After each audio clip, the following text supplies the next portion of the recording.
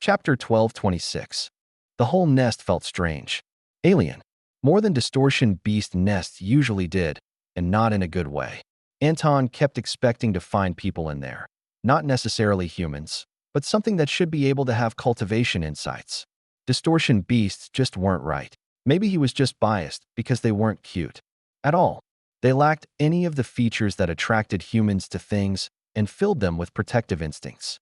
They were sharp where they should be soft, large instead of small, and just generally absent of properties that weren't meant for battle. Cultivation insights technically fit into that mold, but there was a certain way of thinking that seemed absent. It wasn't the mind of a predator.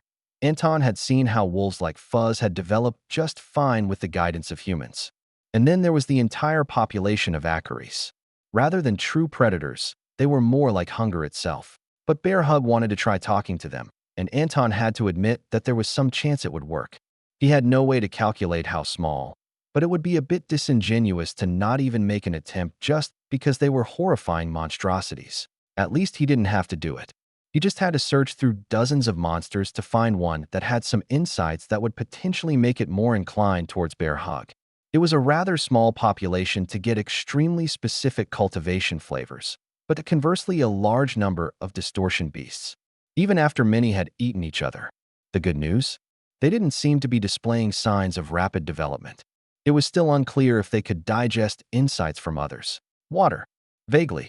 How do you feel about frozen, deep space ice? Anton asked. I don't know, Bear Hug replied. I've never felt any. Is there some around here? That's what this one distortion beast feels like, Anton explained. That's the most watery one I have. I would like not to be frozen, Bear Hug commented. Please be ready with sunlight. I will. So should I draw it over? Yes, please. Anton thought about how to do that best without drawing unnecessary guests. Though he supposed if he caught an extra handful, he could take them out when they were about halfway over. They were a significant distance away from the nest in empty space, with nothing around they could accidentally cause trouble for. No planets, people, or much of anything, except for those with them, including the language team under a bioi. Their recordings would be analyzing potential responses from the distortion beast, as much as they were capable. Anton set out the bait. He supposed fishing was the most apt comparison as he dangled some energy right in front of his target, empowering a single point at the end of his line of sensory energy. It took a moment to react, so Anton wiggled around slightly. At least a dozen sharp things closed in suddenly, but there wasn't anything Anton was concerned about getting damaged. He just pulled the energy slightly closer, out of the area of the assault. At most, he left a little energy to get devoured. A moment, then another leap. Soon after, the beast was chasing the lure with all its might. Without any intent to ruin Bear Hug's methods, Anton didn't think that the responses he was getting were particularly intelligent. He did feel energy building up, but he quickly yanked away the lure before the freezing energy hit. However, he never pulled it too far from the distortion beast, parts of it appearing out of subspace to continue its attacks. Eventually, instead of attacking it, just continued to chase. It's coming, Anton said. I'd expect an hour or so. He'd chosen a quite distant location. This nest was being studied for other reasons, after all. The way these beasts used energy was somewhat concerning, after all. This particular exercise had been approved and might reveal information from the recordings. Bear Hug sort of spread out, as if lying on a lake. But there wasn't one, except what they brought with them. I kinda don't want to know exactly how long it will take. I'm nervous now. Sorry, Anton said. Need anything? Just keep me from the vacuum. I'm gonna get tired really quick out in space. I'm not even that strong yet. That wasn't true. Bear Hug was nearly assimilation. They were just particularly affected by the environment. Lots of surface area to cover, if they didn't just create a bubble of safety around them. That meant parts of them tried to freeze and others tried to boil, with heat being rapidly lost to the surroundings. Plus, the lack of air didn't help. Unfiltered solar radiation was also a bit excessive even for plant cultivators. Oh, it's here. I'm going to take over, okay? Anton nodded. Very well. I'll be ready. If the thing so much as ate one strand of Bear Hug, well, they would probably forgive it. Anton wouldn't, but he would at least refrain from annihilating it on the spot, unless he felt real danger. He kind of wished his friend wouldn't be so willing to let bits of him be devoured, but it was much less concerning than if it happened to a human. It still wasn't great, but Bear Hug also tried to not get hurt. But for the sake of friends and future friends, they would do anything. Hello, big friend. Bear Hug made their words very exaggerated, a lot of energy behind him. The distortion beast ate some of the speech and continued on toward Bear Hug. If you could please dash, Bear Hug jetted out of the area like an octopus, except without any material to push off of, so it was just a strange motion with long strands of algae. Stop trying to eat me. I am nice. You can be nice. Over there. Each word was also an energy gesture, which Anton thought was clear enough in its intent. Even though plant-based life forms didn't have exactly the same emotional processing, and certainly not humanoid brains, they understood the general ideas of physical relation. Maybe the distortion beast needed some subspace flair on there, or maybe it just didn't get it. Dozens of different sorts of modestly sized fangs, snake and spider, Anton thought, as well as scorpion stingers stabbed into Bear Hug, or at least the general area they occupied. There wasn't anywhere for them to lodge. At best, they nicked a couple individual strands. Then they pumped numerous liters of poison into empty space. Bear Hug recoiled away from the area, taking most of the water they carried with them. Whatever remained uncontaminated. I don't have a central nervous system or even a body, so that's not going to work, Bear Hug said. Maybe you should just calm down and chat. It wasn't long before the distortion beast understood the futility of its efforts, though likely not from the words. Nor did it stop at any point. It just began drawing upon its energy. Bear Hug had a much more difficult time not being torn apart by the energy, and indeed lost some of their mass. Anton grimaced as that happened, but continued to hold back. Bear Hug had forced him to swear to a threshold of 1/3 destruction. They had wanted half, but Anton wasn't willing to go that far. Then a wave of ice froze Bear Hug in place, frozen by their very own water, in fact. Anton acted, providing a wave of heat and sunlight, piercing equally through the whole area. He didn't want to cause rapid temperature changes, but that was already out the window. He did his best to hold back, and some of the ice liquefied without him. Not melted, because that would presume it underwent a proper state change. Just like it had become ice through energy control, so too had it returned to water. While that was dangerous, please keep this. Bear Hug gestured to the water. Liquid and not solid, okay? The distortion beast ignored them.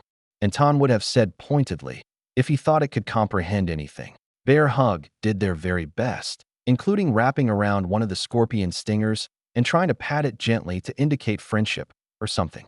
However, the attacks continued relentlessly. It was much like what happened with Briar, but Anton suspected that the other side fully didn't get that it was being communicated with. Bear Hug made bigger and more energetic words, trying to push into subspace and all sorts of things, but the only energy reactions were empowered venomous bits and ice control. Pieces of algae began disappearing into subspace as they were snatched up, along with portions of Bear Hug's energy that was imbued in said algae. Finally, it was time. Bear Hug, retreat. Anton called. They, of course, ignored him. So he filled the distortion beast with spectral energy, via hundreds of arrows that pierced into various bits of its hidden body that Anton had scoped out. Bear Hug deflated. I almost had it. Anton couldn't say that this was their fault. If they had retreated, he might have tried to lure the beast back to the nest. But probably not. I think you overestimated its responsiveness. Maybe, if Bear Hug actually thought they were making progress, they would have been more mad. But they understood that Anton had followed their agreement properly. Can we do another one? Not until you rest up. This, Anton gestured vaguely, should still be there in the future. Until then, you need to be somewhere with an atmosphere. And a lake, Bear Hug said. If there isn't a lake, we'll make one. Condensing water out of the atmosphere wasn't that hard. Or making some from other elements. Anton couldn't do it anywhere near as efficiently as a proper water cultivator, but he had more power than he knew what to do with sometimes. And other times he had to defend his friends who wanted the world to be good, but were having difficulty figuring out that it was not.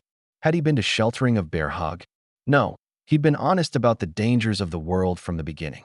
Even as Bear Hug first approached him, a powerful unknown. A bioi showed Anton their recordings. On the language front, we have pretty much nothing to indicate any sort of response, or even understanding. But its energy flow is interesting. Or rather we should say lack of it. Cultivators store energy in our dantians, right? Bear Hug, there is an exception. Distortion beasts generally store their energy throughout their body, and these aren't any different. But only some of them has the modified energy of a cultivation method. What does that mean? Anton asked. Don't know. Maybe we could cut it out of them, and they wouldn't be able to do that stuff anymore. I'm not that kind of scientist. Anyway, for the sake of Bear Hug, we've been analyzing the attack patterns for potential language. But there aren't really any patterns that seem to rise to the level of communicative.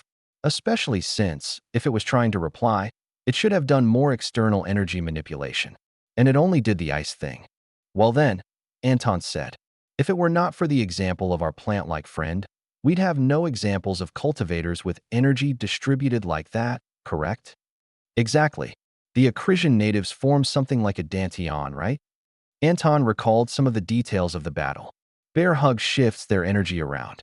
It's not static or only augmenting nearby limbs. But the distortion beast didn't do much of that, did it? I think energy slowly flowed to balance out the current levels, but it didn't seem to have intent. Still not our area of expertise, but no words. Not even in subspace, as far as we can tell. Just a big mass of, well, mass and energy. Normal distortion beast stuff. Anton hadn't really thought there would be anything, but he had to let Bear Hug try. Because if he, and pretty much everyone else, had been wrong, it would have been a big mistake.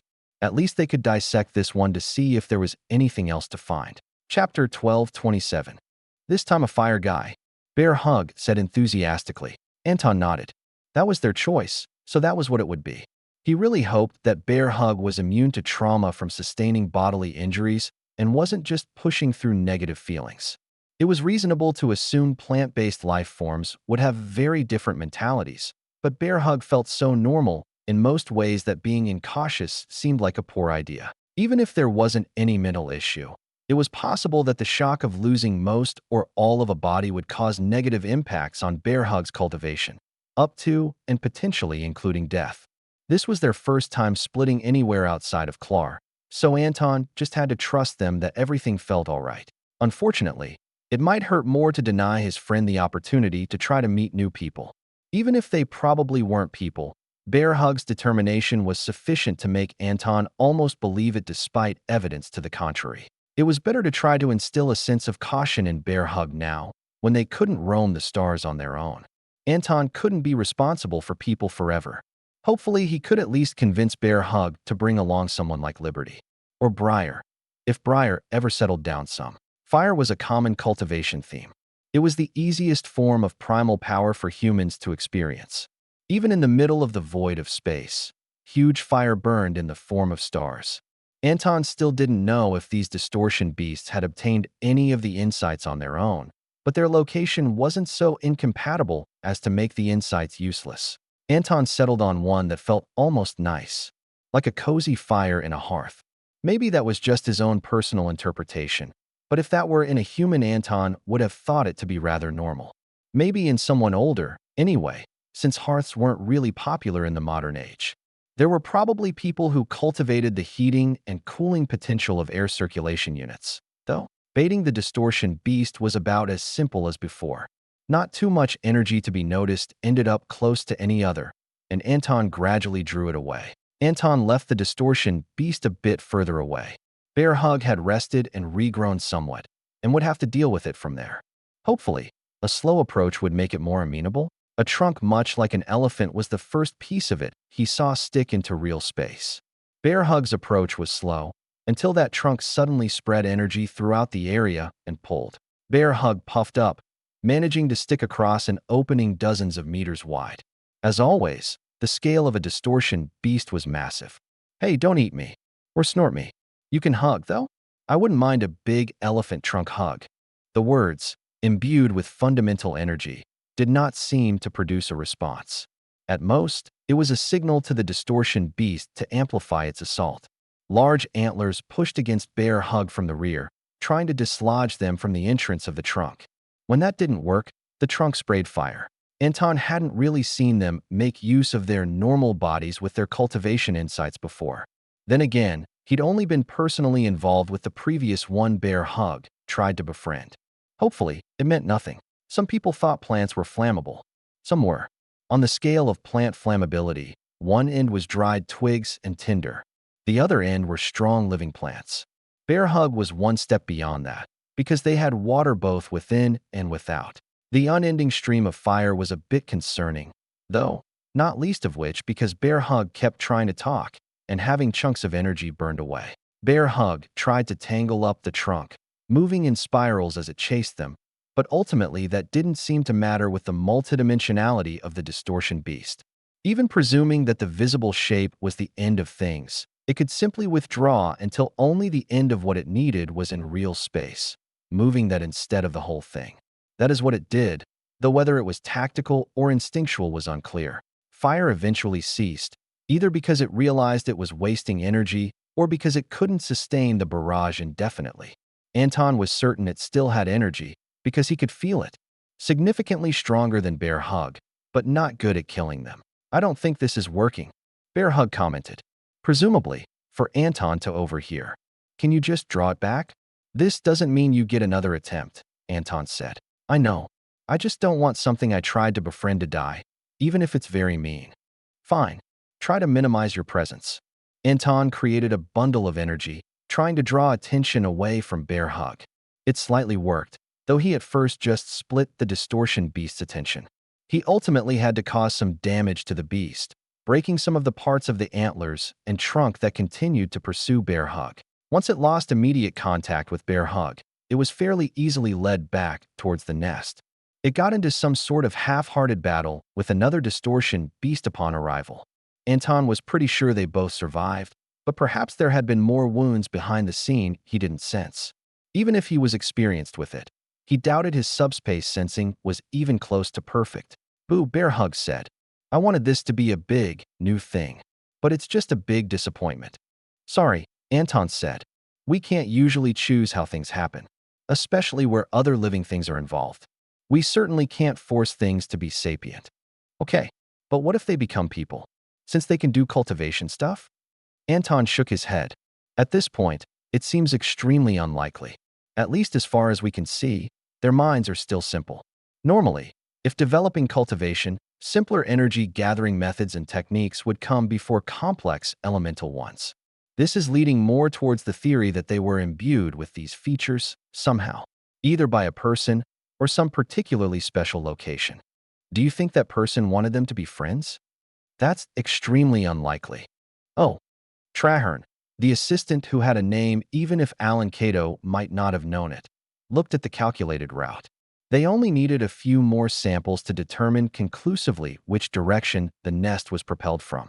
It could be both, he said. Both what? Alan asked, sent along by something and attracted by something else. They wouldn't even have to be the same faction, or even both thinking. An interesting theory, but unlikely. I think it far more probable that it would be one or the other. Traherne shrugged. Still worth considering. Yes.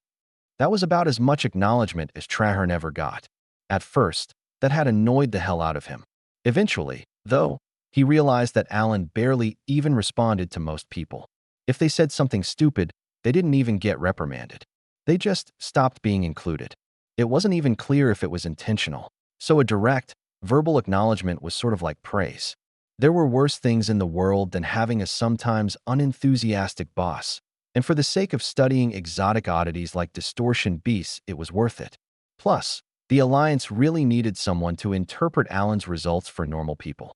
He could explain things, but that didn't mean he would if he didn't think the questions were good enough. Plus, he was fun to pester. I don't understand what's so difficult about my request, Alan Cato complained. We have deep space probes, do we not? We could even secure some for use in the upper realms, if necessary. Yeah, the assistant said. But that's like half of what we need, right? Because it's not going to be in either of those places. There might be some form of energy at the destination. No, there surely must be. It's still crazy to ask to send someone beyond the galactic plane. Humans are more responsive to unusual circumstances. Purely mechanical scouts are limited in their operations, especially outside of communications range. Would you go? What? Don't be daft. I've too many things on my plate. Other people are busy too. Imagine if the supply chain for coffee broke down. Alan frowned. Well, obviously we wouldn't be sending one of them. That's why I wanted a scout. People still have important things to do. Anyway, there isn't something that does what you want. I'd hope we both want it. Yeah, the assistant agreed. I'd love to see whatever might be drawing this nest in from so far away. I'll just build one, Alan said. An unknown beacon? Don't be daft. That would throw off the path of the nest. I just meant a new scout. You're not really a mechanical guy. I'm sure it can't be that hard, Alan commented. We just need a long-range transmitter, some guidance systems, subspace capabilities, power restoration. Oh, and it all has to be pure tech. Oh, I don't know about that. None of our energy sources are going to work. Whatever systems they're part of will become dead weight, or worse. But we already know something meant to survive the trip, Alan said simply. So I proposed a biological alternative. You want to tame a distortion beast and have it carry a camera? That would be nice, but a bit impractical, I fear. However, we can take inspiration from their properties. Come now, you're not going to give up at this stage, are you? We won't be outdone here. Outdone by who? Obviously, whoever imbued distortion beasts with cultivation insights. I imagine we shall have to find some free-roaming, normal specimens to work with, but we should be able to implant them with something. And if we can amplify the signal, it's bound to follow it. That's going to take some work. We'd better get started then. And so, Alan Cato and his assistant began a very special project. It wasn't the sort of thing that would be accomplished in a few short years, even if they had everything they needed ready somehow. Adding to that the time that might be required for a distortion beast to travel, they might not see any results for centuries, aside from basic things like putting implants in a distortion beast and keeping them from being destroyed, intentionally or otherwise. Though even that simple stage might be a difficult one. Erona was assigned to the Origin Cycle to convince them to join or at least befriend the Lower Realms Alliance. Normally, replacing a powerful cultivator with an even more powerful one might have seemed intimidating, but in terms of battle prowess, Erona was absolutely in the opposite direction from Tai. He bridged the gap from assimilation to enrichment in one direction, and she was pretty much the other. That did not mean her power was insignificant or even less useful. She just wasn't going to be able to kill people. After that, she just had to convince people she wasn't there to mind control them. Fortunately, her aura was extremely relaxing. Only the most paranoid individuals would maintain their guard around her long term. Though for Erona, she didn't mind if that was a few years or a decade. Her primary contact was Machinia, though unlike Tai, she was trying to distribute her attention among each planet. His presence could have been a disaster, but he'd ultimately ended up preparing a decent foundation. He'd displayed the power and technology of the Alliance, and now people didn't have to deal with him. Nakisa and Yuzoki were some of the exceptions to the general rule, of course. As his friends, they'd rather see him, though even they would have to admit that Erona was better at figuring out how to balance both sides. The Origin Cycle was still concerned about their isolation and what might happen if they were revealed. That was a legitimate concern, though perhaps it was already too late for them. Either the distortion beast nest or Tai's arrival could be enough. Her current goal was to convince some of them to tour the Alliance. There wouldn't be an exchange of technology until later in the process, but simply seeing the various systems spoken about and returning safely would be a good start. And if they chose isolation, they would be well informed. Though even in that case, the Alliance might need to help them with more multi-layered formations, especially as it involved subspace. Chapter 12:28. Since they were in the neighborhood, just a few hundred light years away, Anton took Bear Hug to see the new border colonies being built up for the benefit of their friends just across to the upper realms. The formerly chaotic conglomeration group needed more than occasional ships crossing to sustain them. There were a few materials that only formed in the upper realms that they could exchange, but for the most part it was being treated as a strategic exchange. Their presence was beneficial for the Alliance in both upper and lower realms. It was a shame they had to take on so much of the risk, but as they'd already been on the border between the chaotic conglomeration and the exalted quadrant, that was a constant state for them. Oh, there's so many buildings here. They must have so many kinds of things to put in them. Bear Hug was easily excited. Not that that was news to Anton. It's not just things that go in them, but also people. How do the people get sunlight? They go outside. Generally, shelter from the elements is deemed more important. And yet people still grow big and strong. Most aren't sunlight cultivators, Anton pointed out. And you already know how animals grow. I do, but it's weird every time. Bear Hug had only briefly visited other parts of the Alliance on the way, so they were still very new to it. Are those weapons? Those are tools, Anton said, for cutting rocks. And that makes them not weapons? Weapons are generally used for anything that is alive and might fight back, Anton explained. And weapons are used because they go really far. That's what bows are for, Anton agreed. Other weapons slightly improve reach and are good at concentrating force since humans don't have appendages that are good weapons. Okay. Bear Hug constantly looked around, unashamedly extending their energy senses in large bundles in whatever direction they pleased. Personally, Anton found it endearing and useful for his responses. What's that ship? It doesn't feel like anything at all. It's just boring. He knew exactly which ship Bear Hug referred to, as the energy language involved actually touching the ship. It was extremely useful and precise, and probably many people would think it was rude instead of practical. But there they were making sounds that didn't even have inherent meaning. That's one of the interrealm ships, Anton explained. Theoretically, some level of secrecy was warranted. Practically, Bear Hug's only way to communicate with anyone outside of Clar was through the Alliance. What were they going to do? Share the information with enemies in the upper realms. They might try to befriend them, but Bear Hug had a whole other realm to get through first. Unless they tried to ascend, but assimilation seemed much more fitting. Maybe liberty, though. The wings look stiff. How do they flap? They don't, Anton said. They're just there to stabilize it. The engines provide thrust through releasing material, and more complicated mechanics that he didn't understand. Using combustion fuel to generate thrust was more of a backup, emergency thing.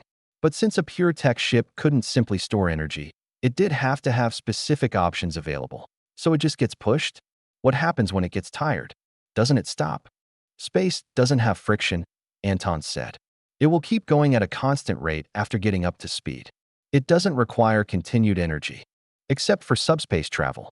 That was what made these particular ships so special, as Ruterra could have made something else based on pure technology long before they came onto the interstellar stage. They just would have been fairly pointless and inefficient. Tech combined with energy was their forte for a reason. They hadn't had enough energy to get by on pure cultivation, which had ultimately turned into a long-term advantage for the Alliance. How many people are there here? I feel like it's at least one. No, 200. Anton raised an eyebrow. I feel like you should be able to count more than that. How many are within range right now? I don't get a lot of practice with numbers. Anton supposed that was true.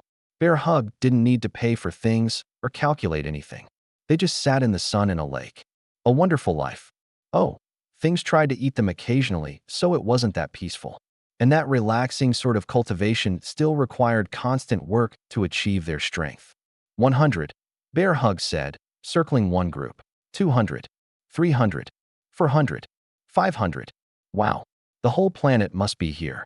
I'm sure I explained that the population of people in Clar is abnormally low, or high, if you consider how each of you are unique. So there could be 1,000?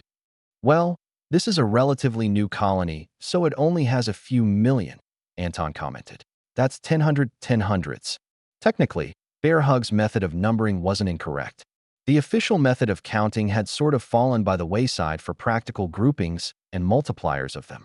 The energy language tried to avoid prior knowledge, so 100 was really just 100 individual points of energy, generally arranged in a 10 by 10 square. That often devolved into just the border or two sides, which was much less precision-intensive. Try a cube, Anton said. This would be 1,000. So this many times this many. It was only slightly different for Bear Hug to hold a 10 times multiplier next to a square, but Anton thought it was better if they got used to comprehending larger numbers as one thing. Maybe. That's a lot, Bear Hug said. But this way I only need two groups. Was it harder to form two 10s and 200s?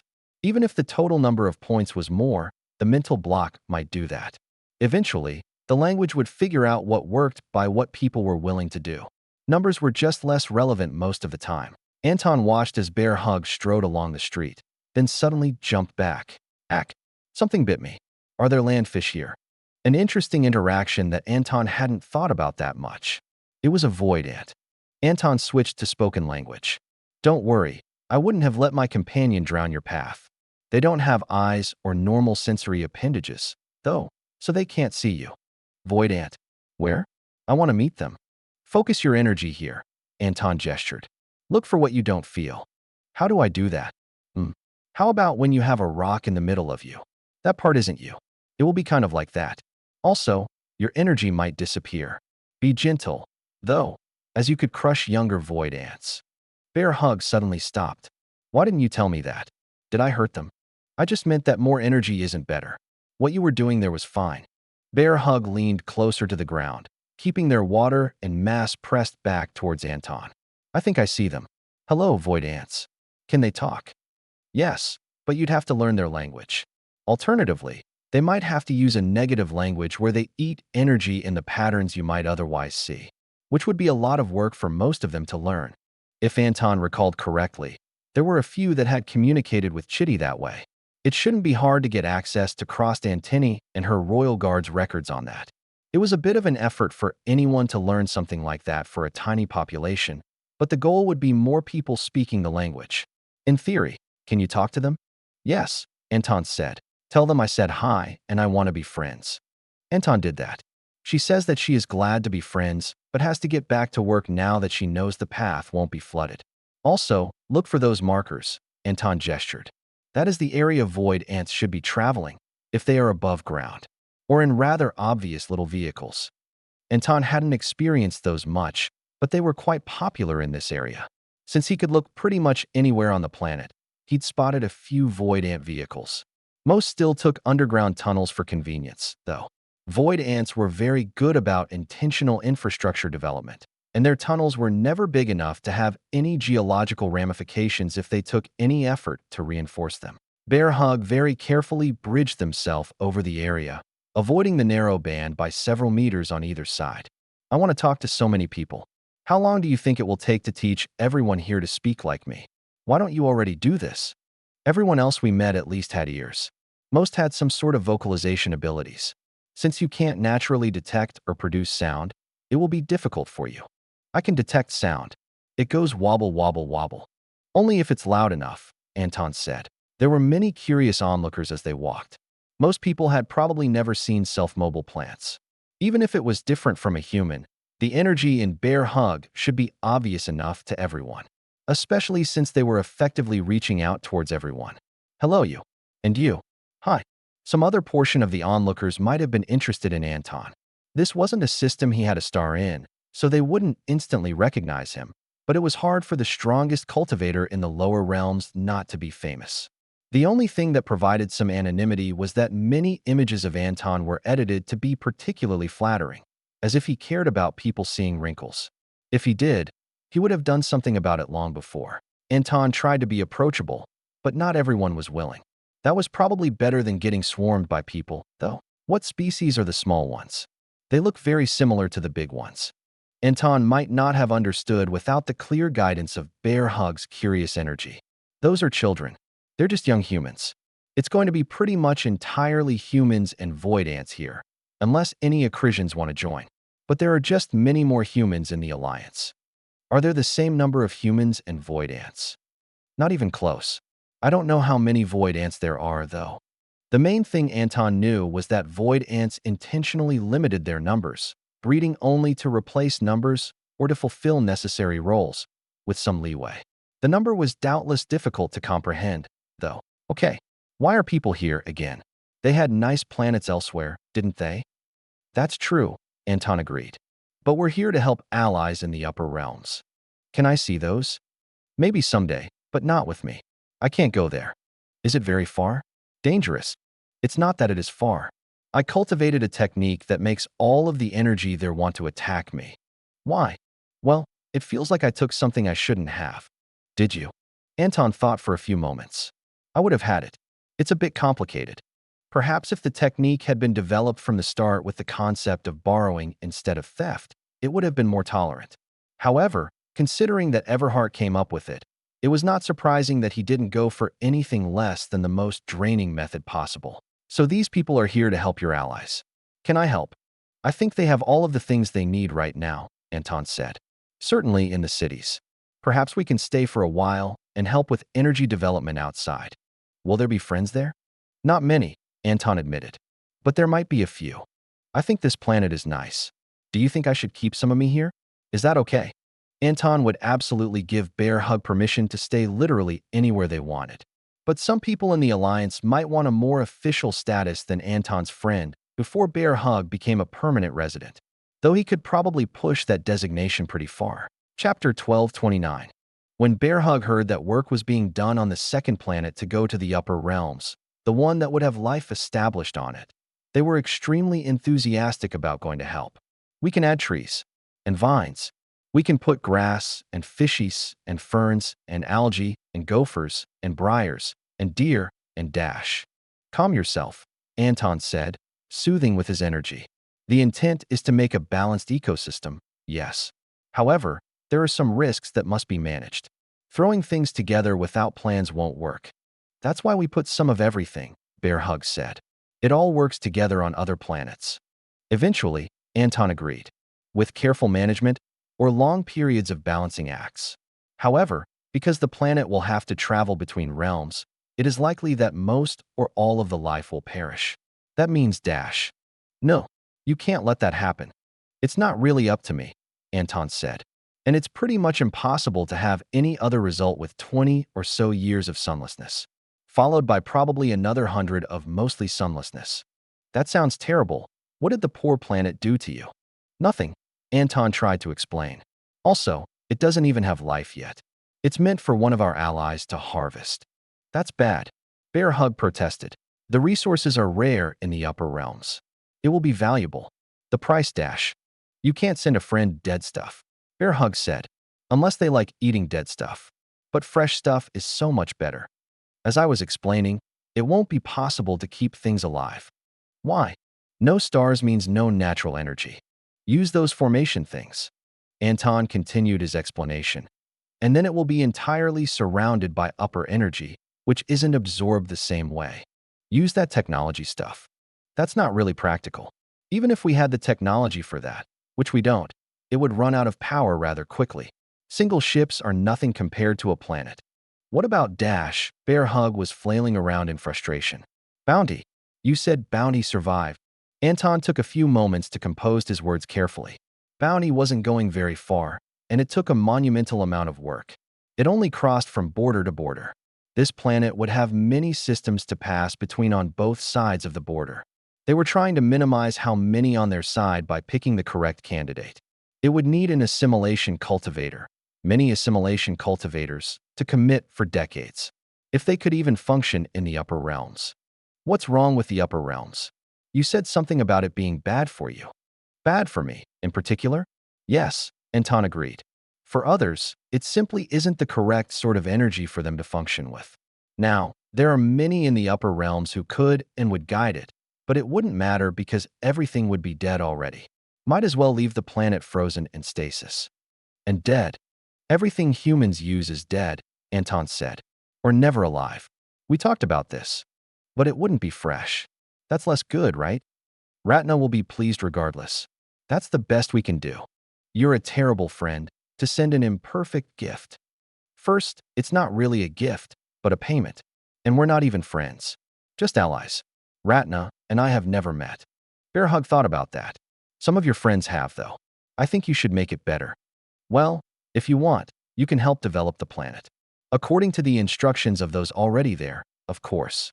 They have plans for how things can be done best. Will there be fishies? There probably has to be, to keep the sea from being taken over by algae. Ooh, sounds fun. Until it makes everything toxic or uses up all the air the other sea creatures need. They need to get better algae. Anton shrugged. Nothing is really balanced on its own. They'll figure things out. And I'll help people grow things. If you can follow instructions. A much less mirthful scenario was taking place in the upper realms.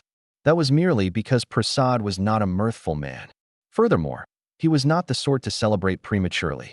There would be plenty of time for festivities afterwards. Ever since Timothy and Katerina had reached domination, he had been considering routes to success himself. With their guidance and that of the more recent advancement of Prospero Vandale, Prasad could see the parameters of his own success. He had spent much of his most recent years gathering devotion from the public, letting the public see the effects of both himself and the 1,000 palms. Both reflected well on him. Then, He had created a statue. Anchors were the most visible piece, critically important to a domination cultivator, if not the only requirement. It was a bit arrogant to create a massive statue of oneself, and given that none of the other domination cultivators seemed to do the same, though the Harmonious Citadel might have been trying to go that route, it was likely ill-advised. A representational one, however, was not inappropriate. Two massive hands, joined in a position of prayer. He'd considered everything from full arms to the forearms down, but ultimately he settled on little more than the wrists. The rest was somewhat superfluous. He had chosen the best materials he had access to in any quantity. Prasad, of course, knew that a transformation would occur upon the creation of an anchor, but it should be better to start with a proper base material. It certainly felt right to him, and a cultivator should trust their gut, at least if they made it very far. Those that couldn't usually perished early in their careers. How to announce his intent to advance was something he struggled with for some time. The eyes of the Scarlet Alliance had been upon Katerina and Timothy. Prospero Vandale had advanced almost without anyone knowing. The former method fit Prasad, but if he created too many parallels, then he might not be considered in the hearts of the people. With devotion being so important to the process, he didn't want to screw anything up. He focused mainly on the disciples of the 1,000 Palms, centered around the Eastern Scarlet Alliance, but not exclusive to the area. They needed to be ready for his advancement, with others less directly aware. Prasad set aside a month, a period short enough that disciples could maintain a vigil, but long enough that he was not pressured into acting when he was unready. Unlike the first advancements, he felt the natural ebb and flow of thoughts would be important to him. Locking himself to a specific day might result in greater chances of success or guaranteed failure. When the time came, Prasad sat in front of the statue with it at his back. He called upon his own energy, projecting himself over the material as only felt right. 10 days into the cycle, he felt himself reach his natural peak of power. It was time. He drew upon the power within himself, around himself, the devotion of those waiting, and even the devotion his allies sent. The confidence of domination cultivators was not something that should be discounted. Energy built up rapidly, seeming to naturally want to spark a frenzy. It was too much to be contained naturally, but Prasad had expected nothing less than the greatest intensity. He would split the trial with his chosen anchor, as was appropriate. Heat filled him and his anchor. Fire was not an element appropriate to his style. No, elements themselves were not within his usual operation. Prasad suppressed the heat, seeking an evenness.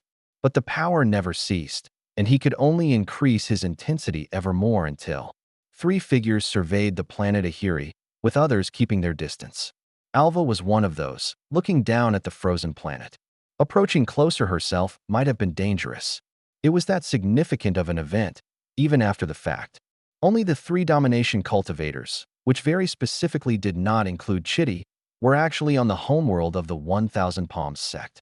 The details weren't really important. Alva knew the summary. It was obvious to anyone who saw it, really. The whole planet, some 100 billion individuals, was dead. There was no way to get around that fact. It was a disaster with more casualties than the War of Domination cultivators.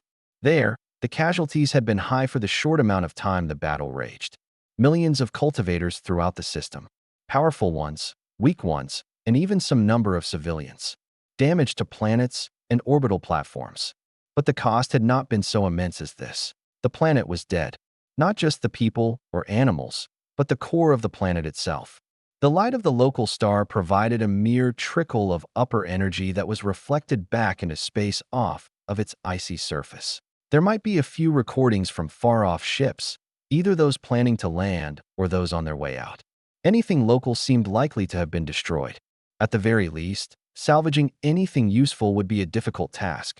Regular ice inside delicate devices would be bad enough. A supernatural freeze was something far different. The worst part was how it looked as if everyone could suddenly return to life.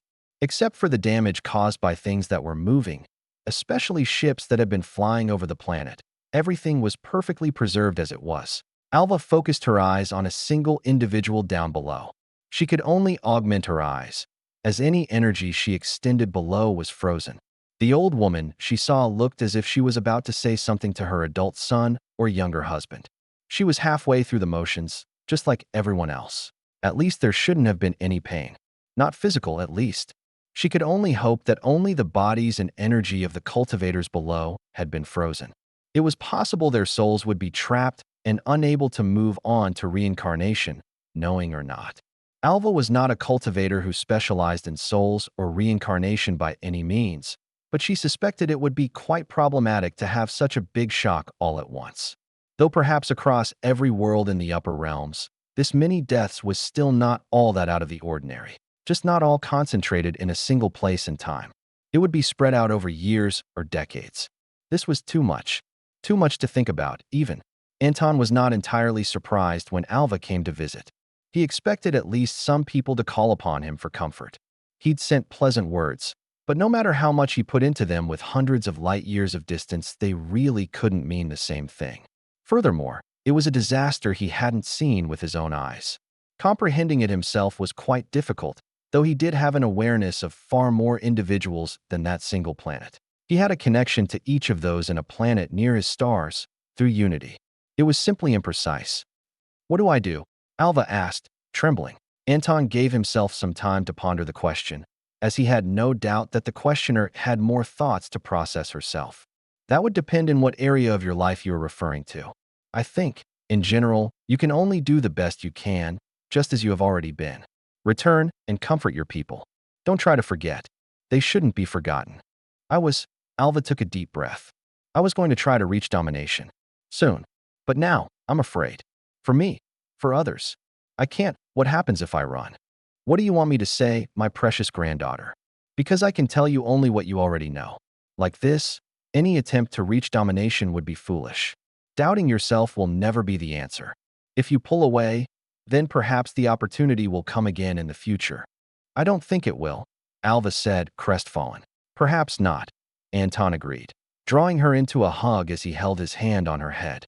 "But I see no reason why we should risk more loss. Do not think that just because you are missing the loftiest title that you are less important for it, that you matter any less to the people around you, or the alliance as a whole. Later, perhaps, would be the time for entertaining distractions and uplifting words. For the moment, refusing to face the truth would only result in greater tragedy." Chapter 12:30. The news of Prasad's death was unsettling for Zazel.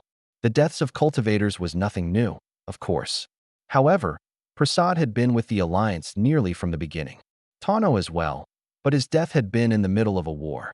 Now, the odds of advancing to domination appeared fairly close to 50%, but Zazel knew it wasn't like that at all. Most likely, over time, far more would fail than succeeded. Timothy and Katerina were a special case, and even Prospero was only a success as a direct result of Hoyt's failure. There was a significant chance that Zazel would not quite find the perfect flow to hold on to. The results of failure weren't likely to be a setback of some years. Death was more likely than not. She should have been discouraged. She had so much to lose, and yet, at the same time, most of her ambitions would live beyond her. The Scarlet Alliance was good about that. The 1,000 Palm sect wouldn't suddenly stop existing without Prasad. Perhaps they might fall in prominence, or perhaps someone else would rise from within them.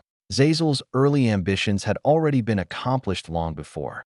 Fighting against the harmonious citadel to establish her place in the world had been her goal. Now, she projected the fear and uncertainty their power had over people onto the great powers as a whole. Her part of the fight wouldn't end without her. Though personally, Zazel liked being alive. She had many plans, most of which would be easier to accomplish with more power. If only she could make the attempt without being foolish. Stepping into domination hadn't been on her radar until just about the time that Timothy and Katerina had been successful. A distant dream at best, something even the most ambitious cultivators didn't truly believe. But here she was, considering how it might be accomplished, as well as balancing against the consequences of failure. Prasad, perhaps, had been a bit too confident in his success. A lone human stood next to a lake, seemingly alone in the forest. But he was far from alone. "Do you like plants, Abioi?" Bear Hug prompted. "I don't dislike plants. But language is my area of study, which often has very little to do with plants. Until you came up with a plant language." Abioi tilted his head. "I don't know if I would say that this is a plant language. Most of the speakers are plants. Anton likes plants. It's a plant language now." Abioi chuckled. Bear Hug wouldn't pick up on such small motions, so he included a humorous lilt to his following words. Well, if you say so. Are we counting by volume? Because you might tip the scales all on your own. Briar is bigger, I think. Abioi thought back to what he had seen. He didn't spend much time in Clar, merely reviewing videos later. He wouldn't have been good at avoiding physical confrontations and was not strong enough to protect himself while having the choice to be non-lethal. I suppose Briar is bigger on average, but you can be larger, and without causing harm to anything.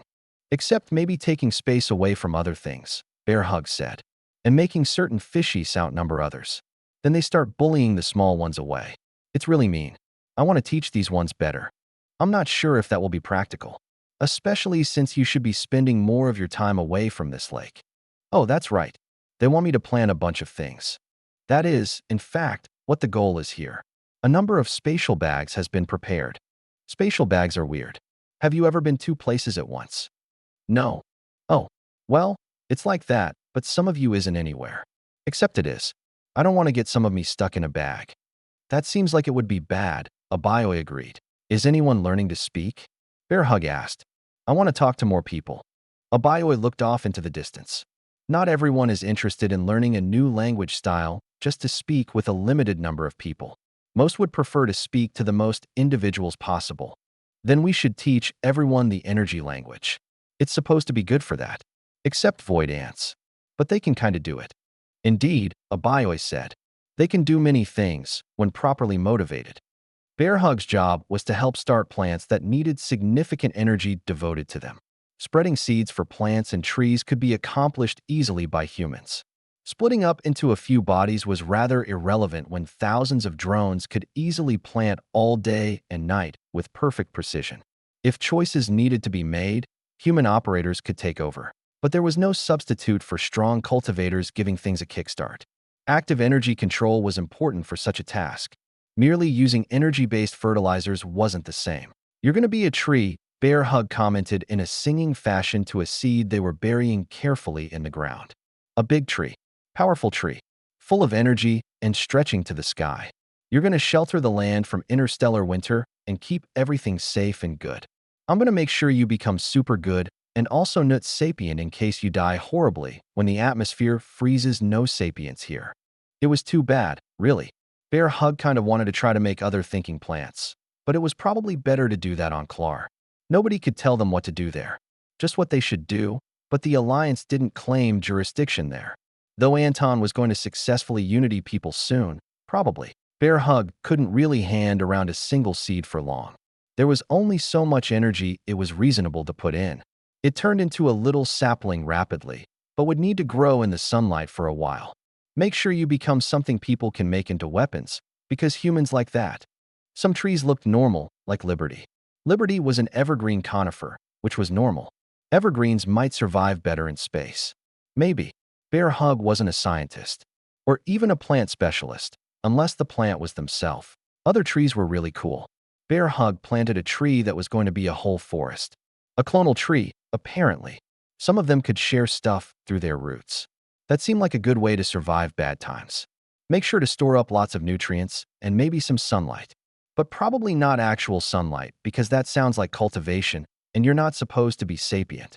Bear Hug didn't know how to make sapient things, but it probably involved too much natural energy in either the wrong or right way, depending on the result you wanted. So they stuck to the prescribed amounts, planting neat things.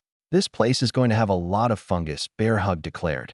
But only after other things grow big and dead so you can eat them. It was really neat to learn how everything affected everything else. And that even dead stuff became something else. Bear Hug moved on, planting a rare seed that they might not be able to make grow. Everyone said it was okay if it didn't, but Bear Hug didn't think that sounded right. Little sharp seed. Grow up? Well, please stop cutting me as I try to put you in the dirt. It was supposed to be a sword tree? Which didn't make any sense. Swords were weapons, and people made weapons. But apparently this tree was in honor of a fallen warrior who found some in a place made by a guy nobody seemed to like. Even the people from planets that had never come in contact with him. Grow tall and sharp, sword tree. Bear Hug had some concerns. About the sword tree in particular, certainly, but also about the other trees. People were still acting like everything was going to die and be frozen and that it was okay for that to happen. But if they really thought that, then how could they be planning to add bunnies and squirrels? Adorable fishies, even if they tried to eat you, shouldn't be planned to die. Then again, humans did that a lot. And if Bear Hug couldn't live purely off of sunlight, random nutrients in the water, and natural energy, they would probably be responsible for a lot more death. But even if they were planning for everything to be killed and used by humans, it seemed wasteful. It would be better if everything was alive and fresh when it got there. Anton said he understood that, but nobody seemed to be doing anything about it.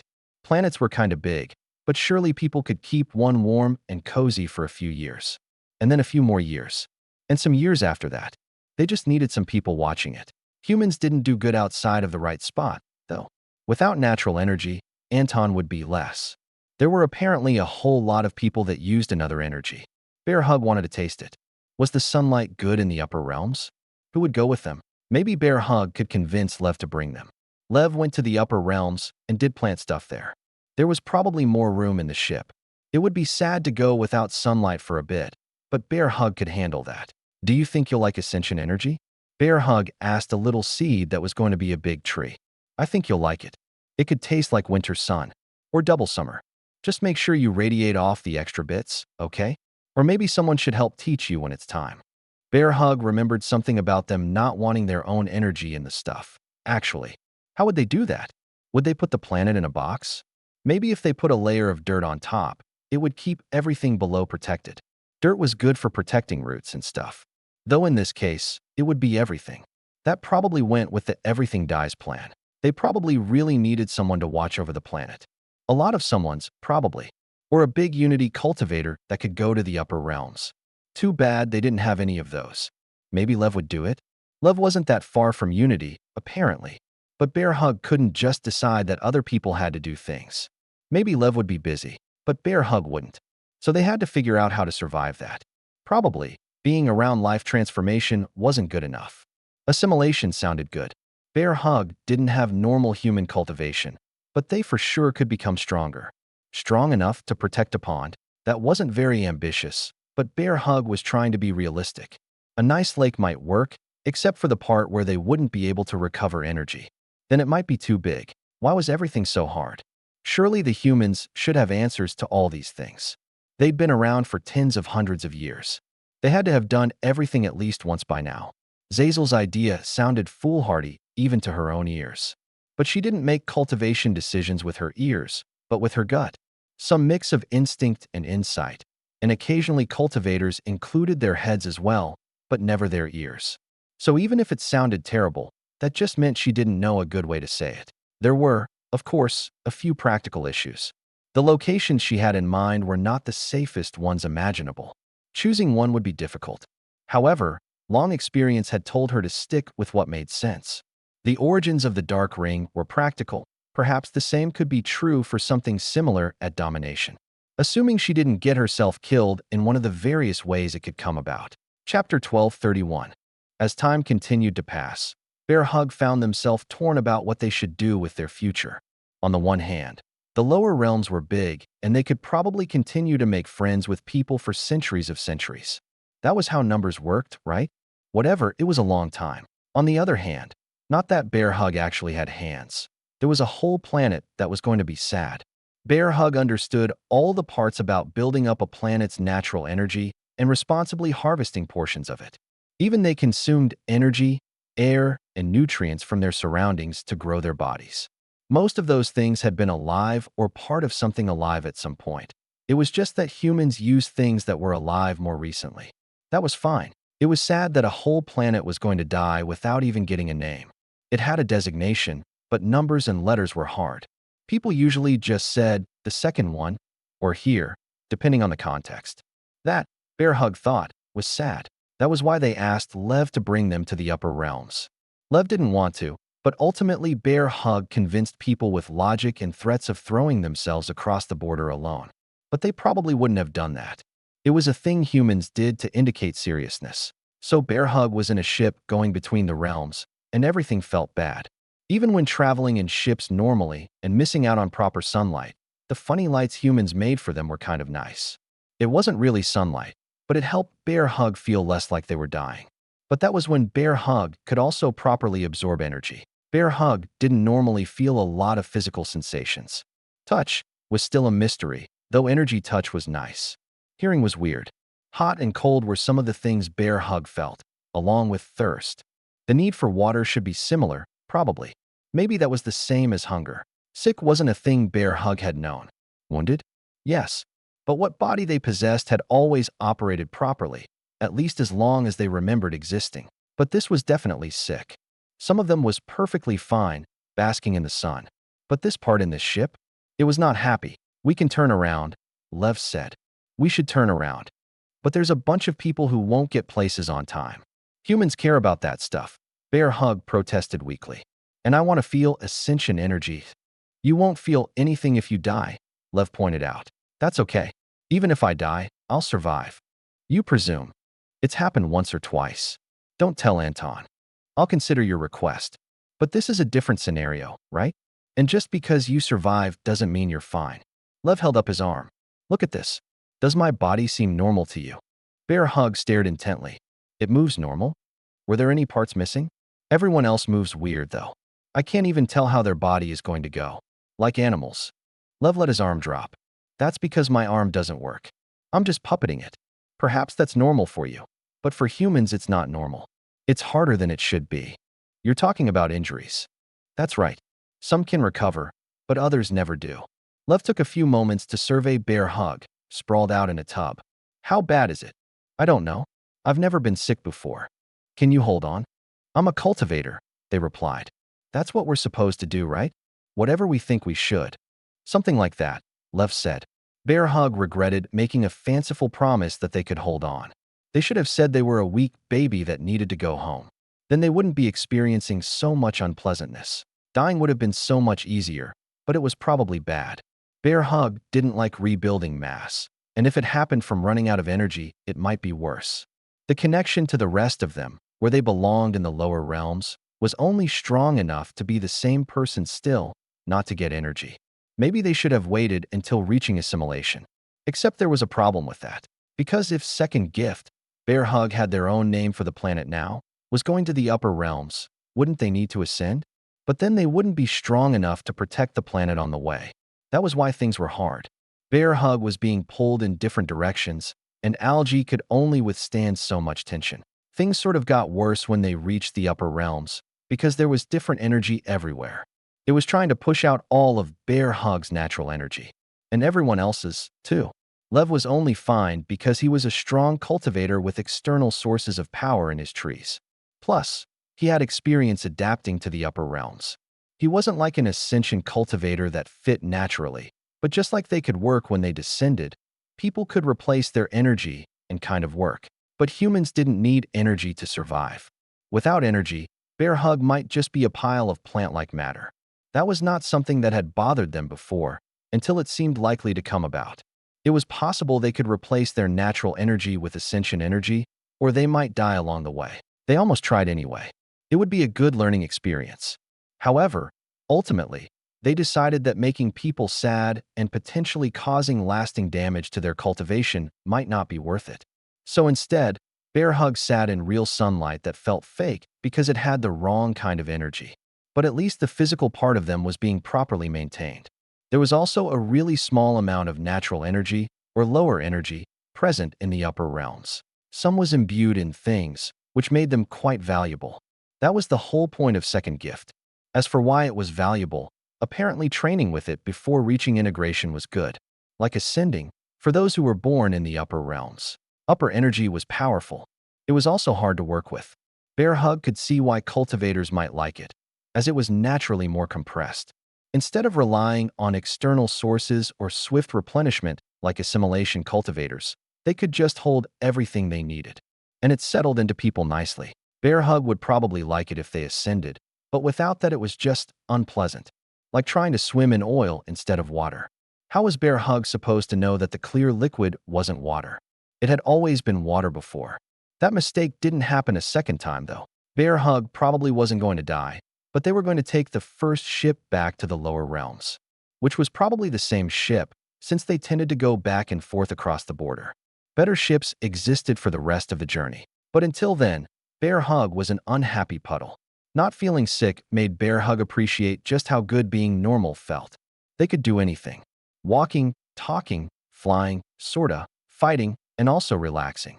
People were supposed to rest when sick, but Bear Hug was pretty sure that trying to relax while not maintaining an equilibrium of natural energy would have been a good way to die. It wouldn't have been fun. Resolve to never again take a trip to the upper realms filled them. And yet, second gift needed someone who not only cared about it, but for it. Someone who could make the planet the best it could be. And nobody else was stepping up for the job. Too bad it was impossible. Maybe Bear Hug could guide the planet on the way to the upper realms, and the people there could deal with it. They might let it freeze, though. That would be sad, and waste all the effort before that. Experimenting with cultivation was a good way to get yourself killed. Zazel knew that. She'd recently experienced Prasad attempting the most orthodox methods they knew to reach domination, and that still failed. The problem with experiments was that even if the ideas were solid, they could still fail. The other problem was that they were extremely tempting, because proving a method correct was one of the best feelings in the world. Advancing along a cultivation path that others hadn't established was exhilarating. Zazel crossed the eastern border expecting to die. Not intending to, but resolved to what would likely happen. She had left behind notes on all of her thoughts, so that at least everything up until her final attempt might be preserved. She didn't bring any form of recording device with her. Going into enemy territory, leaving behind valuable technology or other information that they might make use of would be a waste. So she brought only herself and what she thought she might need. That did include several storage bags full of high-energy resources, but theoretically all of that would be consumed. She couldn't bring a constructed anchor with her for various reasons. She moved from system to system, staying on the outskirts. Zazel didn't approach any occupied planets, merely taking short reprieves where she could. Her end destination was the Creeping Fire Nebula. It was probably crazy to go into the heart of a domination cultivator's domain in her own attempt to break through. It was also provocation, in a sense. However, Caronis probably deserved it the most. The Creeping Fire sect had never really had a reason to have conflict with the Scarlet Alliance, except as a way for Caronis to throw her weight around. When she had an advantage, she acted arrogantly. She regained timidity when she wasn't backed up by others. Most likely, she would be a problem in the future again. Zazel might accidentally accelerate that timeline, which would be unfortunate. She'd rather do it on purpose, which meant she had to survive. Step by step, she drew closer to a point of no return. Technically, until she actually began her advancement, she could take it back at any time. Probably, nobody would even know. There was time before people would begin to miss her. She'd made it clear she would be focused on her cultivation in the near future. Normally, she might still be contactable, but it wasn't that odd to go completely contactless, even if long-term closed-door cultivation tended to be a poor substitute for gaining experience. Zazel had a plan based on the origin of the Dark Ring. There, they had built their bases in the scattered asteroids of the Harmonious Citadel's own systems. Why not do the same for an anchor? There were, of course, 1,000 reasons not to, chief of which was that having an anchor deep inside enemy territory was a good way for it to be destroyed by a coordinated siege. But, theoretically, it would be very valuable in the middle of a war. Obviously, Zazel couldn't pick a place. Even if it worked perfectly, it would be a shame to create a base in the territory of one enemy for a single instance, and then just be done. And the concept of creating multiple anchors felt a bit off to Zazel. Obviously, Katerina was doing well with linking more solar platforms to herself, but that wasn't really the same. Ultimately, Zazel wanted a concept. A mobile anchor, which sounded like an oxymoron at first. But assimilation cultivators did just fine with such ideas, and they weren't that different from domination cultivators. Besides, if one went back to a nautical anchor, they were precisely meant to be picked up and moved. The concept made sense to Zazel. Moving a physical thing might be a bit tough, but if she could temporarily designate anchors, well, she thought it would be great. Or she would die. Probably that second one, but somehow she was okay with that. Chapter 1232. Just in front of Zazel was the domain of Caronis. She could sense the domination energy there, diffuse but potent. In a way, this was the exact thing that provided Zazel the confidence in her own path. A nebula was certainly not a discrete object like most anchors. It was grand and encompassing, as well as not easily destroyed. Yet it wouldn't easily be able to concentrate power anywhere except in Caronis herself. Or so Zazel hoped. It would be a little bit disappointing if she went out by being crushed from a distance. Even then, domination energy was powerful enough she was hesitant even if the energy couldn't all assault her. Hesitance would kill her more than anything else. She pushed forward. Zazel had chosen one of the outer systems in the nebula because she had no guarantee she could reach any deeper part without being discovered. Caronis probably wasn't far. Zazel just hoped that she was several systems away. It would take at least days to reach her then, and Zazel intended to be finished in hours. One way or another, a long attempt simply wouldn't do. Zazel entered the empty system. It had nothing to recommend it except for that very thing. No great resources, so no people from the Creeping Fire sect had moved to occupy it. Thus, it precisely fit Zazel's requirements. A location within enemy territory that they did not watch carefully. Being surrounded by Caronis domination energy, Zazel was actually surprised she hadn't been spotted yet. Or perhaps the woman was trying to lure her into a false sense of security. Zazel hurriedly settled next to a gas giant. It had many moons and a great ring. It was a good starting point. Her energy gathered around the rings she carried with her as her weapons. Into each, she distributed some of the materials for her advancement. They spiraled outward into the rest of the system. Zazel shivered. Someone was watching her. Someone angry. She hoped she hadn't been entirely wrong. The world around her was suddenly infused with green flame. Zazel grit her teeth as she resisted the power of the assault. The fact that she could withstand for even a moment was a good sign. Whether it was inability or hesitancy, she would seize her opportunity. Every aid she brought with her, from formation flags to defend her, and the resources full of condensed energy was released. She pushed back against the energy around her, but only for a moment. She wouldn't be able to sustain that. Nor should she. Her intent wasn't to wrestle cultivators within their own domains. Instead, it was to slip into the cracks in their perception, the neglected locations. She let the flames wash over her, and she quickly found that they didn't know where to target. Zazel wondered if there was any better source of devotion than a domination cultivator actively fixated on you. She suspected not. Waves of power flowed towards her, and it didn't even matter that Caronis wanted to kill her. This was why Everhard had been so successful. Zazel didn't have the audacity to invite two enemies into her home and let them try to kill her, but she wasn't being timid either. Power filled her. It would destroy her if she could not control it. Her instinct was to contain it, but she knew better. She let it fly out towards her many rings, spreading throughout the system. Complicated anchors were a terrible idea. Why did she want something so indistinct as enemy territory? It would be so much easier to bind to this system, and she would immediately get herself killed if she didn't die to her own cultivation being imbalanced. The concept within her was what would hold the power ready. She just had to let it. Caronis was enraged. Who would dare enter her territory without permission? Who would be so foolish? The answer, of course, was another cultivator from the Scarlet Alliance. They were unmatched in the area of ambition, if nothing else. Caronis was going to kill Zazel. There was no way the woman could escape. Each moment she spent on her sabotage meant Caronis would be closer. She would crush her in person, burn her to ash, and turn the ash into nothing at all. The best part of having a network of systems throughout a wide section of the galaxy was the information available. Everhard grinned as he picked up a new energy. The 16th Everhard system was near the territory of the Creeping Fire sect. Even he hadn't been so wild as to try to construct anything within Caronis Nebula, though. How amusing.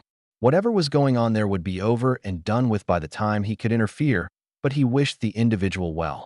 Based on his recollection of the stronger individuals, in the Scarlet Alliance, it should be Zazel. He was filled with serious concern as he considered how many domination cultivators they would have if she was successful, though. Maybe he shouldn't have pushed so hard to make Cerritos reach independence. There were far too many ripples from there. It was far too late for that, though, and even if he accidentally created a new major power, Everhard honestly thought that was better. When they inevitably came to destroy him, he'd have two different options to turn against them. A more complicated political situation was probably to his advantage. Good thing Anton was locked up in the lower realms.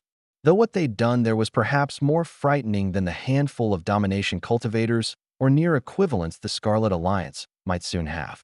They didn't even have all the power concentrated in the hands of a few individuals. Certainly not to the same extent. Zazel took a deep breath. She was alive, currently. That was good. She was also brimming with power. So she'd been successful in some regard. Now she just had to hope she had actually matched her intentions, because Caronis was rushing towards this system. Zazel had no doubt that she would be killed if she was caught. She hadn't even stabilized yet, and presuming she would be stronger than another domination cultivator even after that period seemed like a good way to cut short a potentially limitless stage. She ran, and if her anchor wasn't mobile, she would still die.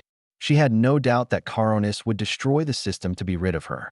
It was likely just bad luck, but Caronis' approach vector forced Zazel deeper into her nebula. Unless she had predicted Zazel's arrival and been waiting, in which case she'd been further than necessary.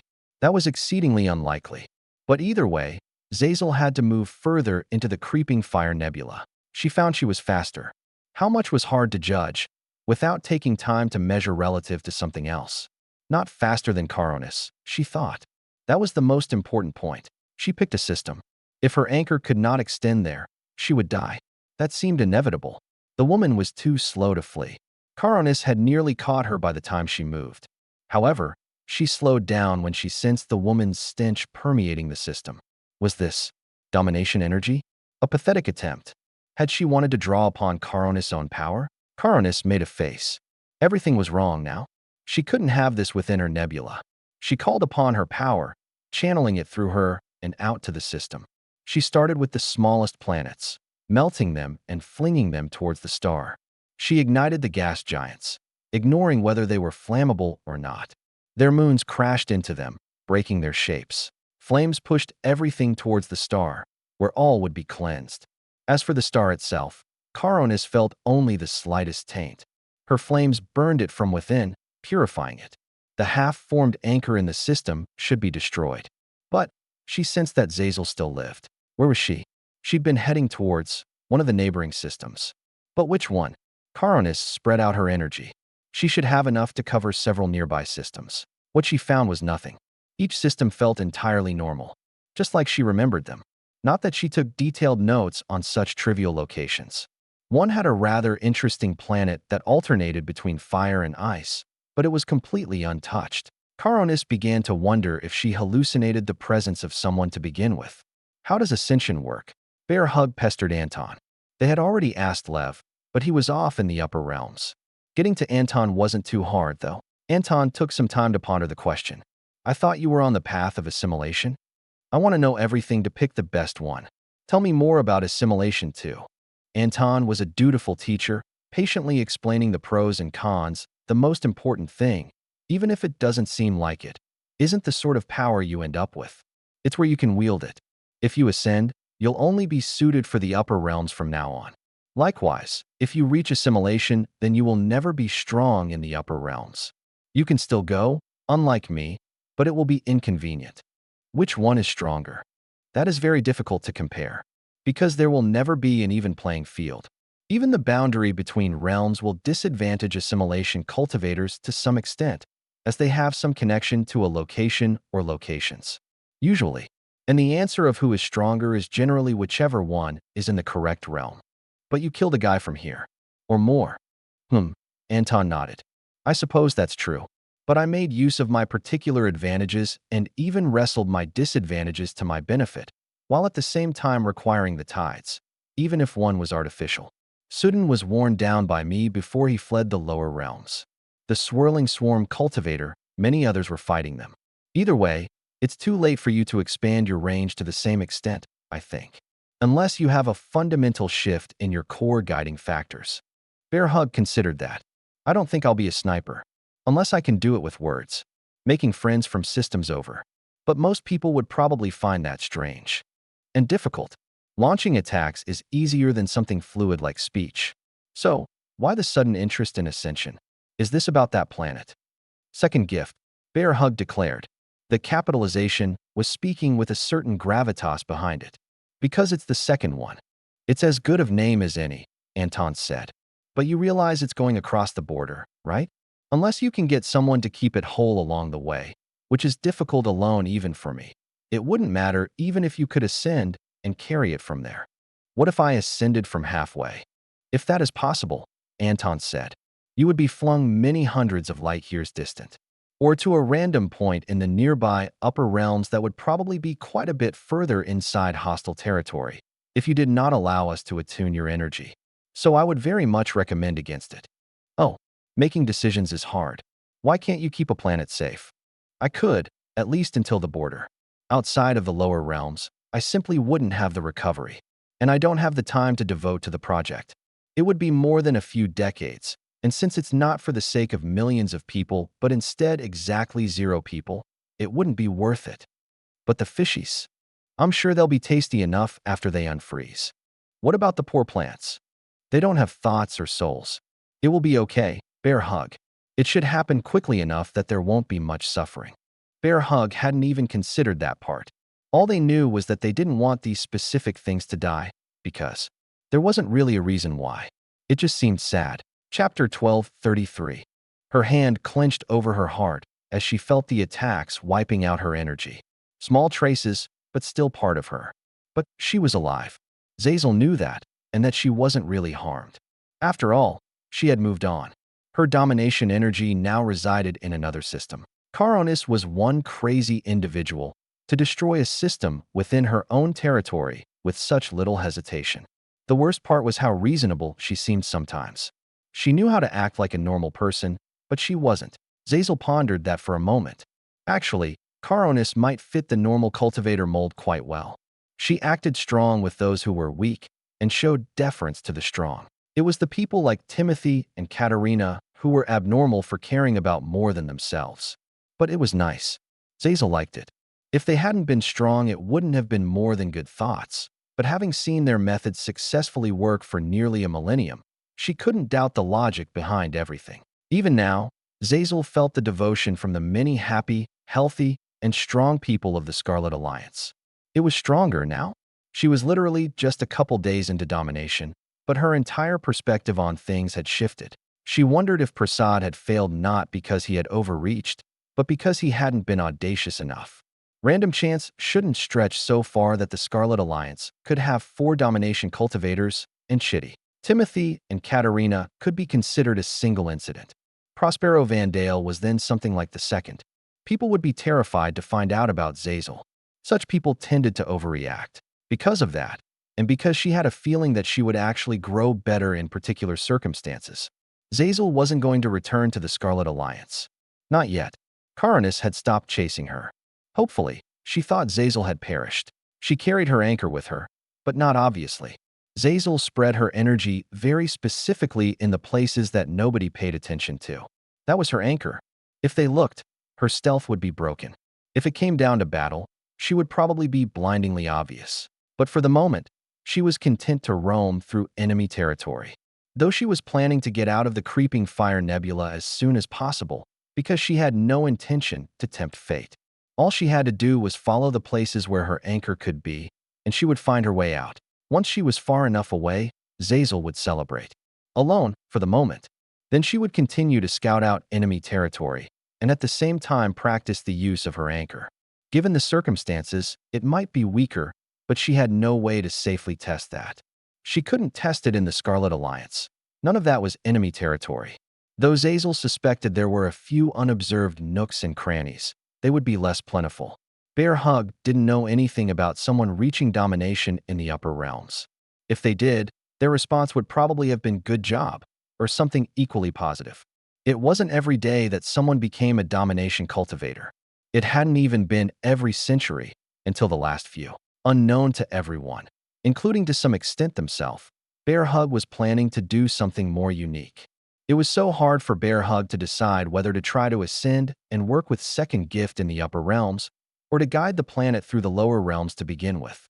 Assimilation seemed like the obvious answer, because if everything was dead before the planet reached the upper realms, there was no point in protecting it. But one or the other wasn't good enough. So Bear Hug thought they would try something that wasn't even close to being a possibility for most cultivators.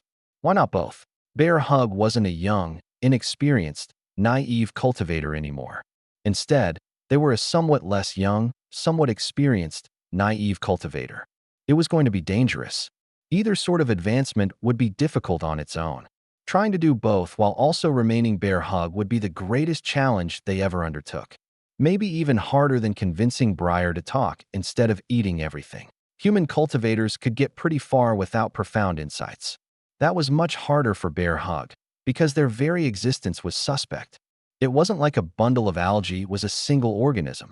It was a whole bunch of separate things, far more divided than animal cells. Bear Hug shouldn't even be able to think, but that didn't stop them from doing it, or from learning to do it in multiple places at once. And there were so many places to be that Bear Hug hadn't really stopped. It was a slow process, though.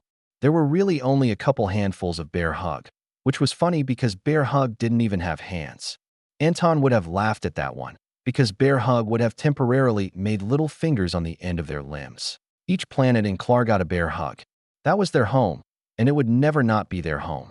But Second Gift would need a Bear Hug too, or two of them, since it would need one to do stuff with upper energy. And Bear Hug had no time to waste, because they'd have to be good at it by the time Second Gift reached the border. That meant maybe a century of practice in the upper realms. They wouldn't even surpass integration.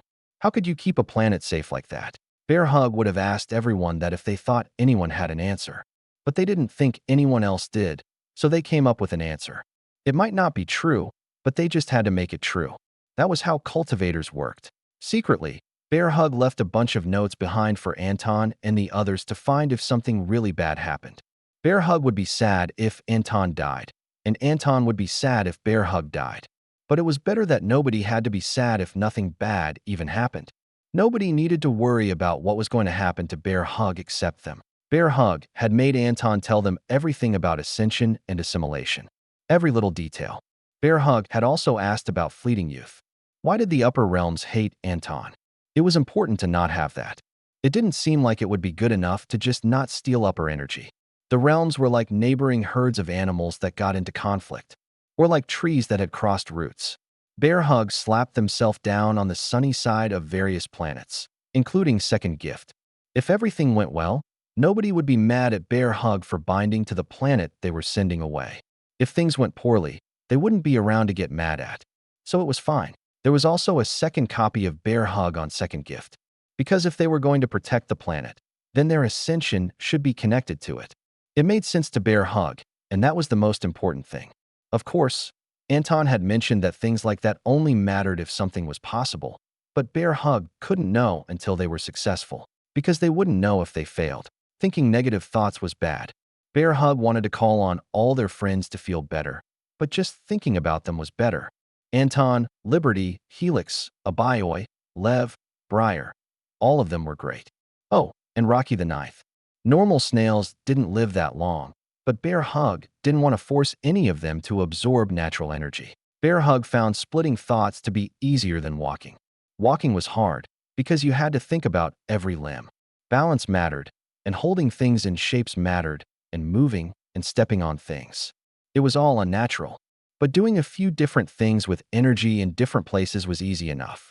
So hopefully doing mostly the same thing with energy in different places would be, too. Noon came, and Bear Hug lapped up every ounce of tasty sunlight they could.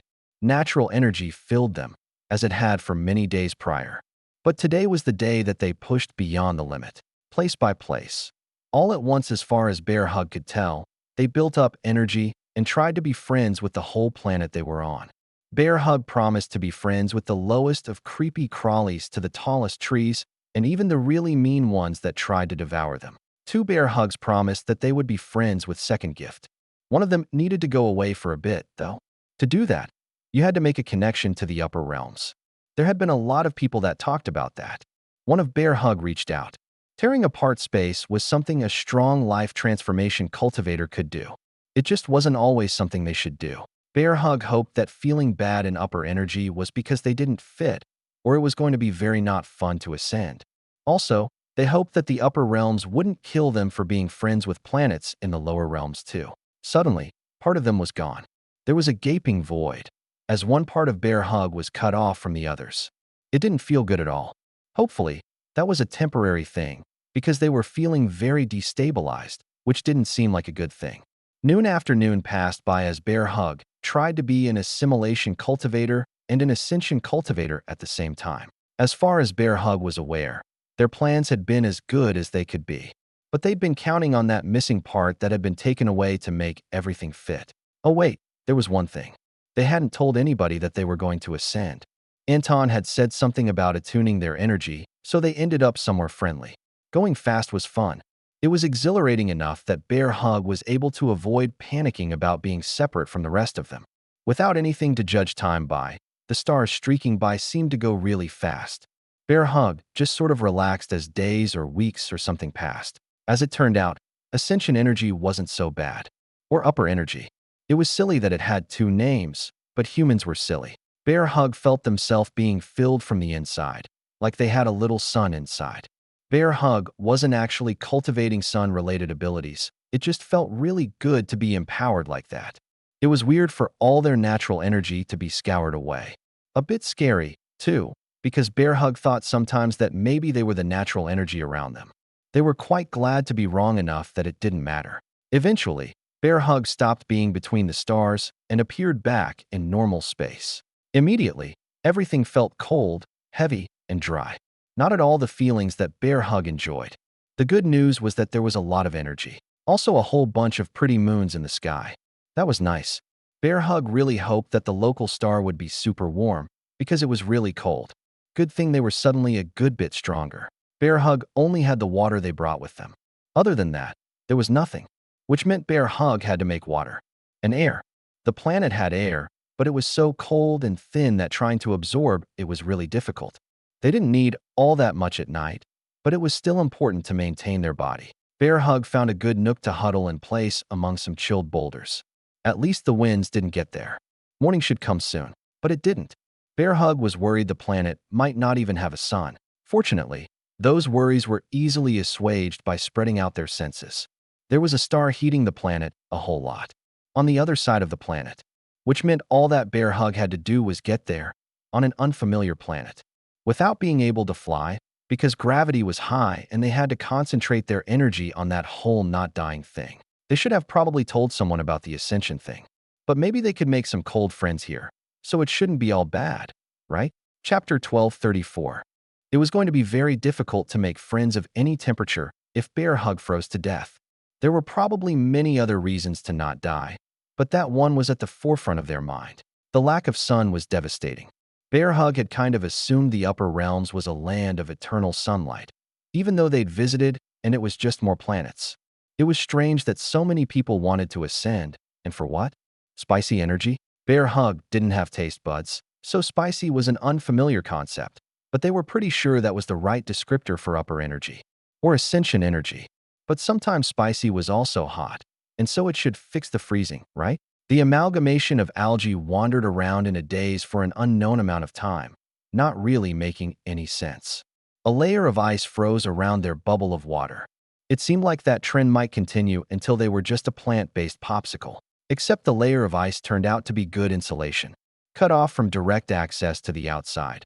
Bear Hug started taking better stock of themselves. Upper energy was new, so they'd only been using it to flop around and try to do things. However, with a bit more patience and proper intent, it wasn't too hard to rally it to function properly. Creating warmth was the first start. Absorbing more energy came with cold, but it was offset in Bear Hug's favor. That was good. It would have been embarrassing to die of cold as an integration cultivator. Belatedly, they tried to reach out to the rest of themselves. Everything felt distant, which it was, but normally it didn't feel that way. The intent to draw upon shared energy resulted in a strange font inside of them, which wasn't happy at all. Even though lower energy had been the only thing Bear Hug used previously, it no longer fit. Like Liberty breaking free from his boulder, Bear Hug began moving through the surprisingly barely frozen wasteland. It was far colder than the freezing temperature for pretty much everything. There just wasn't much water. Bear Hug trudged along the rocky surface. It was quite a surprise when they came across a pool of liquid. It clearly wasn't water, since that all froze instantly. Bear Hug reached out with a tendril, energy insulating them from actually touching the surface. Even their protective energy nearly froze as they touched the strange liquid. A small portion sizzled at their touch, rapidly boiling and evaporating. What was left behind was air. Was air supposed to be a liquid? Bear Hug leaned into the overhang, looking down. Was air supposed to be solid? because there were some frozen chunks in there. But it was definitely air, oxygen, and stuff. Anton had taught Bear Hug about the different kinds of air, but oxygen was the one that many plants breathe, a little bit in and a lot out. Bear Hug did that too. There was also carbon in two oxygens. That one was the main material in the solid chunks. It didn't melt very quickly, but when it did, well, it didn't even melt. It just poofed into air form. Bear Hug realized they'd been poking a very cold pool for a while. They should probably be working on survival. But it was fun, and they could get air from it, without having to make it or capture it and reuse it. That was so good. Much easier. It was important not to fall into what looked like cozy ponds, though. Even the ones that didn't have frozen chunks were so cold. Not at all good for a nap. So Bear Hug had to maintain all the water they had, though it could be made from some of the frozen bits if they lost some. Napping was going to be hard. Bear Hug didn't really sleep, but normally it was easy to maintain safe temperatures because those were the only temperatures that existed. Maybe they could make little ice shells on purpose. Bear Hug returned to ambling along. Their eventual goal was the very distant sunrise. It seemed like a whole planet away, but it was probably moving towards them. It was so slow it was difficult to tell which direction the sun was going, but the planet wasn't quite still. So going in the right direction was important because it could make a difference of several days over the course of a journey. Friends, even potential friends, were so far nowhere to be found. Perhaps it wasn't a surprise, as it was so cold. Bear Hug was lucky that they had subconsciously protected themselves, because it would have been possible to freeze through in just a few moments. But now that there was so much cold, it was boring. So Bear Hug looked for friends. No life, in any obvious way. No plants, which was sad. No animals, which was normal with no plants. No ice fishies. No frozen birds. Though, they would have had a lot of trouble flying with everything being heavy and not much air to push against. Bear Hug understood why the air was thin, because a lot of the air was liquid or frozen. Bear Hug looked closer, but found no tiny little bacteria. Those were the smallest things they knew were alive. Maybe there were other names for things that were smaller, but they were pretty similar. And relevantly, not here. Even though there was a lot of energy to be had, the trek for sunlight was now a secondary goal. First was finding a friend. Bear Hug looked frantically, under rocks, and under rocks, and under rocks. There sure wasn't a lot besides rocks. And some dirt. Ooh, and a cave. Caves were just rocks and dirt. The first one was also a pond a little bit of the way in, with more freezing pools, or just solid air. The third cave was deeper than the others, and it didn't get plugged up by frozen or liquid air. Bear Hug felt something as they got deeper. Energy, concentrated inside something. Something alive, maybe. Or a super cool cultivation thingy. Bear Hug had to find out, running eagerly towards it. By the time they got close enough to pick out details, they had rounded a bend into a larger cavern. Then the thing they were looking at ran towards them. Bear Hug's new friend gave a very aggressive hug, which Bear Hug returned. It was a big, fuzzy cat, and they were going to be best friends forever. Can you talk? Can you tell I'm controlling energy here? Bear Hug asked. Their new cat friend nuzzled Bear Hug. No, wait. He was trying to bite. Those vibrations were probably not purring sounds, but growling sounds. Bear Hug booped their new friend to get them to settle down. The snow cat was pretty strong. Life transformation, probably. But it didn't feel like human cultivation. That didn't mean Mr. Snowcat wasn't a person, just that they weren't the same style of person. Let me know if you can talk, okay? Mr. Snowcat didn't respond. That was normal. You weren't supposed to figure out how to talk in the first exchange. It took practice. You're thin. I guess you can't eat frozen air, huh? Bear Hug more carefully observed their new friend. Mr. Snowcat was probably bigger than a human. Not taller, since cats were long, but certainly heavier. They probably weren't supposed to be thin.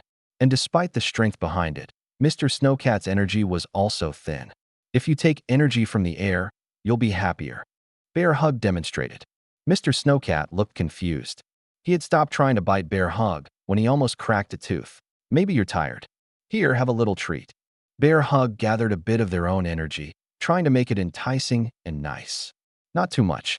When placed in front of the big cat, he gulped it down. Digest that slowly, okay? Bear Hug was pretty sure this was an animal.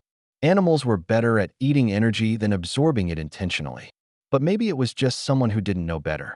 Mr. Snowcat's den was sad. There wasn't anything except a few tufts of fur left around, stuck to surfaces. No signs of friends or family, or even recent prey. You're gonna come with me, okay? I know it's cold outside, but I'll keep you warm. Warmish. Bear Hug led his new friend outside. Mr. Snowcat was hesitant, but when Bear Hug wrapped them both in a warm, compared to everything around them, blanket of energy, he seemed more comfortable. And he was always happy to munch on little treats of energy. Not too many, though. Unlike Bear Hug, animals did have to sleep. It seemed that their new companion was tired already, because he only lasted a couple hours before curling up between some boulders. There wasn't much wind chill, but being sheltered from enemies was probably good. Not that they'd seen anything else. Bear Hug built a little icy shell around them, and they took a short break as well, carefully absorbing energy and experimenting with it. Humans thought it was better. Void ants really liked it. Bear Hug thought it was okay. Much better than when they weren't attuned to it. It didn't seem like it was worth the effort of ascension, though, especially if you left behind your friends.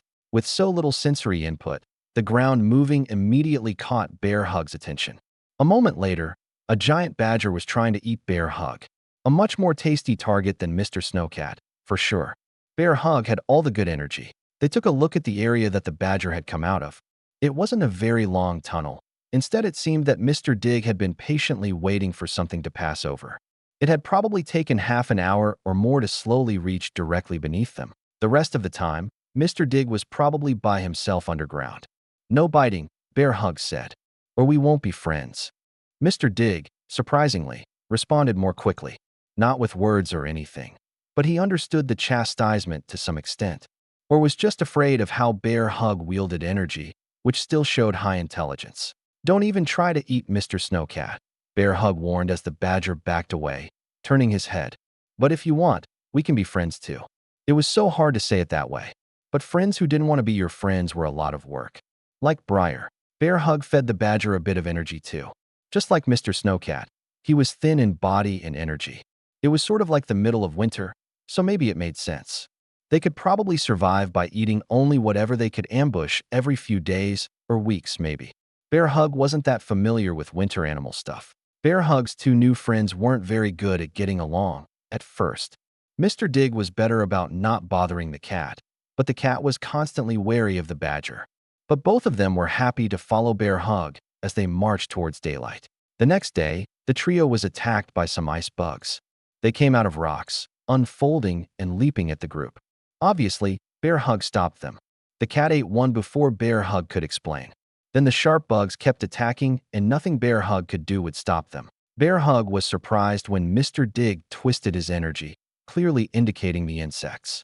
If he didn't know better, he would have thought the badger was saying something like, "Are you going to eat that?" But of course, Bear Hug didn't eat anything. "I don't think these are friends," Bear Hug commented after about an hour of scrabbling. "I guess you two can eat them." As soon as Mr. Snowcat wasn't held away from them, he gladly did chomp on some sharp bugs. It seemed like it should be painful with all the sharp stuff, but maybe the energy chomps helped. The badger ate too, and everyone was happy. "I hope it was tasty," Bear Hug said. Chapter 12:35. It was so very hard to still be Bear Hug. Whatever happened to the part of them in the upper realms, it made the connection difficult. So much so that most of them was focused merely on sustaining things. Even so, Bear Hug was content. After all, they had successfully made a step towards their goals of supporting Second Gift. Some others might have been more concerned with the part where they accomplished a unique cultivation feat, but Bear Hug hadn't done it for recognition. They hadn't even told anyone yet, though anyone who sensed them would figure it out. Even if they felt a bit different from human cultivators, there was a quality difference in energy from life transformation to assimilation. Hopefully they would stabilize with time. This was just new. Taking time to adjust was probably reasonable. Thinking about that too much was hard, though. At least the vague feelings from the upper realms indicated things were probably safe enough. A mountain toppled onto Bear Hug and friends. They'd slowly been making their way towards daylight when there was a loud crack, and then there wasn't more time to think. The mountain was falling. Bear Hug, of course, protected Mr. Snowcat and Mr. Dig as well as a couple other friends that had been picked up along the way. Rocks crashed against a green barrier. Though Bear Hug was becoming an unhealthy shade of green, which was to say hardly green at all, it wasn't so bad when it was just boulders. They rolled off to the side easily enough as Bear Hug infused themselves with energy, creating a curve. It was the wave of combined soil that was the problem. It was a constant press, wearing away at tenuously balanced energy. Fortunately, there was a quick-thinking badger among them. Mr. Dig clawed his way into the stone and dirt beneath them, lowering the menagerie's profile and allowing Bear Hug to cover them. Eventually, the mountain settled. Sadly, it seemed like half of it was on top of them. "Whoa, this is heavy," Bear Hug said. "I don't know if I can hold this up long enough to dig out." "Do not hold," Mr. Dig suggested. He'd been talking for a little while. Simple words, but with clear thoughts. "Move under." The badger gestured to the ground. "I can't really do that either. Burrow, I dig." And at that, the giant badger started to fulfill his words. They didn't have much extra room to shuffle things around, but Mr. Dig actually had some ability to compress earth, so they were slowly gaining area. Not air to breathe, though, which was going to be a problem soon, since Bear Hug had to provide it. When the others had moved into a little side chamber that Mr. Dig guaranteed wouldn't be filled by the landslide, Bear Hug let the mountain drop a little bit at a time. Since it was pretty much settled, it was only a few meters of falling and not as impactful as it felt like it should have been. Then they began to dig out at an angle, carving through only sort of frozen stone. Hitting daylight was beautiful, and not because the lungs of everyone were probably burning. Most of the friends weren't active cultivators, and thus could only rely on instincts and durable bodies. As much as emaciated individuals could be durable, they slowly made their way to the top of the slope, coming ever more into sunlight. It was bright. This might be too bright. Bear Hug never thought they'd say the words, but they were true. It wasn't that far from being directly next to a star. Not that they'd actually gone that close, but moving around Clar in the bubbles and travels with Anton had given a decent impression of what it would be like. The good news was that air was more plentiful. It wasn't all frozen. Bear Hug looked off into the distance, seeing the softly glowing landscape. There were even a few plants. It was quite a tolerable temperature. Bear Hug had noticed some plants before, seeds that could withstand the bitter cold, either by burying deep in the ground or simply making a shell of material that almost completely blocked the transfer of heat. Or cold, in this case. Theoretically, some of that material broke down and released the plants to grow greedily. And grow they did. The planet did have plentiful upper energy, after all. Even just a few days out, some of the plants were bigger than Bear Hug. Of course, physical mass wasn't the best measurement, but the fact that they could grow several meters during that time was impressive. "Don't eat that one," Bear Hug said as they approached a plant with pods more than a meter across. "It's probably bad for your tummies." Mr. Dig sniffed. "Much energy." Mr. Snowcat just gave Bear Hug an incredulous look. While naturally a carnivore, being picky wasn't good for survival on such a planet. Everything had adapted to survive. "I think the fruit is poisoned," Bear Hug explained. It was a bit rude to do, but they cut open one of the pods, revealing a skeleton with very little meat left on the bones. "And then it eats anything that tried to eat it." Mr. Snowcat made a horrible noise as he sprinted away. "Bad smell," Mr. Dig commented before plodding off. All of the others generally moved away too. Just a few small mammals and some insects. They weren't as clever as the first two, and certainly none of them could talk, but they had recognized safety, eventually. Bear Hug was the leader of the group, sort of by default of being the strongest. The others did in fact know how to survive on their own world. Some had simply been unlucky with the night, like Mr. Snowcat. Mr. Dig had slightly better than even odds of surviving until day, but that was it. Trying to travel towards day would have been impossible, as being exposed for so long was a risk. And not all of the natives recognized the planetary cycle. Mr. Dig sort of understood it after Bear Hug explained that the planet was rotating very slowly. It took about half a day, in fact, which wasn't useful at all, but was perfectly true since that was the definition. But in terms of standard days, it was more like 50. Not the longest day any planet had, but certainly rather extreme. Together, the two who could sort of speak to each other named the planet Xia. It didn't mean anything, but Mr. Dig said it was a fun sound and the energy sign was fun to do, scribbling out letters. Though obviously most of the time they'd just gesture to the planet, since that was sufficient. Bear Hug found it difficult to watch their friends trying to eat, partially because most of the plants tried to murder said friends. They helped, of course. Letting friends die was no good, but letting them grow complacent wasn't good. After all, Bear Hug had to leave eventually, and not all of them would come. Maybe they wouldn't be able to. Before anything else could happen, though, Bear Hug had to figure out a way to get off of Xia. Maybe after basking in the sun for a while they could fly, but that came with some issues. Because the sun was going to get very hot. Right now, they were just past the twilight border. It was plenty bright, but it would only continue to get hotter as the sun continued to beat down on the planet. It would probably get as hot as it had gotten cold. The bits of water that existed would probably become vapor. In short, it was difficult to consistently get any sort of resources. Even moving with the dayline would be tough for most things. The planet was big, and things could only move so fast for so long. There was a pretty large tolerable zone where things were growing, but it wasn't terribly how, though. Bear Hug hoped that his menagerie could stay there long enough to do something.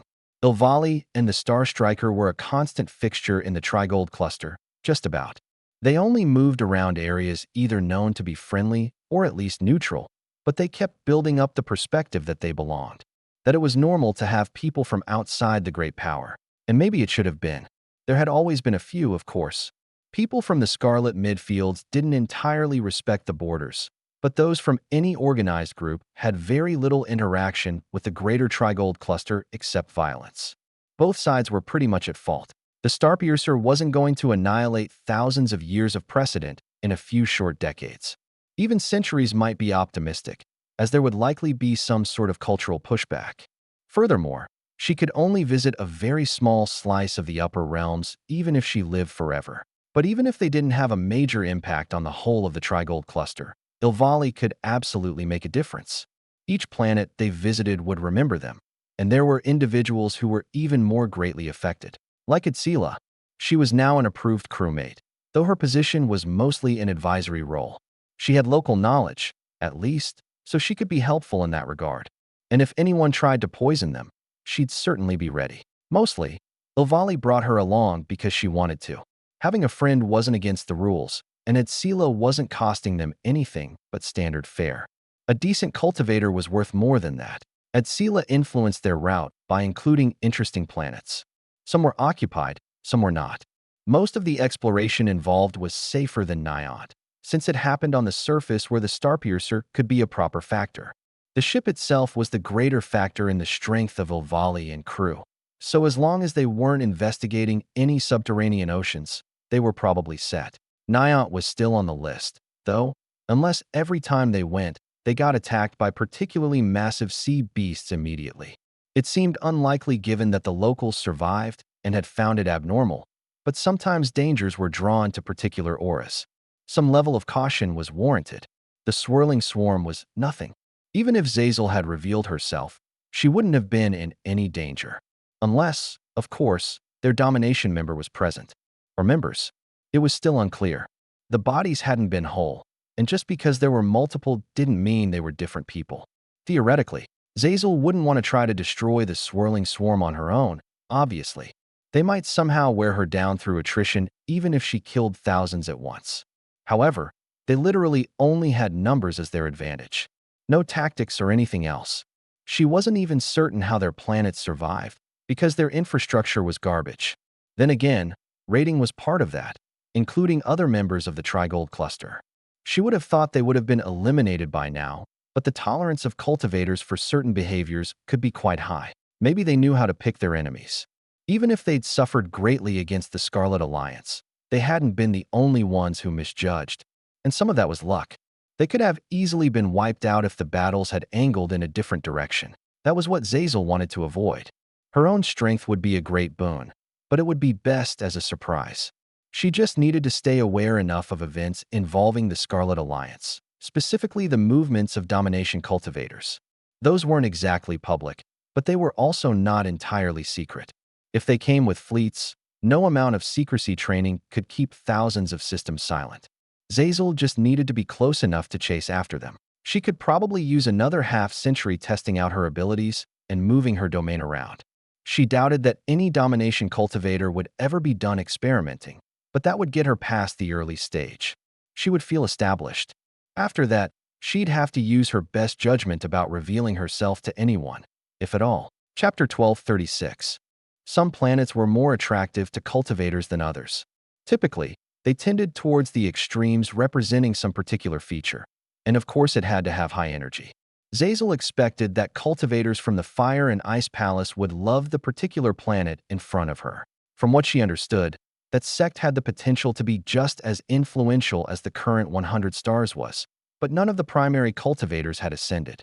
Indeed, for some time the lower realms sect had languished after the loss of one of their founders. They seemed to have recovered, but stuck more to the lower realms. Zazel preferred to take some time in systems she passed through, slowly shifting her anchor around. Her domination energy didn't come from a particular point, but rather everything in a system. Letting it spread through a system a little bit at a time before moving on as it rolled towards the next system seemed to cause the least disturbance. She wasn't calling upon the local energy, but instead everything that wasn't. The lack of regard that cultivators felt for seemingly insignificant pieces of their territory. It was a fascinating planet. One side grew cold enough at the deepest points that the normal atmosphere turned to liquid or even solidified. The other side was beyond boiling. What little water the planet had only existing in liquid form along the leading band of the slow daylight. A difficult planet, but one that surprisingly had life. Only the most robust individuals seemed to survive.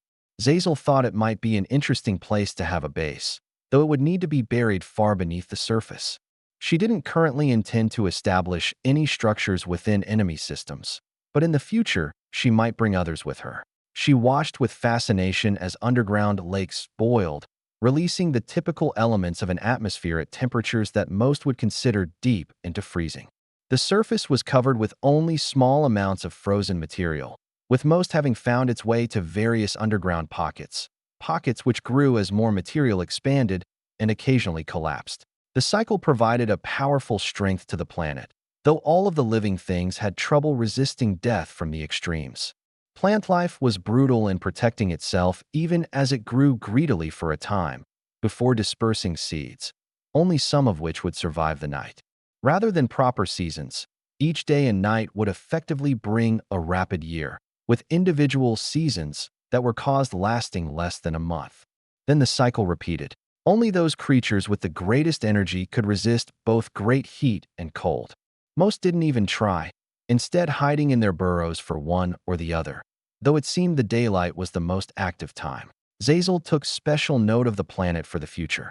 Perhaps Scarlet Alliance cultivators would find an opportunity to visit. If Bear Hug had human anatomy, no doubt they would have been holding their breath and sweating profusely. Not from the heat. Even if the temperature was rapidly climbing, Bear Hug wouldn't have been bothered for quite some time. In fact, they were recovering and growing rapidly with the limitless sun, so much that they sometimes even looked for shade. They never expected to long for the night, even briefly. No, the sweating would have been from fear, which they absolutely did feel. A cultivator of tremendous power passed over the planet. If said cultivator had been interested, they absolutely could have eaten all of Bear Hug's friends and Bear Hug themselves. Even if humans didn't normally eat badgers and cats, apparently cultivators consumed all forms of powerful beasts. And Bear Hug knew that some humans ate plants, or plant-like things, especially medicinal herbs. Bear Hug would probably be good for things to eat, but unless they were friends, he didn't want to let that happen. Even friends probably shouldn't be allowed to eat very much of them. Slowly, Bear Hug came out of hiding. Bear Hug had blocked the entrance to their tunnel, once again courtesy of Mr. Dig.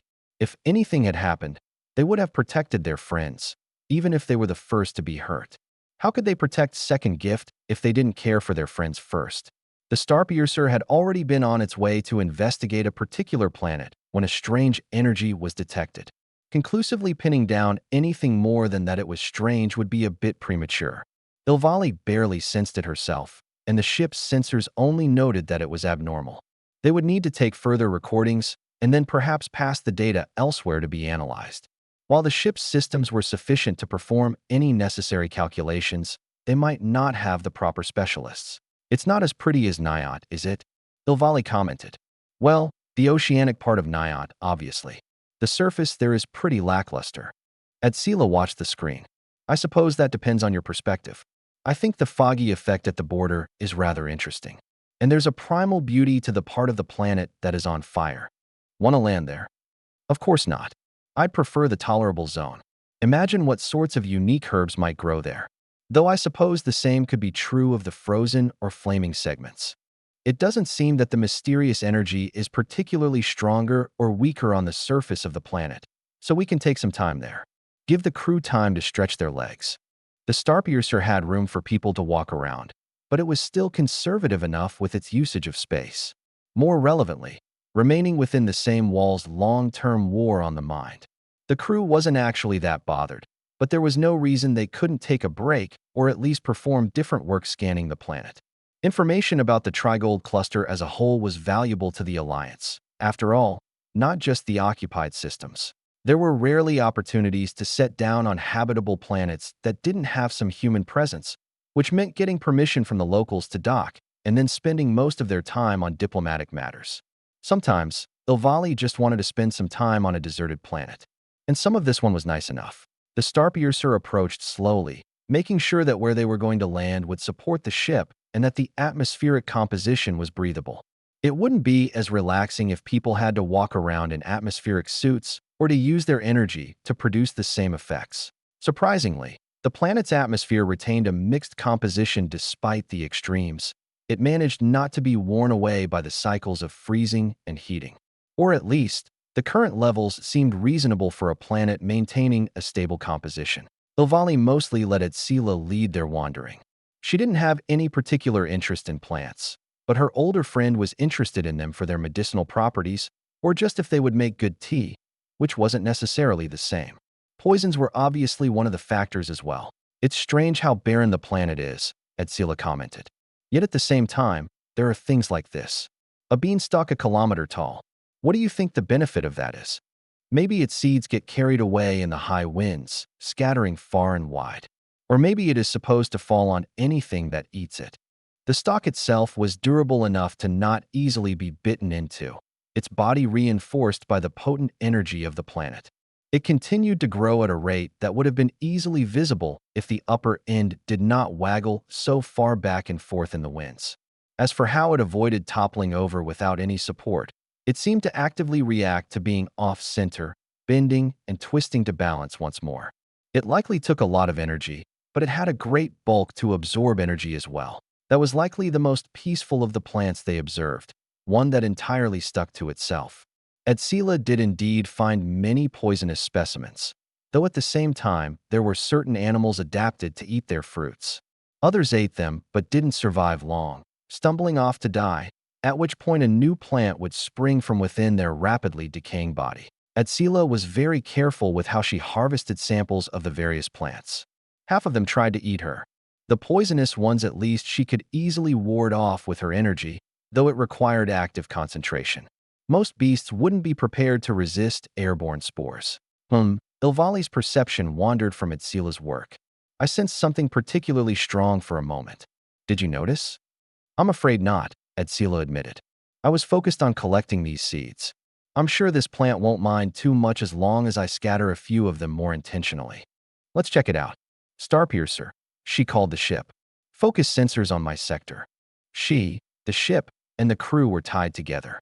Those sensors were almost herself, though she did still need to receive the majority of feedback indirectly. But it could help narrow down the location of the energy she had sensed. She might have lost it without the Starpiercer's addition. Not because the flow of energy was faint, but because it was particularly odd. It was clearly concealed to some extent, but when Ilvali got closer all she saw was a plant. Is that it? No. Beneath it there are some animals, Xianxia commented. It's clearly covering them. Strange, Ilvali said. Is that water? A bubble of water around it. In this particular place, it was stranger to find liquid water than liquid nitrogen. Obviously, liquid water could survive at the current temperatures, little more than a warm summer day, but it certainly wasn't normal for it to cling to the surface of a plant like that. Obviously, they had to approach. It was so interesting. What sort of symbiotic relationship did animals have with this plant? Just strands floating in the water, it seemed. Ilvali realized soon that the strangest part was how there was no structure there. It was actively being held in shape with energy. Actively. That was even more clear when they got close, and it surged forward, energy flaring towards the pair of them. The energy spoke of violence, quite clearly. Violence that would flow from the strange being to the two of them. Strands of energy twisted and turned in blade-like shapes, but they didn't actually attack. Do you think it's bluffing? Ilvali asked. It's afraid, right? I would say that, but I think it's stronger than me. Adsila tilted her head. Maybe close to you, without the starpiercer, obviously. Like a new integration cultivator. Ilvali nodded. I'm certain it's strong enough. Do you think we should dash? She was interrupted by additional jabs of energy. They twisted around the pair, but clearly pointed at them. Then the energy stretched off into the distance, a constant flow indicating that they should go. At least, Ilvali felt that was it. Are you getting the same sense as me? Ilvali asked. Like it's communicating? Before Adsila could communicate, the thing transformed from a dome-shaped blob into a human shape. Vaguely human, at least. The two arms wagged in a gesture that was clearly a shooing motion. I have no idea what is going on, the older woman replied. But it's clearly intentional. This is far too complex for an instinctual response. Ilvali felt like there was something she was missing, tickling the back of her mind. But ultimately, it didn't matter. She kept her distance and projected her voice. I don't suppose you can speak? It didn't seem it could, but it kept gesturing with body and energy. Ilvali tried to respond in kind. She was unfortunately interrupted by the animals creeping towards the rear of the planty being. The bubble of water didn't exactly turn around, but its energy was clearly gesturing to the big badger and some sort of scrawny snowcat. And then there were a few little things riding around on those two. The bubble of water spread out as the badger growled towards the two humans. Ilvali didn't actually know what she wanted to say, but she prodded with a strand of her energy to try to draw attention. Feeling the energy of the strange thing, she came up with a question. If she could somehow figure out how to ask it, it would be great. Was this strange algae being even from this planet? It didn't feel like it. She gestured to the thing, to its energy, then to the planet and space. That could mean so many things, but she was improvising. And she'd learn pretty quickly if the thing didn't actually have communication skills. Chapter 1237. This human didn't know how to speak, but she was figuring it out pretty quick. Bear Hug didn't know why humans still used sounds, when there were clearly better ways to talk, but they had to accept that was the way things were. Apparently, proper speech was pretty new, and for some reason, not everyone wanted to learn it. Bear Hug was a bit worried about how strong she was, and maybe all the other people with her. But the fact that they weren't fighting already was probably good. Plus, she had a ship. There really wasn't a good way for Bear Hug to get off planet without a ship, unless they spent a long time growing more powerful and learning to fly. If this lady turned out to be bad, Bear Hug could just borrow the ship until they found friends, then let her have it back. They just had to figure out where they were, and where friends were. Do you know the Scarlet Alliance? The woman replied with something about red friendship, which made Bear Hug think she didn't know. She did repeat her earlier thing about going up, too. I would like to go to space. On your ship. Bear Hug tried to be as clear as possible, but the ship was far away, so they could only gesture towards it instead of properly indicating it. The plan had been to try to sneak aboard, somehow. You can come with us, the woman said. Probably. Are you bringing your friends? Bear Hug collapsed to the ground, not even bothering to retain all of their water. Of course they wanted to bring their friends. But did they want to come with Bear Hug? They lived here, after all, not somewhere else. Leaving them behind was an awful thought, but Bear Hug couldn't stay with them. It wasn't safe to split again yet, but this might be the only opportunity to leave. Are you healthy? The woman expressed her concern for Bear Hug. They gathered their willpower and pulled themselves together. Wait one moment, please. They had to ask their friends. Most of them were listening, but probably only Mr. Dig really understood what was going on, with Mr. Snowcat not really getting complex subjects. Gather around everyone. Bear Hug nudged people into proper group meeting posture. I have to go to space. Do you want to come with me? Go to space. Mr. Dig replied in an affirmative manner. He probably understood, but Bear Hug had to confirm. You probably won't be able to come back here. It will be safe with food?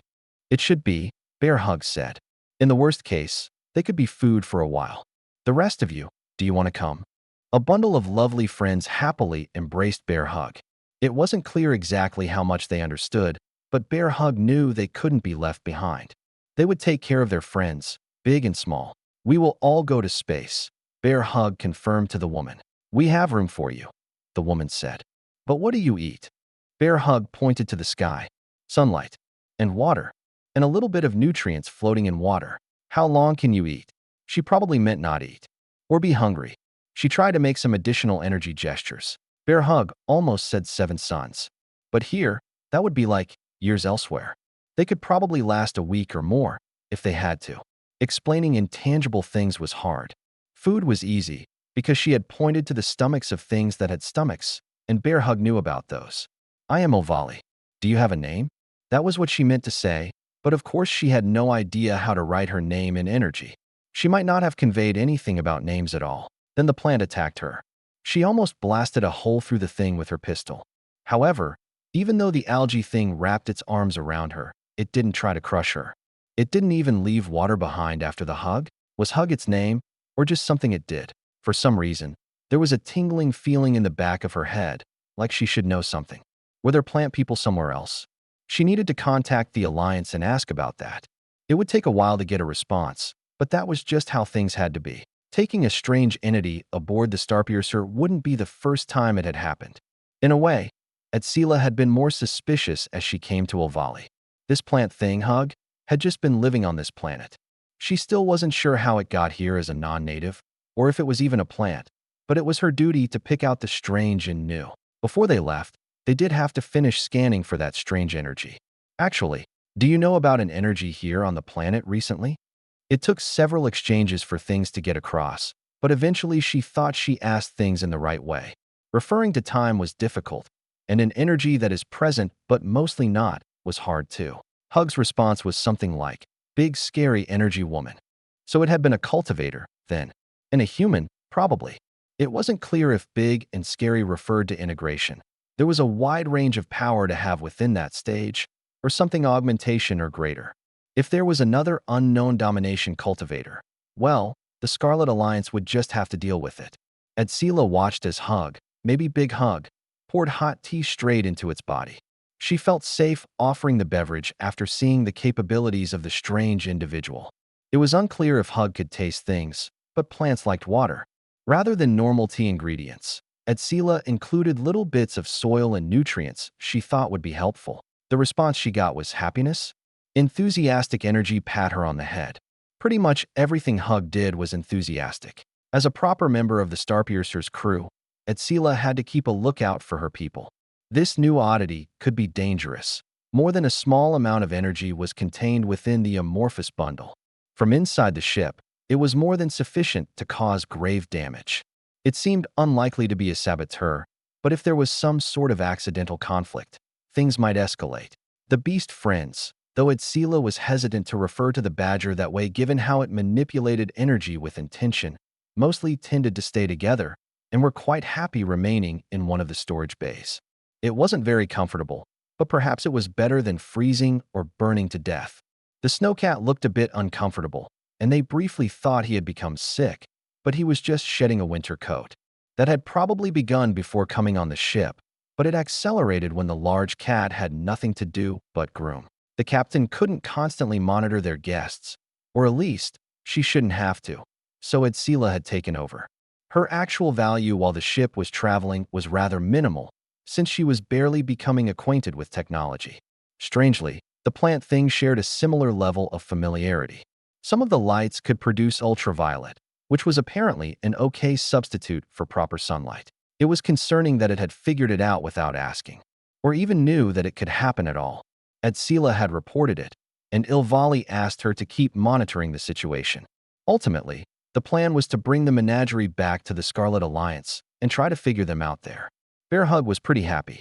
It was a nice roomy ship, and the crew fed all their friends food that made the friends happy, and they stopped by nice stars for Bear Hug often enough. These people were much better than the scary woman. Even if she hadn't done anything, most people shouldn't have that much power. Maybe Anton, but it was scary when other people did. A time of relaxation was good, as Bear Hug got more in touch with their lower realm selves. It was still going to take a lot of work to be stable, but considering that the most likely result of trying a new cultivation thing was exploding, it had gone very well. Ending up at a random spot in the upper realms had been awkward, but luck or fate or Bear Hug's big personality had drawn a ship around. Actually, it had probably been the scary lady, considering how Ilvali asked about her. She had shown up because powerful people just did things like that, and then the Starpiercer had come after her. The name of the ship was big and fancy, but it would probably melt in a star. That was okay, though.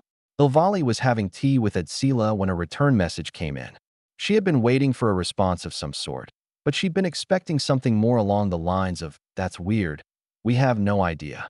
Instead, what she did see almost made her spit out her tea. Only excellent body control stopped her. Why does this information require this clearance? She was stunned. Surely, a random plant person wasn't that important, right? Even more so, that she got a limited clearance increase because of special circumstances. In the return message was the picture she had sent, except not. It was a different picture of Bear Hug, and it had their name, which was quite unexpected. Big Hug had been one of the top contenders, but the strange part was that this individual was already known. Energy signatures, too. Though they were signatures of a life transformation level individual using lower energy. The resonance was unmistakable, though. Bear Hug had ascended, and was indeed a plant that could cultivate. Somehow the surprise of that had sort of gone over Ilvali's head.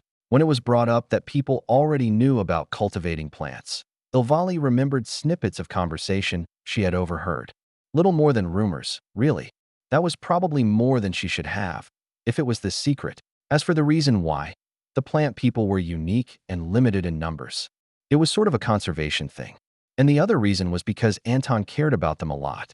He was a big name in the lower realms, and Ilvali had many connections to the lower realms. That's how her confluence-like cultivation had been built, after all. Everyone knew who Anton was, because he was basically the grandfather of all the domination cultivators. Except for Prospero Vandale, who had been the sect head of the order when Anton joined. So grandfather or close friend were kind of the options. If Ilvali had previously had any thoughts about hurting Bear Hug, she would have wiped them out. Of course, she wasn't the sort of person who would want to harm a friendly buddy like that. At most, she had simply thought they must be hiding something. There were still missing details, though, like why Bear Hug was in the upper realms and hadn't shown up in one of their arrival points. The system Bear Hug was from was pretty close to officially joining the alliance in the lower realms. Except for the secrecy, it might have been added a while before. It should have been easy for them to get their energy put into the system so they would be drawn to the right place instead of a random spot in the Trigold cluster. Then there was the other issue, that they were probably supposed to become an assimilation cultivator. There was no way to mix up the two. One was very strongly tied towards remaining in place, while the other was, well, ascension. No matter how badly someone screwed up, they wouldn't do the wrong one. At most, they'd just get themselves killed. Along with the other information were hours of video tutorials on this energy language she'd been trying to figure out. Hopefully, this would save her some headaches in the future. There didn't seem to be an official translation function, but that kind of made sense. It was way different from taking different sounds and matching them. An energy-based translator would require far more powerful systems. So, Bear Hug, huh? They really might just be a friendly algae thing. Couldn't be many of those in the world. Chapter 1238. Upon hearing some news from the upper realms, Anton thought some things Bear Hug had asked made significantly more sense. They hadn't really been interested in ascension at all until a certain point, and Anton didn't really think they would give up all their friends. But of course, the end result had been an audacious decision that went completely silent. He almost didn't believe it until he went to visit the closest Bear Hug and felt an increased aura. Not quite the same as human assimilation, but clearly along the same vein. He wouldn't have taken a deeper look if he didn't know better, but once he did, he felt a slight connection into the upper realms. Bear Hug's greeting was entirely normal. They threw themselves at Anton. "Hi, I increased my cultivation." Indeed, Anton smiled gently in return. "In some rather interesting directions, I have heard." What should Anton have said? That Bear Hug should have asked for advice on simultaneous ascension and assimilation? Obviously, that wasn't a fruitful path. All unique cultivation came with risks, and Bear Hug had been as informed as possible about what those were. Neither survival nor death was something a cultivator who was just trying could be blamed for. Unless they had been specifically warned, perhaps. Treading new cultivation paths was part of that, but Bear Hug had done everything sensible. And then, clearly, believed in themselves. "I'm something like assimilation now," Bear Hug beamed, their energy making happy waves. An integration, apparently, unless you've got an imposter in the upper realms. "Oh, how did you hear about that?" "I just met Ilvali recently, and she hasn't left the ship. She sent a message. You know, I could give you a communicator yourself. But then you wouldn't come see me in person all the time." That was a fair point. From Bear Hug's perspective, That was more important than timely updates. Maybe when you can make more of you, we can spend more time journeying together. Anton didn't want to say they would always be together. Not that he got tired of Bear Hug, but there were legitimate reasons to go alone. If he needed to be quick or was visiting an inherently dangerous locale, for example. Though Bear Hug would be more self-sufficient in the latter now. I can only do so many. And there's only one of me in the upper realms right now. It's hard. Doing human things with energy is hard. Sorry, Anton said. Don't be sorry. Without you, I would still be floating on one of a few lakes if nothing ate me. I wouldn't have seen so much stuff in Clar or made probably any friends. It would have been nice if you could develop your own cultivation path, not based on human ideas. Isn't that what we did? Bear Hug countered. You provided me guidance, but nothing quite worked exactly as you explained. Same with humans. I think. Maybe a bit further removed, Anton said. But it is true everyone has their own unique hang-ups with cultivation. So, have you gained any astounding insights from your success? Being connected with multiple types of energy in you is hard. Anton chuckled. That wasn't so astounding as it was extremely basic. Even he didn't keep either ascension energy nor spectral energy within himself. Though Anton couldn't help but be worried about Bear Hug hiding this event from him, it also made sense. Bear Hug clearly hadn't wanted him to worry. Now, everything Anton was feeling after the fact was demonstrably unfounded. But of course, the thoughts were still there. Second gift was going to be so good. Bear Hug knew that. He didn't quite know the lady that it was for, but she was a friend of many friends, an important ally. So making second gift the best was important. The problem was that Bear Hug was still much, much smaller than a planet. No matter how nice they made things, when the planet froze over and everything died, it would be sad. So even if they could be there for the whole trip, the planet would kind of be ruined outside of the initial system. That wasn't less true just because Bear Hug was stronger.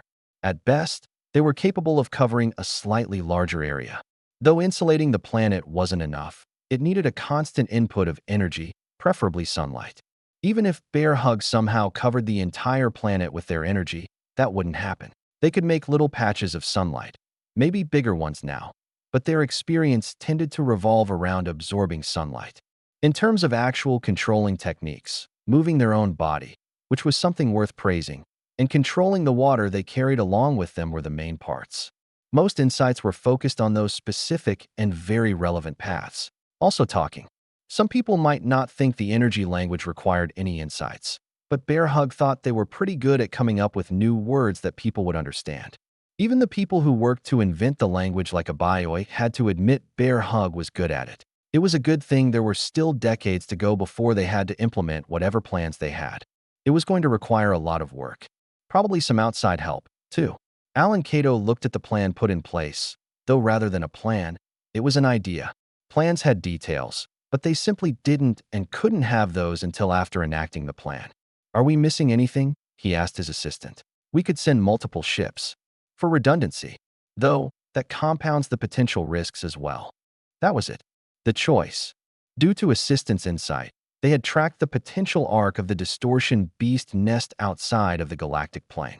It was just a few hundred light years off, but there wouldn't be much in the way of energy or really anything there. So they would have to have a pure tech ship that could survive the journey, as well as people that could survive the journey. Strong cultivators could replace their need for food, as long as they had energy. That was the issue, because the further they got from everything, the less energy would be available, even for assimilation cultivators. They relied on particular locations for the most part, but even Devon, who had reached enrichment, had noted significant drops in his energy in between the upper and lower realms. Entirely outside of the galactic plane, they couldn't make any bets. The journey could last years if there was anyone willing to undertake it. Test projects would be best, but ultimately the goal would be to carry enough fuel to sustain subspace momentum for the trip and to accelerate into a 180-degree turnaround exactly once, plus some extra for any necessary maneuvering. What troubles do you think there will be? Well, could be anything, the assistant said. Or more likely, nothing, which is a big enough problem on its own. If this place is drawing in other distortion beast nests, there won't be many resources for a confrontation. I think assuming there is a lack of any sort of resupply available, we'll have to make the ship recycle every scrap of energy. I see. An interesting thought. I had been thinking of it much like the transition between realms. And it is, in some ways. But only if looking at things from a top-down perspective. Alan stroked his chin as he considered the positioning of the theoretical point of calling. Without energy replacement, pure tech is generally better, but if it could be recycled, a hybrid might be optimal. Like creating a mini solar system, assistant said. It doesn't have to last indefinitely, just long enough. I don't think we can have any extra-dimensional storage. That's too costly. It was actually surprisingly cheap, running easily off of ambient energy, at least on a moment-to-moment basis. Long-term, the draw of storage bags was a significant drain on energy. A momentary lapse would still allow it to reconnect to the same space, but they didn't really get turned on and off. Though that might be a feature of ancient design rather than a requirement. So then, Alan commented, a miniature ecosystem? Or is that too mass-intensive? Do we just have bare-bones nutritional recycling and ask the crew to remain in constant meditation? Meditation still costs energy, the assistant pointed out, so their personal energy would be drained. Though we might manage something with a confluence crew where they could create a feedback loop of energy sufficient to sustain them long-term. Or we could send a domination cultivator. The assistant, who was usually the one with the audacious ideas, was stunned for a moment. That's actually a good point. They couldn't send a unity cultivator. Anton was tied to stars, and they could easily predict his range wouldn't allow him to exit the lower realms into what wasn't quite the upper realms. He might be safe from some consequences, but it was sort of antithetical to his base. Domination cultivators, however, were meant to roam far from their anchors.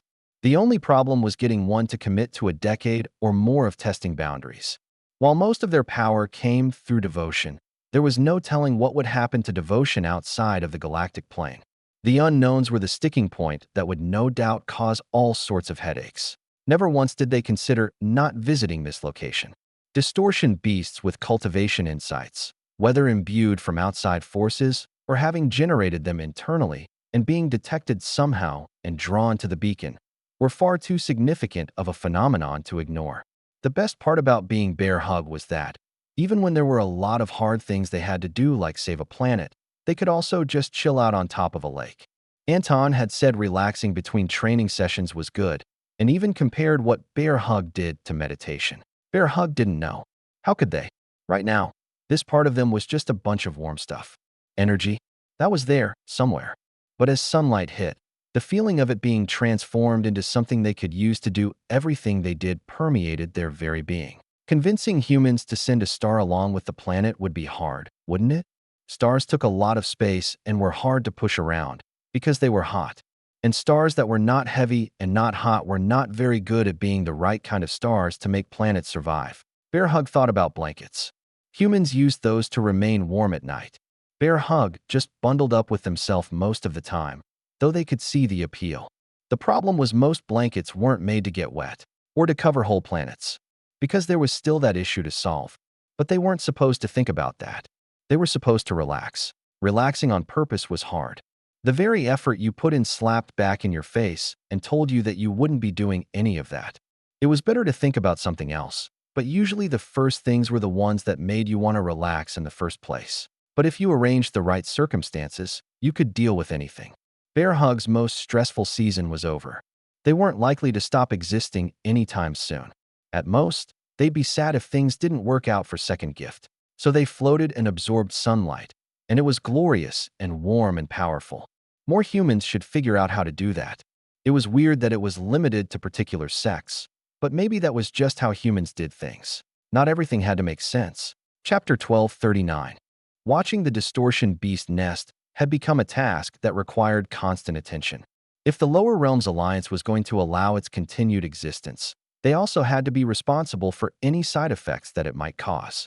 Thus, they tracked the movements of any distortion beast coming and going from the area. With each year, its trajectory took it further and further from the origin cycle.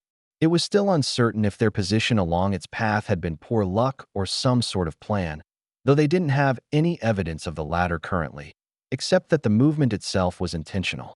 More often than not, Devon found himself responsible for a multi-month shift watching the nest. If he actually had any pressing business he could have refused, but wanting to spend more time with his wife wasn't quite sufficient. She was only a short trip away in the origin cycle, though that trip was also increasing in distance. Devon was one of the first choices because he could defeat the distortion beasts non-lethally. The typical response was to annihilate them, but the unique ones deserved study. In addition, they couldn't be certain that whoever had somehow imbued them with insights wasn't monitoring their existence. Obviously, killing some of them was inevitable, but destroying the nest was the most likely thing to be noticed. If it was gone, the individuals involved might pull away from the potential destinations outside the galactic plane. Devon was never actually bored. It was possible to bring along whatever entertainment he wished, including friends, but he still spent most of his time cultivating. Most of the rest was spent on teaching individuals who needed his insight in particular, enough that they would travel hundreds of light years. It wasn't many, but there were always some. That was going to be the case when you were one of the top cultivators in the realm. At the moment, there was an overlap with Devon's watch and one Anton had chosen to take.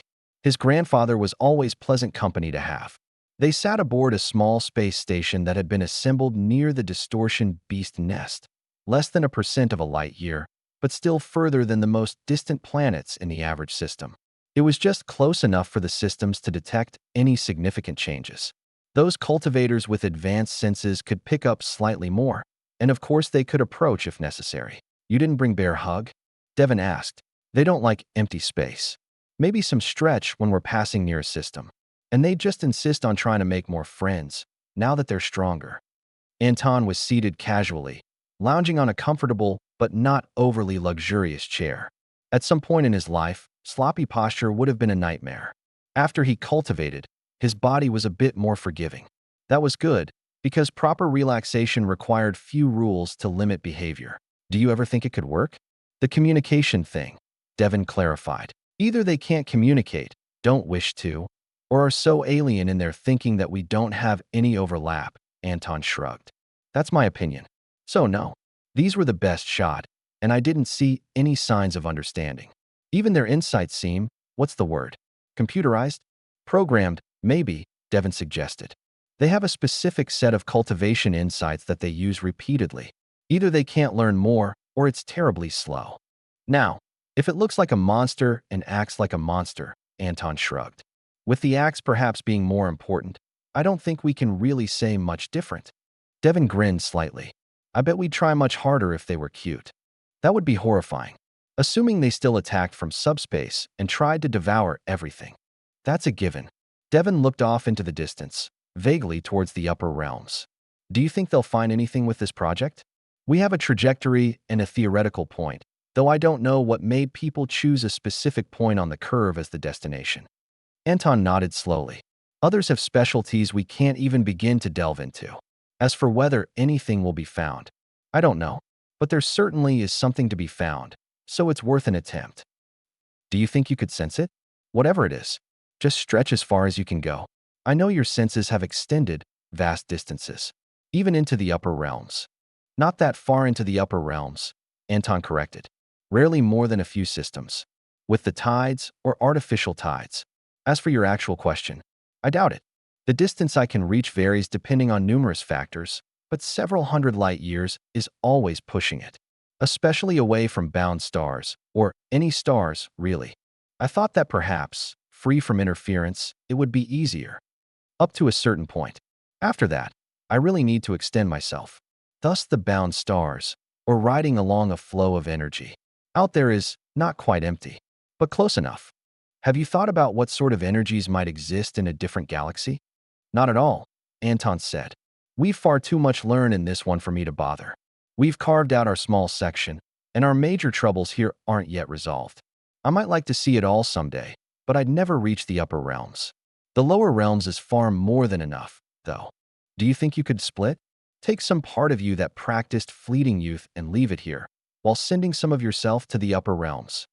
"Have you been talking to Bear Hug?" "Their ideas aren't good for anybody," Anton said, "and it's far too late for me to do anything like that." Devon nodded slowly. "What about for the step beyond unity?" Anton made a face. "Even if it exists, I don't see it on the horizon. Unity may stretch endlessly, or reach an end I didn't foresee, or I simply might not make it. though I'm not disappointed at the growth potential I still have. Far be it from me to complain about that. Anyway, I'll leave the cloning to the experts, or the enthusiastic amateurs. When we first began cultivating, life transformation seemed like the furthest anyone could go. Ascension was more of a dream than a reality. Not that I even heard much about it for a while, given my circumstances. I sometimes wonder if people would do better if gradually introduced to such concepts. Some would, I imagine. Others would want to see the furthest reaches anyone could go to motivate them. Anton shook his head. Hiding knowledge from those who ask for a complete picture wouldn't do well. So now that we do know all this, we have little choice. Ever think about going back to farming? Every day?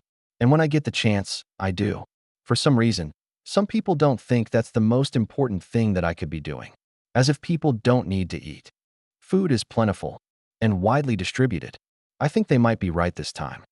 Perhaps, but we could always do a little more.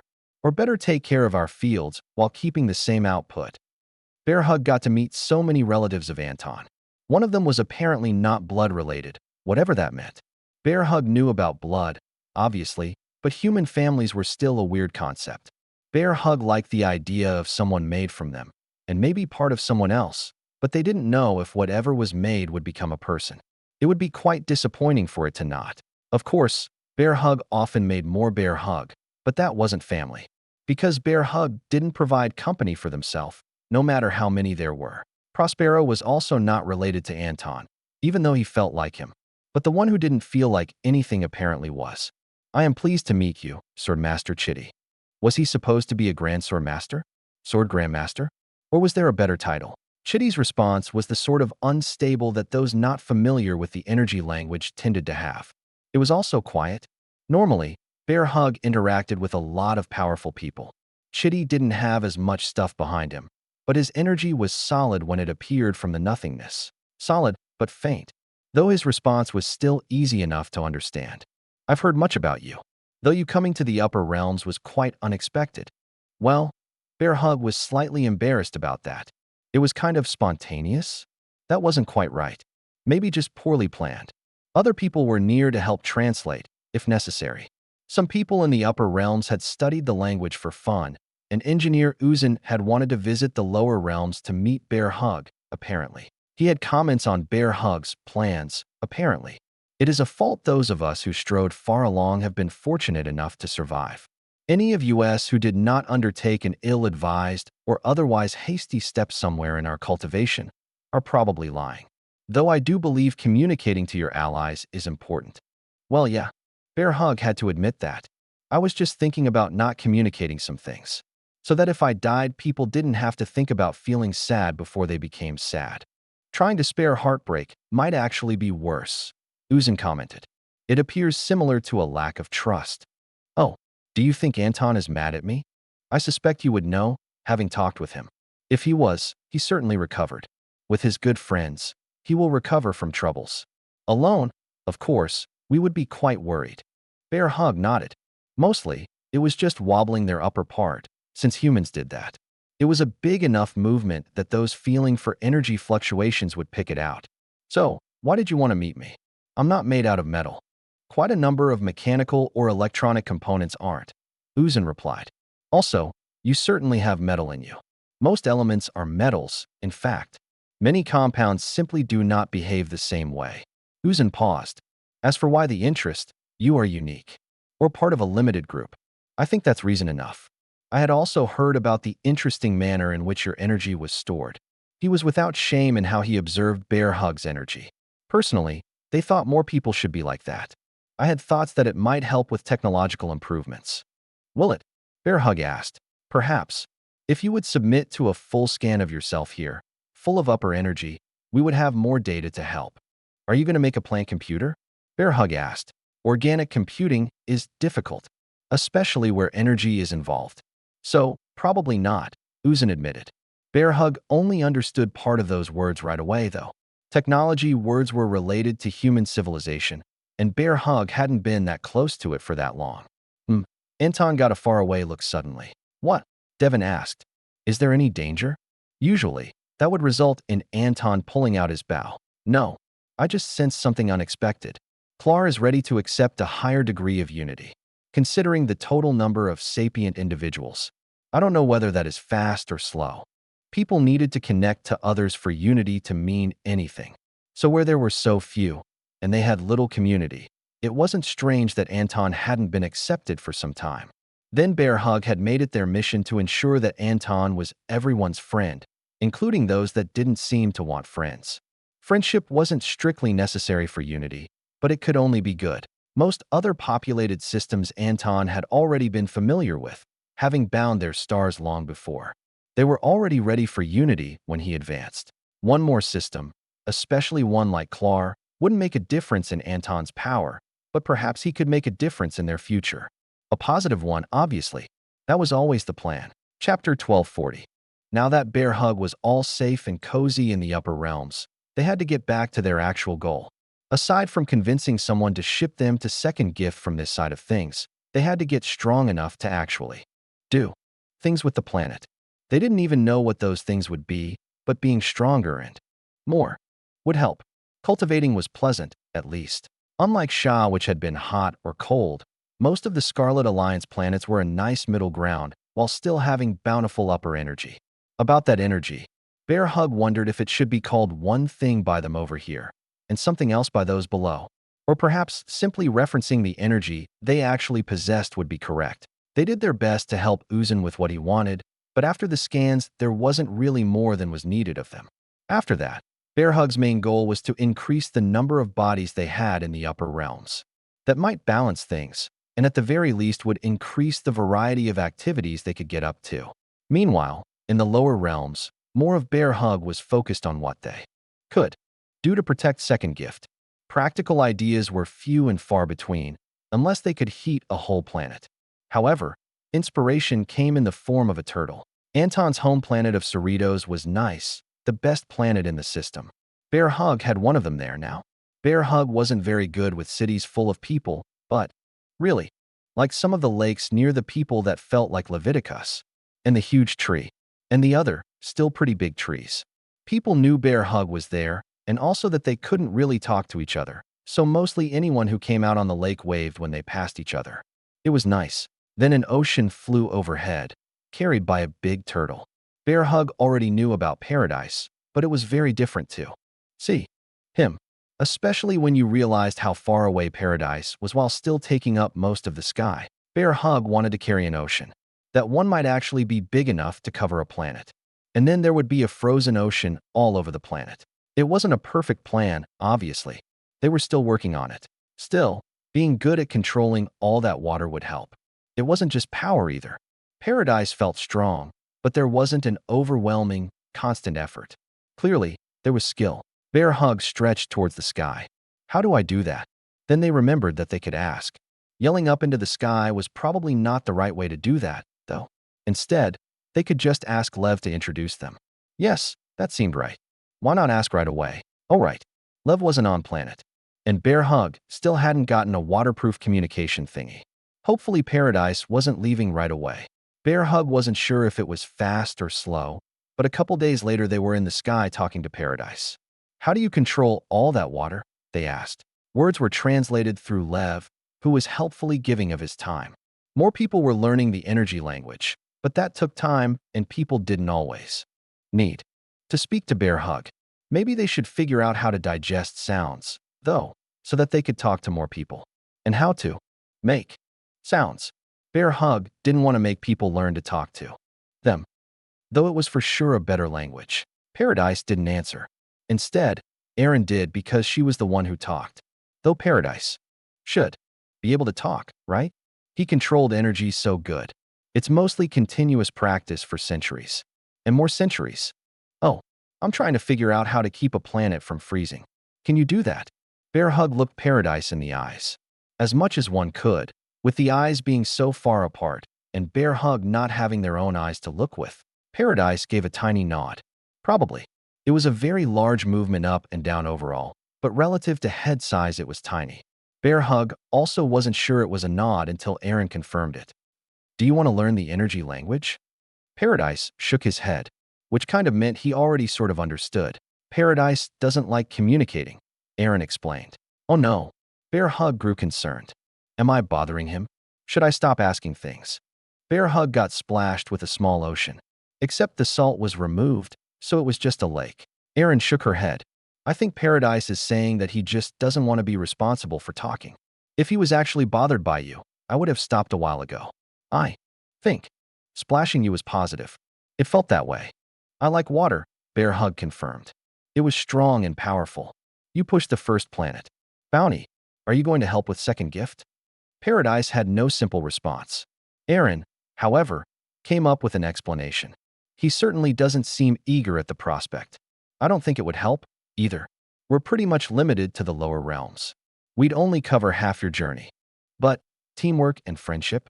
Surely whoever was in the upper realms would want to keep things good as well. The second time Bear Hug was hit with a lake, they thought Paradise might actually be mad. But it didn't hurt. It just knocked them far into the distance and then dragged them around. It was hard to get out of the flow, and they were just stuck circling Paradise for a few minutes. Then they were doing it, but not stuck. The flow of water was entrancing. It was like they were in a real river, which they didn't actually do very often. There was a reason Bear Hug stuck to lakes and ponds. Unless you latched onto something, you would be pulled along and taken along with the current too. Anywhere. Well, specifically downstream, but that might not be where you wanted to go. The flow of water wasn't just trying to be a river, though. It was about how it was flowing. Obviously, there wasn't a slope the water was going down. Paradise was controlling the water. They were showing Bear Hug how it worked, which was what they wanted to begin with. Making sure the water wasn't salty was a nice gesture, because Bear Hug was most definitely a freshwater algae. Bear Hug wondered how long Paradise was willing to teach them. But however long it was, they were going to devote as much attention as possible to it. Humans were nice, but Paradise was probably closer to Bear Hug than most, even though he was still an animal. The Little Alliance, the West Core for those who were boring, though still technically aligned with the chaotic conglomeration in the larger sense, was finding their relocation to be quite advantageous. It wasn't just the closer access to allies who were willing to help them grow, though that was a significant factor, but because what remained of their holdings on the mid-border with the Exalted Quadrant were in a strained situation from both sides. If they had remained, they would have inevitably folded under the pressure. As it was, their new homes on the border at least allowed them the option to retreat if it came to it. They didn't want to, because they didn't want to abandon the region of space they had lived in for many generations of their sects, but they recognized it was better to live than to perish. And the presence of their smallest allies was still a source of tension. They simply didn't mention the void ants to visitors. The average person wouldn't notice. Most cultivators, really. Obviously the ones from the lower realms knew, though. And there was a particularly strange visitor today. A man named Alan Cato. At least, Velvet thought he was odd, and Runa clearly agreed. The twins were a different matter, but they were odd too. Reliable allies, but odd. Normally, I would not have taken such a lengthy journey to ask a small number of questions, Alan commented. But secrecy is of some importance. Have you experienced any troubles with the disciples of the Beyond as of late? You mean after Rammel attacked and tried to wipe us out? Runa asked. Yes, precisely. After that. Not much. Though we are somewhat more removed from that particular sect now. Yes, I see. And has your spying relayed anything of interest? Alan looked at Velvet in particular. I have some particular avenues of inquiry.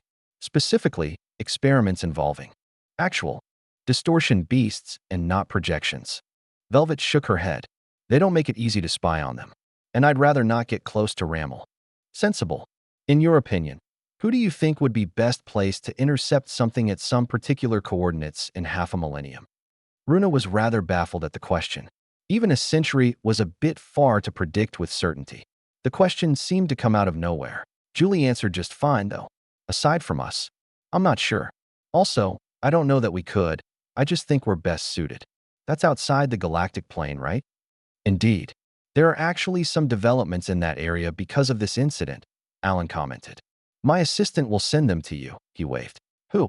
Alan made a face. Oh yes. He was occupied with something. In the lower realms. I suppose I shall have to gather that information. Alan made a face. What's your security level? The highest, as far as I know. They kept adding more levels. It was quite an inconvenience, Alan nodded slowly.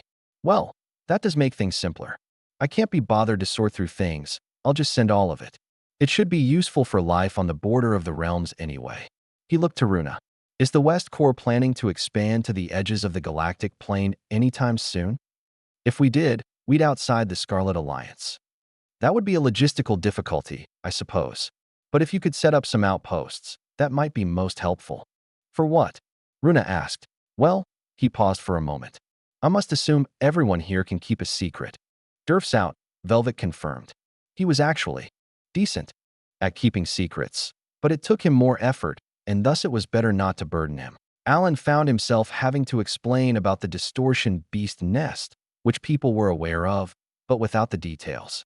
And the details were the tiresome part that people were supposed to have assistance to cancel. But then they had important matters, and that they couldn't afford to go hundreds of light years away on a whim. Presumably because of some social thing. Obviously, the Alliance was paying for the actual transportation. The theorized destination of the distortion beast nest would be above the upper realms. That in theory put the West Core closer, but in practice they were still quite distant from the location in all physical dimensions. They were merely the only option for potentially setting up helpful outposts. Halfway through one of his explanations, Alan Cato felt something strange outside the room. Little machines, and then the distinct sign of void ants. The door opened, and he recognized crossed antennae, by visuals, if not by previous interaction. It was quite sensible to keep track of the most prominent void ants, and fortunately those of import tended to be more physically distinct in size and adornment. Sorry I am late. Crossed antennae signed. You can watch the recording later, Alan said. The short version is centered around long-distance ships that wouldn't rely on standard interstellar mechanics, like actual systems or stars. Sustaining life for great distances is a bit of a conundrum. I understand what you mean, Crossed Antennae responded. Humans take up so much space and food. Yes, we dash, Alan blinked. He hadn't specifically ignored void ants in his previous thoughts. They had even been part of potential balanced ship ecosystems. They were good for all sorts of small repairs without tearing out paneling, and they were good at small-scale plant manipulation as well. But he hadn't considered sending only them. He'd already noticed the greater prevalence of mechanical transport for void ants in this region, a trend that had spread slightly to the lower realms as well. The two hadn't been put together, and void ants were easier to convince to send on a potentially deadly mission for the good of all. Could they fit enough recording systems, though? If his assistant was around, he probably would have been dragged out of his thoughts sooner. Usually that was the correct call when people were waiting for him to speak. But these people were patient and let him finish quite a deep dive on new and valuable paths of thinking. Chapter 1241. It was very nice of Paradise to teach Bear Hug about water control, but they had the feeling that wasn't going to be enough. Unless they could control enough water and keep it from freezing to block out an entire planet, it wasn't good for much more than cultivation growth. Insights were always desirable, of course. Cultivation insights were delightful morsels of thought that allowed them to do surprising things. Ultimately, however, they were limited to what could be done with something.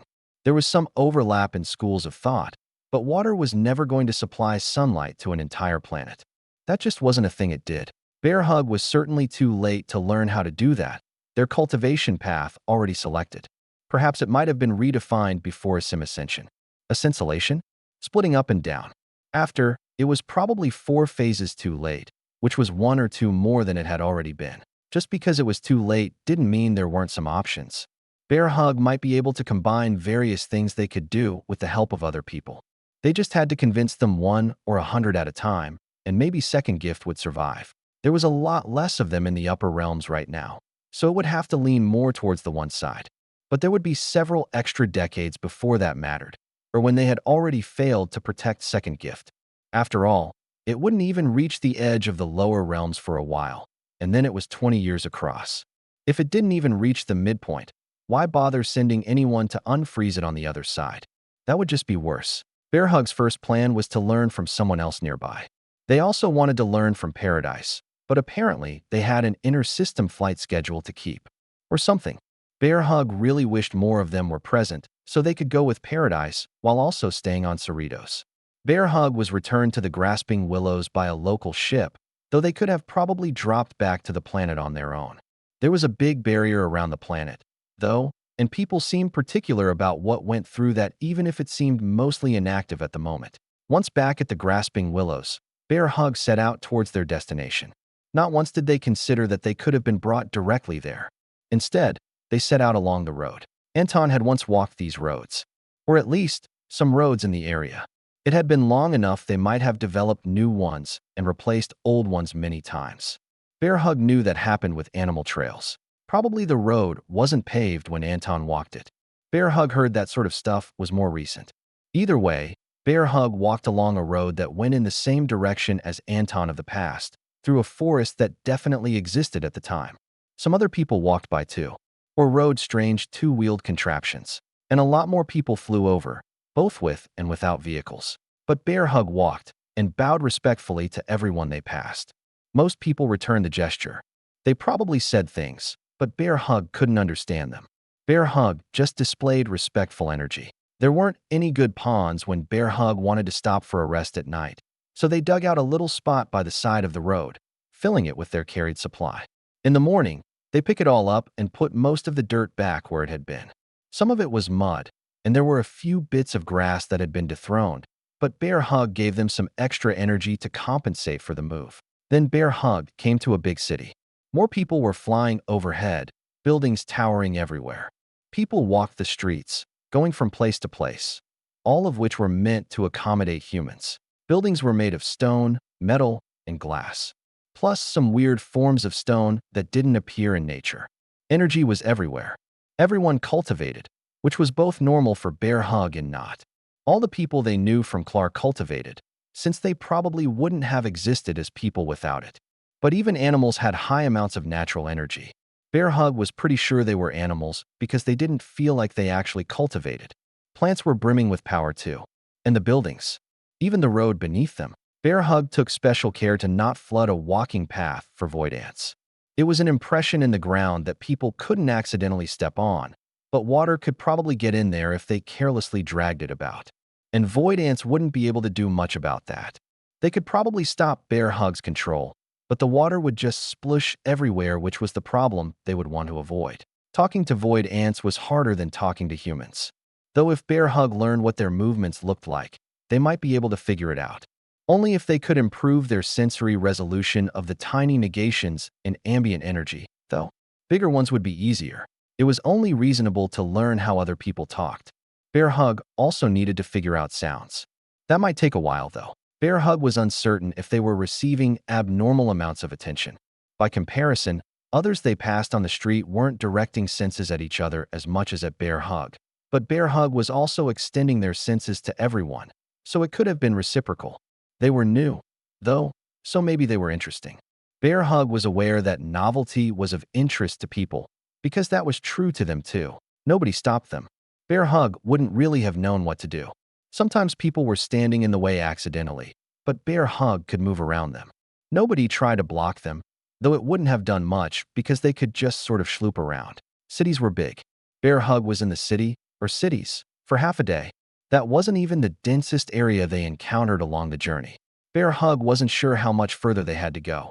They knew that they were supposed to go southwest, but it was hard to say how far. Maybe the biggest road wouldn't even work. The biggest one with people walking. There were actually some big ones with many-wheeled vehicles. Not too many, though. They mostly carried big stuff, and a few carried people. More than required to operate the vehicle, specifically. Some carried many more people, some only had a handful. Flying would be faster. Not that Bear Hug could fly, but there were flying vehicles that didn't even need the roads. But the big ground vehicles were more common in between cities, carrying stuff or people back and forth. Maybe it was easier. Staying in the air was hard, after all. You had to keep pushing. The ground did more of the work for walking. Days passed. Bear Hug wasn't certain how many, but it wasn't that many. Less than a year. Probably more than was necessary. It would have helped if they could read signs. Anton had mentioned them at some point, or maybe it had been someone else. Human reading was an interesting thing, where they made information as flat as possible so they could pile it on top of itself. It was harder to understand than a big pile of logs, but certainly took less space. Maybe it was because they had so many people already. They must have so many helpful things to say that couldn't be carved into helpful statues. Bear Hug was navigating by feel. It seemed to be working. The goal was to go closer to people that felt like Anton. There were some pretty strong ones that could be felt from far away if Bear Hug took the time. And there were more weaker ones who felt similar the further they went. They passed through forests and plains, cities big and small, crossed rivers. Rivers were good, and streams. Took naps in real lakes once or twice. Eventually, they came to a mountain. On that mountain, there were a lot of people like Anton. Surely some of them knew how to make sunlight. Bear Hug looked for a door to knock on, but there wasn't any. It took some time to find a proper entrance, wandering outside the big city at the bottom of the mountain. Eventually, Bear Hug found the path. Many other people were going the same way. They paid more attention to Bear Hug than normal. They were also, in general, slightly stronger than the others. Maybe not higher cultivation, but more dangerous? That was Bear Hug's estimation. Not everyone from the 100 stars would fight, but many of them would. Most of the people walked by the guards standing along the road without stopping. Bear Hug stopped and pondered. Could they be talked to? Bear Hug approached, gesturing to themselves and the sect. I want to go in, please. The human guards probably answered with something. They didn't wave Bear Hug through or perform any physical or energy gestures that indicated Bear Hug could pass. One of them actually held out a hand. Bear Hug thought it meant wait or stop. They didn't know if they could stop, but they could wait. Bear Hug almost didn't notice the biggest energy from the sect approaching. No, they fully missed it until it was just sort of there. Not because the man had been fast or sneaky, but just because he blended into the surrounding energy like any single one of Bear Hug's bits of algae among the mass. A hand was extended. Bear Hug did recognize handshakes. They were much less fun than hugs, but some people didn't like those, apparently. They shook the hand of the man. Hello, the man said, sort of. This speech is unfamiliar to me, but I try. It was pretty good, and Bear Hug said so. You know how I speak. Did anyone tell you about me? Of course Anton told me. I am Vincent. Branchhead. He might have meant branch head, but maybe his head had something to do with sticks. Bear Hug kind of remembered being told about him, though. He was the one who first introduced Anton to cultivation. He was like an Anton to Anton, but not quite as strong. Maybe he didn't grow as fast, but that was okay. I am Bear Hug. It was sad to not properly perform the action, but Vincent spread his arms wide and moved close. Bear Hug. It was much better. I want to learn to make sunlight. I don't know, Vincent admitted. But you are welcome. We will teach. He probably knew how to make sunlight. He probably didn't know what Bear Hug wanted, which was fair. Bear Hug barely knew any of that. The things Bear Hug knew how to do with sunlight were to eat it, and how to make it very inefficiently and not usefully. With enough energy, a cultivator could produce most effects they wanted even if they didn't know how. It was just many times worse. How many times? Bear Hug didn't know, because counting was hard. They didn't have to do it very often, after all. But if Anton was a planet, Bear Hug was a human fist-sized rock. The gulf between their cultivations was less significant than that. Bear Hug would at least be a hill, maybe a mountain. In the other direction, Bear Hug could probably create or manipulate more water than Anton, and Bear Hug was so much weaker. Unless he were literally just lifting it up, then Anton's power might win out. Of course, to support a planet, Bear Hug would need to be a star, which was bigger than both rocks and mountains. But maybe they could figure out how to get closer. Chapter 1242. Vincent was nice. Bear Hug almost wished they met him earlier so they could cultivate just like him, because connecting with people was the core of his power. That was exactly the sort of thing Bear Hug wanted, except perhaps not. He was friends with so many people, but not everyone. Vincent wasn't restricted in who he could bond with, but the focus was on the order of 100 stars. And Bear Hug might want to be friends with everyone, or they might want to be friends with all of the oddballs off alone. After some thought, that was certainly where their efforts began. As for why Second Gift had become an obsession, Bear Hug couldn't say. Perhaps it was the loneliest, a planet made to live just to die. Even if it didn't feel anything, it just seemed sad. Everyone else also admitted it was wasteful, but they were already so used to things being harvested. To them, that seemed like how it was. Bear Hug didn't mind so much, but it would just be better if things survived. Nobody disagreed, but they weren't motivated to change things either. So Bear Hug was trying to learn how to make sunlight. Vincent was decent at it, but not really the best option even on Cerritos. He mentioned the people of Bounty, which made Bear Hug realize they should have already sent one of them there a while ago. Though getting from planet to planet was a bit tough, without someone specific to communicate with. People didn't mind Bear Hug going around since they were safe, but very few people could speak. That was a lot of learning to do. Learning to hear and speak would be hard. Learning how to make sunlight from disciples of the Order on multiple planets. Learning to fly, in particular into and through space. And then learning to fly through space and between systems which required fancy abilities. Because it was really far. They didn't want to spend a decade every time they wanted to go visit a nearby system. And that was assuming they could get close to light speed. Apparently, that was pretty hard. Cerritos cultivators used sunlight to supplement their farms, either adding their own or manipulating what came from the natural star. Bear Hug thought the latter was easier to do, because creating sunlight was nearly the opposite of absorbing it in a way that wasn't helpful for learning how to do it. Though obviously it was more heavily weighted towards cultivation instead of physicality, Bear Hug did actively absorb the natural energy, or ascension energy, in sunlight. Manipulating it was possible. Producing sunlight was taking that energy and turning it back into that form. It seemed like it should have been easy, but the problem was that Bear Hug naturally took it into their body. Some of it joined their cultivation, other parts became something else. Not all of it was available to return, and there were different parts of it that needed to exist. Some fundamental part was gone and unable to easily be restored. Bear Hug could enliven a few plants or give someone a sunburn, but it wasn't exactly impressive for an assimilation cultivator. Maybe another few times more efficient compared to how they were before, but it didn't seem that training with the Order for another few months would produce much more fruit. Not that Bear Hug produced fruit to begin with. They were the wrong kind of almost plant for that.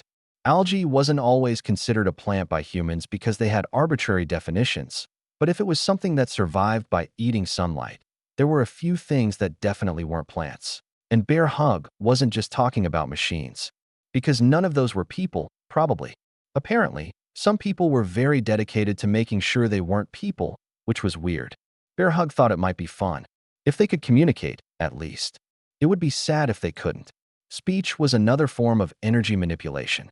The problem was humans, and many animals, had two sets of things that made them very good at making and hearing noise.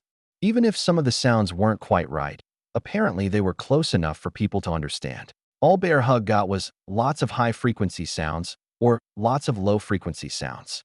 Patterns that seemed just as foreign on an energy display where they were made out of up and down wobbles as they did inside Bear Hug's head. This was going to be a difficult project. Fortunately, they got recordings and knew what they were supposed to say, so they didn't have to constantly bug humans to try to say things until they figured something out.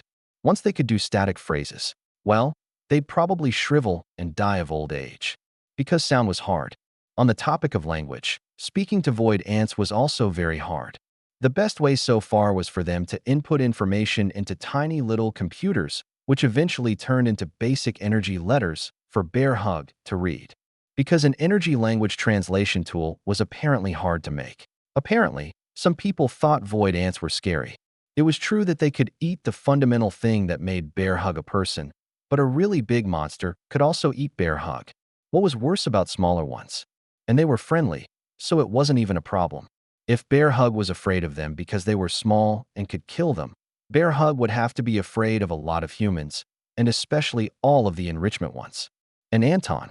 Even though none of those would kill them, void ants sometimes nibbled like fishies, mostly to grab attention. They had plenty of other energy to actually fill them up, which was good. Bear Hug didn't want friends to be hungry. Flying was just pushing yourself around harder. That wasn't too bad. On planets with regular gravity and a decent atmosphere, Bear Hug found it easy enough to push off of stuff. When the atmosphere got thin, there was less to push off of, but energy still did the job. Then they were in space.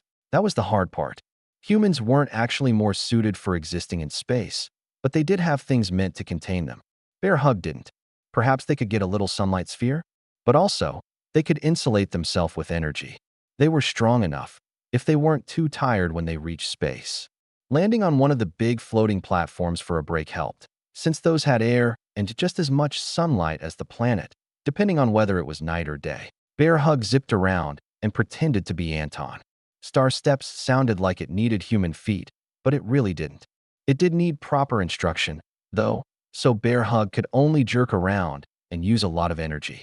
They'd be asking Anton to actually teach how to do that later, but more important was constant acceleration. After insulating themselves from the outside, a layer of water frozen into ice kind of helped, but it blocked off sunlight. Still, Bear Hug could move as one big sphere and not have to spend too much energy keeping the rest of them from freezing and recycling air and just surviving. It was a tricky process they could only keep up for a few hours at most. Most of their spatial shenanigans had been supported by others, and they hadn't realized how hard it was. They were so far from reaching another system. They could go out to the furthest planet, and then do it again and again forever and never make real progress. And they'd be away from dense energy and, most importantly, sunlight. But sharing energy with themselves could help account for that, at least on one side of the border. It had to be the right energy, after all. But aside from trying to go faster, Bear Hug had to do something with space or subspace. They'd experienced cultivators carry them along many times, and ships that did it several different ways.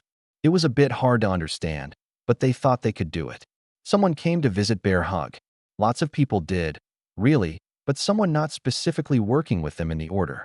And apparently, she was more Anton than others without being part of the order. A relative. Anishka was both hot and cold, both at the same time, though not in the same place. Sometimes left and right, sometimes up and down, in and out, or in layers. She changed it a lot. Vincent helped translate for her, as she explained her reasons. I heard you were trying to figure out how to support. Second gift? Like we supported Bounty. That's right, Bear Hug said. Lots of people helped you there, but second gift is going further and nobody wants to do it. I don't think that's quite true, Anishka said. But nobody really thought about whether it could be done with Bounty until it was happening. Seeing how hard it is to do that, but more, it scares people. But there are so many people and just one problem, Bear Hug complained. How can you be afraid? Some things are very big, or they look very big.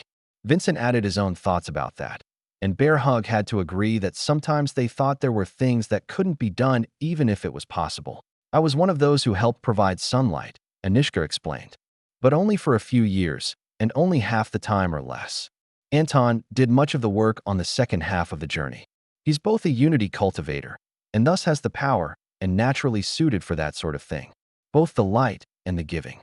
He has many important things to do, Bear Hug said regretfully. Taking many tens of years is probably too much, right? And he could only go halfway, or less. That's the other problem. Without a complete solution, people don't want to try. The upper realms doesn't have anyone who could fulfill the task. Bear Hug didn't think that was true. The people from Bounty were all from the upper realms and learned how to make sunlight. They said that. And there have to be a bunch of other people too. There's lots of Order of 100 Stars people, though the domination cultivators maybe can't go with the planet. More relevantly, they can't be responsible for keeping it warm and for defending it, Anishka pointed out. In the upper realms, people are likely to attack. Why? Because there are many enemies there, and they want the resources we are offering to Ratna. Oh, that's mean of them. Anisha nodded. Indeed. Bear Hug took a close look at Anishka's energy. How do you make a planet hot without getting cold? Do you think I got cold? Anisha asked. If you use up all the hot, that is all that is left. Indeed. But it is part of me. Well, it's certainly a possibility for that to be the result. But my energy can become either at will. Anishak suddenly felt like a furnace, then a bunch of ice. In extreme circumstances, I can even draw heat from cold or cold from heat, though that's usually less efficient than just altering my own energy. Mostly, what I did was manipulate the outside cold from seeping in while I provided heat to the planet. It wasn't very good as sunlight, but fortunately the local cultivators took care of that, supporting patches of life around their communities. The whole planet wasn't safe? Not all the time, Anishka admitted. It took a while to regrow. You can still see some of the signs if you look today, especially since they were in the midst of replanting, given the devastation after the shift in the tides. Bear Hug wondered if it was okay to just save part of second gift. They could probably protect a grove, or a lake of fishies.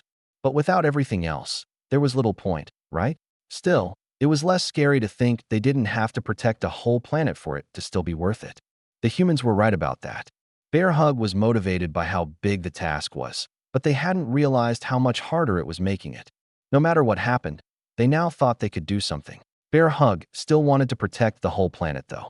They had enough time to learn and convince people to help that they could certainly get closer. Chapter 1243. Insight came from places that were least expected. Anton said that. Bear Hug was pretty sure. Or something like it, anyway.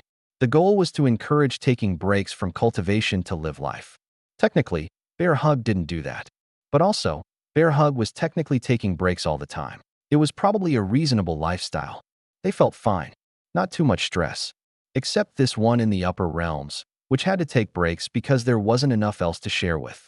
Maybe soon there would be more separate bits in the upper realms. But for the moment, Bear Hug was floating around in the system with Xianxia. They had been practicing flying through space, and there were a number of interesting places to go. Most interesting, perhaps, was the solar platform by the star. Specifically, the one that was the anchor of Timothy and Katerina. There were other ones too, but that one was special. It didn't really feel like Anton's stars or other assimilation targets. Energy didn't begin there, it just went through it. Maybe it wasn't the same sort of energy before, so it became big and strong in the anchor, but it still existed before. Probably. Bear Hug wasn't really sure about all this devotion stuff. They were pretty far from actually needing it, and barely knew any people. The solar platform wasn't empty. Even though it was an anchor, it was also still the thing it was made to be. This one was for teleportation, which was basically the same as going really fast for a short time. Bear Hug had done that on planets a few times in the lower realms, but the upper realms was better at doing it between systems. Something about the kind of energy and the density of their population, or maybe they just tried it first and started getting better earlier. Some people were being teleported, and some people were running things. And some others were just standing around, studying things. Bear Hug themselves probably fell into that category. One of the people came up and started talking to Bear Hug. A brave one, maybe, or just one that knew that everyone who could get here was a friend. Usually, that meant they could talk. There were a bunch of sounds. Solar-powered. I'm solar-powered too. Bear Hug commented. Sounds were hard. They might not have said all the words right. Sometimes the pitch was wrong, apparently. Beyond human hearing, depending on the human. There was a pretty wide range of things. And of course, there were the non-humans. Like the wolves, and everyone from Acaris. And void ants. But there probably weren't any on the platform. Hopefully Bear Hug hadn't stepped on any. Bear Hug paid real close attention to the vibrations that were sound. It was difficult because there were so many from other people and objects, and even the person who was talking made sounds that weren't supposed to be part of the words. Bear Hug held perfectly still so that they didn't make extra noises. Plant. Bear Hug was pretty sure that was a question from this person talking. But he didn't wait for an answer. He seemed to go back to talking about the platform. Barriers, something, teleportation, lasers. Bear Hug didn't understand that word. They hadn't heard most of the other words, but when they got the sounds down and didn't understand, it was frustrating. What is laser? Fortunately, the current talking partner was willing to implement a high quantity of words per minute for practice, and didn't seem to care if Bear Hug understood or responded. Some people were too patient, and Bear Hug never got to practice real-world vibration capturing skills. Something about stored sunlight and concentrated power and released light. Bear Hug lost track of the words because they began thinking about something else. Why did they have to take anything from the sunlight? If they were cultivating, it was only normal to convert it into the forms most usable for their growth. But if they just wanted sunlight, couldn't they capture it as it was? Fortunately, there was a star right there. Most of its power was being absorbed by the platform itself. Humans got those sunburn things very easily when they were this close to a star. Bear Hug would probably get some other sort of burn, if careless. The talking guy didn't notice Bear Hug wasn't listening. Nor did he particularly care when Bear Hug left with barely a goodbye.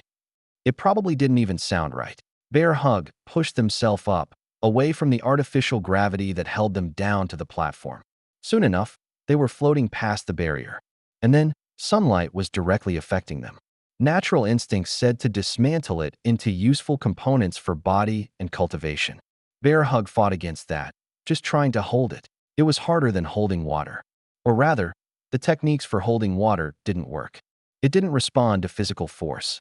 It could be deflected by energy, but it took more intention. And light moved so fast that any slight gap meant it all bounced around and slipped out in an instant if there was any escape at all. Yet holding it contained was like wrestling against part of the star itself. After gathering for just a few moments, Bear Hug felt overwhelmed. That wasn't right at all. How did the platform store sunlight? The answer was, very unhelpfully, in complicated machines. And it might not even have been in sunlight form, but most likely in electricity, which was like lightning, but not lightning, and also stored as upper energy in various forms. It wasn't actually storing sunlight. Probably. But maybe Bear Hug could. That was one of the benefits of being able to think, is doing things. Bear Hug didn't have anything to store it in, but maybe they could make something. Not a rock or a crystal, but more of them? Some part of them. A battery. And then they'd let out the sunlight when they needed it. So all they had to do was figure out how to do both those things. From the outside, it seemed just like they were back to the beginning of things, but that wasn't the case. Bear Hug was quite pleased to have a line of thought that made sense to them, even if it might not to anyone else. All they had to do was develop it, probably in the lower realms, because they had more of them there to work with and lower energy was more familiar. In between stretches of time where he tried to coordinate a unique trip outside the galactic plane, Alan Cato continued with his normal studies, and some studies on abnormal versions of normal topics. In short, the distortion beasts that were imbued with insights. There were many of them, and going over them in detail might provide some understanding of how it was accomplished. Though most likely, the final secret would be connected to their ultimate destination. Containing this particular specimen had been quite some work. Devon's delivery hadn't done the thing justice, as it was quite restricted. However, upon being placed in a multidimensional energy-draining cage, the beast had immediately begun bashing it apart. Quite directly, based only on the insights it carried. Alan Cato had to admit that bashing things with blunt force was an inelegant way to combat them, but it was certainly one of the most effective. Literally, just get anything going fast enough, and you didn't even need to hit the right place. He'd seen how effective weapons like guns, projectile, and otherwise, as well as older martial weapons could be in the hands of the right cultivator. The weapon this distortion beast carried was merely itself. It had no sharp spines or angles. It was difficult to tell if it was entirely made out of flat surfaces or a particularly large sphere that merely appeared flat. The practical differences were nearly irrelevant for most purposes, but scanning its subspace bulk was proving to be tricky. Of course, the idea of a sphere was already incorrect as it was based on 3 dimensions. But it was a useful approximation for some purposes, at least. Alan Cato had reacted quickly when the creature began to strike its prison. He reinforced the structure, focusing on smaller things that might be rattled out of place. Rather than trying to win on strength, he reinforced the concept of the bindings as an immutable whole. Distortion beasts weren't known to easily get fatigued, but their need to consume wasn't merely for development, but also to sustain themselves. Without incoming energy, the beast would wear out eventually. Alan did make sure the emergency alarm was going off. No need to call back Devon, but Alan himself couldn't keep the thing contained indefinitely. It made him wonder what sort of structure might be good against this beast. Perhaps something that held it tight, unable to build momentum in any dimension. Though with certain blunt force insights, it might not need to build momentum. It could just have it. There were concepts along those lines that humans had. So if they had been imbued, there was no reason this beast couldn't also have them. The security force helped Alan suppress the beast by administering a combination of toxins that had been found to be effective on a majority of distortion beasts. They had wildly varied anatomy, of course, so most of the time the concoction only had partial effectiveness, which was the general idea. After filling the thing with a small lake's worth of toxins, it settled down slightly. What do you think, assistant? Well, the blunt force didn't seem able to propagate beyond the structure. So it's not a piercing type. Good observation, Alan nodded. Oh, and what do you think of the containment? I was considering a tight binding. It's a bit difficult to restructure it, but as an addition it might do. Some sort of nth-dimensional mesh, resistant to pressure. Though it might just bite it open. Every material has its weaknesses. I was hoping it has no teeth. Or mouth. The assistant nodded. A fatal flaw for most organic beings. I must say that most distortion beasts have a mouth, but some skip over that and directly encompass their meals with their stomach. As long as that can't reach the outside. Perhaps it won't matter, Alan commented. With these insights, it might be locked into a combat pattern that it believes, with its focused intellect, to be optimal. So even if it can, it might not. Which is a perfectly good reason to try it. Time to order some rope, Then, the assistant commented, it would take more than simple rope to restrain the beast, obviously, and the dimensional enchantments would have to be added by their own hands. Combining that with the vast quantities required to restrain something the size of a distortion beast, considering that they had to cover many layers of dimensions, Alan thought they would be busy for quite some time. He wondered if they chose this particular insight on purpose or not. Were they trying to get it to destroy planets?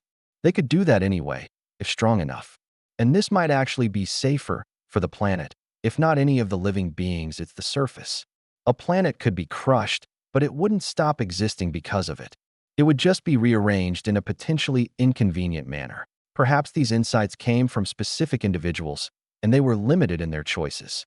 That was sensible, of course, whether they were copied or transferred, the difference being the retention of said insights.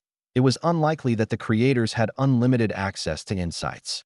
If they did, that insight generation would be a far more monumental achievement than imparting them unto a distortion beast, and Alan's area of specialty was distortion beasts. He already thought it was astounding what they had done. He'd love to have a chat with whoever did it, then probably have someone toss them into a star. Clearly, they couldn't be trusted to responsibly use their knowledge. Chapter 1244. Even if messages sent to the Scarlet Alliance had a shorter round trip than most locations in the Trigold cluster, Ratna still found it somewhat cumbersome to coordinate with them long-term. Part of that involved all the infrastructure she needed to build within her territory, as she was many centuries behind. Perhaps further than that, in terms of understanding, but building up the necessary steps to match was still a lengthy process. More complicated was dealing with the distant Shadow Sect without giving away her total control over the sect. At points, Ratna herself went to visit the Scarlet Alliance. She rarely made a public appearance, not because she did not wish to advertise the alliance, but because advertising her departure from her territory carried some risk. Not much, since most people feared retaliation, but some individuals would be more bold, thinking their actions would more easily slip beneath notice. They would even be correct.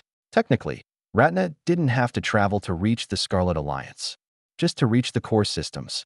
After all, the Guardians of the Veiled Brilliance was an official member now, regardless of semantics, though they were still separated for the moment. There was clearly some momentum to expand into the Trigold cluster, officially or not. Ratna even had intended to slowly expand her territory westward, but that was a long-term project, and it might even conflict with her current goals. Specifically, securing the borders of her territory. Obviously, she never left them undefended, but it was in the same tradition as most armies of cultivators and fleets within border systems, ready to chase down anyone who tried to pass by. But as it was still mainly open space, nothing technically stopped them except the capabilities of their ship and how far they could travel without replenishing their energy. Fortunately, the answer was, usually, 5 or 10 light years, requiring them to dip into most systems along a particular path. But they had been pushing their capabilities lately precisely because of the Scarlet Alliance. Even if they didn't have all of their tech, there were advancements to be made in the arena of formations that they simply hadn't pushed for. Ratna didn't realize how lazy people had been. That included domination cultivators, though calling them lazy in the traditional sense was a bit disingenuous. They never stopped working to improve their personal power, and that usually meant growing the power of their sections. It was simply that they used traditional methods from bygone millennia, tried and true, but barely improved in all that time. They weren't pushing for acceleration of their growth, and the Scarlet Alliance did, in a rather terrifying manner. Ratna was glad she'd gotten a foot in the door early, because even as a domination cultivator it would have been difficult to secure a strong position. After the Great War, it didn't technically last very long, but that was because most of the devastation was concentrated into one large battle in which multiple domination cultivators were killed, none of which were allied with the Scarlet Alliance. Huge, deadly battles were somewhat concerning, but concentrating defensive forces into a single position seemed quite advantageous. Ratna at least wanted the option, so she had proposed that Katerina help her set up a similar system. It was difficult, as her territory was more widespread, instead of concentrated. Vaguely, in a sphere around a central point. That was how the Scarlet Alliance had started, at least. Now they were filling out the Scarlet midfields quite intentionally. Katerina herself hadn't come to assess the situation, but dozens of competent individuals had traveled throughout Ratna's territory, taking measurements to determine how a spatial distortion might be achieved. So far, the results were that it would have to be temporary. It would take too much power to be continuous, given the configuration. They did have suggestions for expanding her territory that would improve her results. However, it was only a matter of doing so without causing too much trouble for herself. As a domination cultivator, Ratna could get away with much. She and her sect were powerful, but certain claims would result in surrounding groups fighting back, perhaps in concert. She also couldn't afford to make too many enemies in the near future because of the next planet coming her way. The first one had already been a great boon to her sect, slowly being dismantled for lower energy, imbued stone and metal. Second gift, as the planet had somehow been named, would carry much more organic matter that could be used for a much wider variety of projects. She'd even heard some rumors that maybe it would reach her alive. They weren't well substantiated, but even Katerina hadn't outright denied it. Something about the plan being in development and uncertain. Ratna would gladly give up several of her own systems for something like that, if it was possible. Not that it was on offer or would actually be an equivalent price. It was a big promise even for the Scarlet Alliance, despite what they had already done. She wasn't planning to count her chickens before they hatched. Though some well-frozen chickens might still be valuable. They could trade with the Scarlet Alliance for such things, but transportation on the scale of a planet was far more than could easily be achieved. Ratna would have been willing to compromise on her deal if they couldn't actually deliver even the first planet, but now she couldn't help but wonder. Her only concrete plans involved frozen wood, which would hopefully seal the energy inside. Ratna's further plans to connect the territory of her two sects would have to begin afterwards, and it might even occur after the next shift in the tides. Ratna didn't quite know what plans the rest of the upper realms had, but it was unlikely they would settle down and do nothing. It might not be anything that was expected, but sadly Ratna wouldn't be included in such discussions. Vlasta of the distant Shadow sect, however, might be an exception. A persona that was less prestigious would be included in fewer details, especially if her sect wouldn't commit to joining in on a plot, but she could still learn something. If she found the time. If she hadn't heard about what happened with Everhart and his projections, she might be tempted to try to get into the field in that manner. Then again, there were reasons nobody else had kept wide-scale long-term personal projections before. Forcefully receiving memories at an inopportune time might be the least of the potential threats. In just a few short decades, which was both long and short, Erona had convinced the Origin Cycle to integrate into the Lower Realms Alliance. Various sects had different concerns, and ultimately they had insisted on keeping their concealment from the upper realms. That put them in an official secret state, but Erona was satisfied with the result. They had much to benefit, and the Alliance could as well. Erona herself didn't know precisely how valuable different technological paths would be to the Alliance. Perhaps nobody did. But if nothing else, having access to more brilliant minds would be worthwhile. The plan was to connect them to the unified sector, the people of which had been expanding outward into other systems for quite some time now. The presence of hive minds made them unique among the sections of the Lower Realms Alliance, though perhaps not as much nowadays. Unity cultivators like Anton didn't create true hive minds, but there was a connection between people. It was far broader, with no resolution of individual wants or needs, but it was a connection between many people nonetheless. Erona accomplished similar results in a very temporary fashion. However, she was looking forward to the future when her insights built up. To her, unity was actually an achievable stage. The only question was how many people would make the attempt before her. Probably Lev, though his method was a consistent but slow one. Vincent was another possibility with an assimilation particularly suited, though like Erona, he was rather recent to reach enrichment. There wasn't a set time for how long it would take to surpass a stage, however, and the flow of centuries continued on without ceasing. Erona couldn't ignore that it was also likely Devon would reach unity before her. His style wasn't natively suited to cooperation, but he'd long before encountered many who shared similar scars on their hearts, a vast number in the current unified sector. And while the trauma had been healed as much as was possible, many of that first generation of freed cultivators still lived, molding the society around themselves. It was actually one of the best prospects for future unity cultivators long-term, as they had both hive minds and the less permanently fused confluence cultivators. From what Arona had observed, about half of potential confluence cultivators from outside the hive minds chose to ascend into the upper realms. No hive mind cultivators ascended. If they were the type, they would have left the hive mind long before. It was one unique feature the upper realms hadn't yet interacted with much, nor was it likely they ever would, unless a whole community ascended at once. That was possible, if only on the theory level. It was unlikely for a large enough group of purely life transformation cultivators to form, so there were many rough details about bringing others along. Shipping off those who were left behind wouldn't be a good result, either. Transplanting lower realms cultivators into the upper realms without them ascending was a good way to cut off their future growth. That was something that had been presumed and then confirmed unintentionally as some individuals took the newer mobility as an opportunity to settle elsewhere. Not everyone was concerned about continual cultivation growth, though. Arona was glad that it was possible to have that, even in a society where everyone cultivated. They weren't all expected to reach unity or even essence collection, just to be the best they could be. It would be nice to have another unity cultivator in the lower realms, just to lower the burden on Anton and to prove the results. On the other hand, there were always oddities, the strangest of which was most likely. Bear Hug was a genius. Oh yes, nobody else could have possibly done what they were doing now, except for all the people that did. Technically, the majority of energy emitters didn't tend to focus on things like sunlight. Instead, they did things like learning to absorb fire and release it back at their enemies. But they did just exist. And Bear Hug had come across some of them after asking for help researching what they wanted to do. They were getting so good at speech. They could talk to multiple people per day with at least half of their sentences being understood. Energy speech was still superior, obviously. Bear Hug was, right now, sitting in a pool of sunlight in the lower realms. At the same time, they were bathing another random planet in sunlight because they didn't want to screw up the schedule of second gift.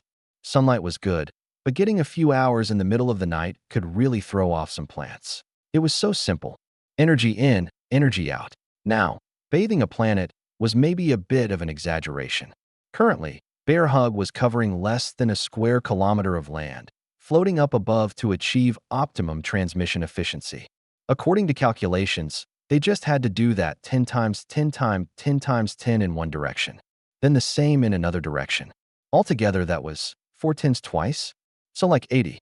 There weren't currently 80 Bear Hugs, but if they could be more efficient, they could probably cover more area, right? Bear Hug was a genius, but it was quite possible that they were very poor at math. But it couldn't be helped, because pretty much no one else in Clar used math. Thus, by default, making them nearly the best mathematician in the system, unless someone asked Briar. Briar used math, because otherwise Briar would get in trouble for consuming too much. Calculating exactly how much they could consume was important, and that meant knowing growth rates and areas. Very well, Briar would have told Bear Hug that they could cover approximately 0% of second gift's surface to many significant digits. But nobody was going to listen to Briar anyway. Chapter 1245.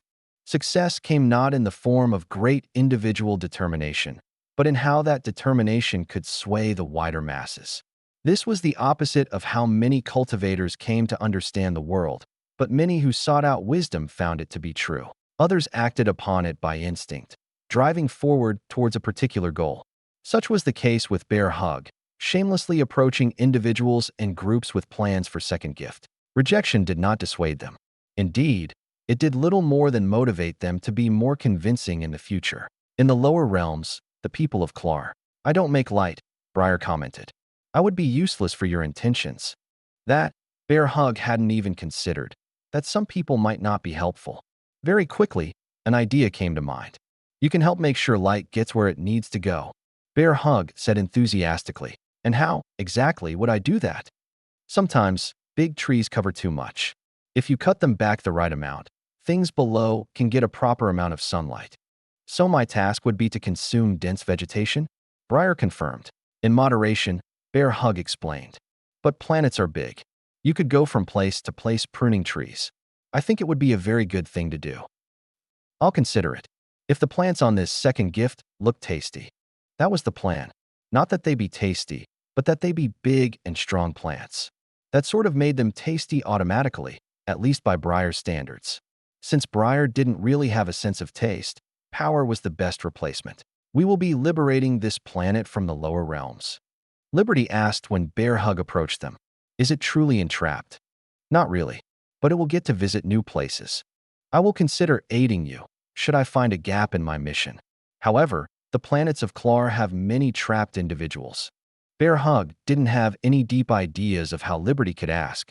It would just have been rude not to ask a friend to come along. Ivy wasn't interested either. Most of the people of Clar weren't. But that was okay, because Bear Hug had enough of themselves to cover for a lot of them. Disciples of the Grasping Willow and other plant-based sects were hesitant to truly establish anything on Second Gift. After all, if it was inevitably going to die, it wasn't worth putting in the effort.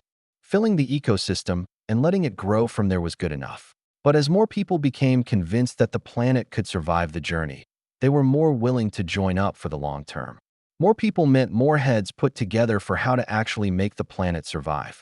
As cultivators, everyone could do something. Even if it was only caring for a small patch around themselves, it was an important contribution.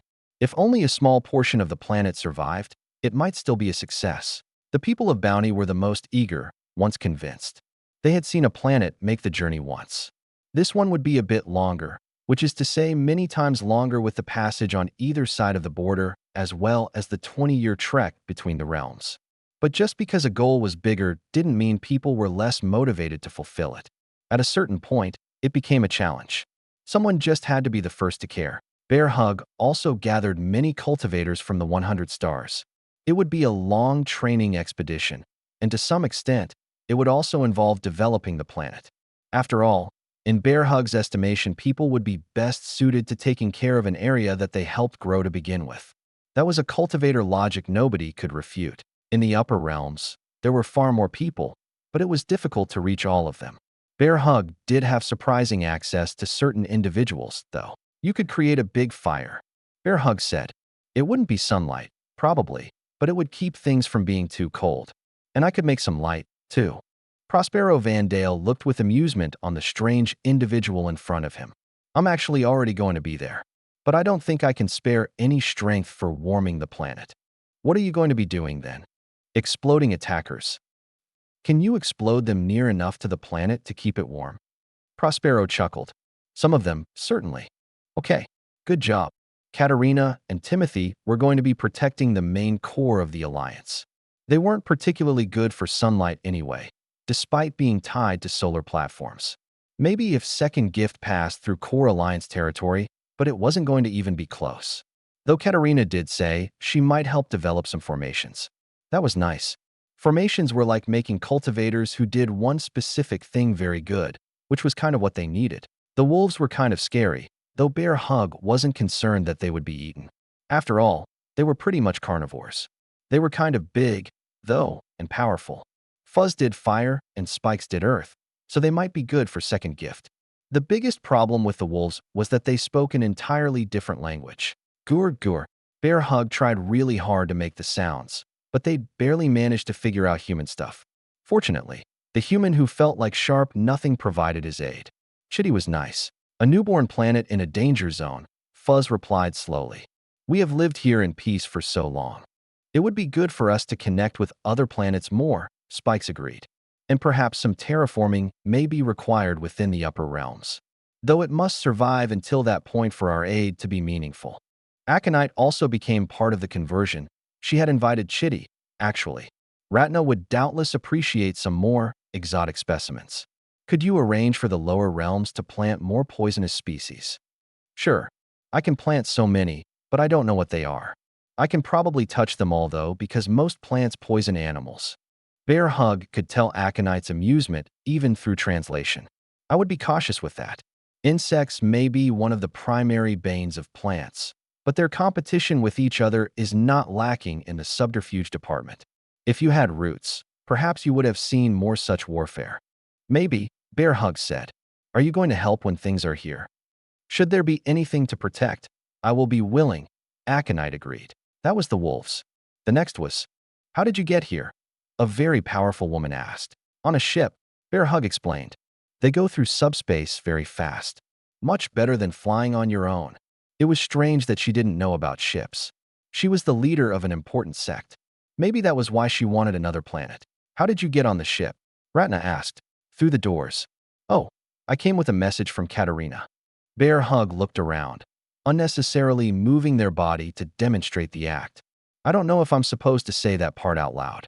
Anyway, here's a data thing. It's not even wet at all on the inside. Ratna took it. Bear Hug's interpretation of human emotion was stymied by the fact that her energy protected them from closely observing her face. Her overall posture was stiff, which wasn't normal for humans. Or Bear Hug, since they were naturally a loose bunch of stuff. If I understand correctly, you are the one attempting to bring a live planet from the lower realms? Yeah, I heard you did a bunch of nice stuff for us or something. And the first planet was all boring. And then this one was going to have trees, and I thought it would be sad they were dead. That's not a very good gift, right? I suppose not. But it wasn't really intended as a gift, but a payment. Like that money thing. How much money is a planet worth? Very much, Ratna said. Even if she had the numbers, they would have been meaningless. You don't sound excited. Do you want all the stuff to be frozen? That's a lot easier, but kind of sad. It would be very valuable to us to receive this planet intact. It just wasn't something that seemed viable.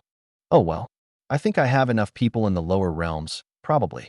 But there's barely a few of me here in the upper realms, so I can't do as much.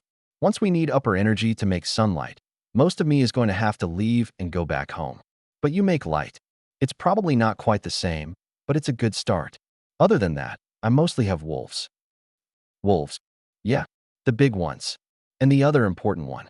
Hey, did you know that Aconite's name is wolf poison? Do you think she knows? I don't know if anyone told her. I'm certain that she knows already. She did choose her name, after all. Oh, I thought she would be like a human that had her name chosen already. I was wondering how they knew she would like poison. I also got to choose my name, did you know? I am aware, Ratna said. I appreciate your intent to get second gift to the upper realms fully intact. However, I can't offer the Alliance any more support than I already have. That's why we should give you the best thing, right? Bear Hug thought that made sense. Ratna was nice, but maybe she wasn't very good at talking. Or maybe they were bad at talking and she was having trouble understanding. She might be too polite to say when Bear Hug made the wrong sounds. Anyway, Bear Hug finished. I just wanted to come say hello. Do you know where you're going to put it? We were going to bring it into our territory, and then Ratna looked around.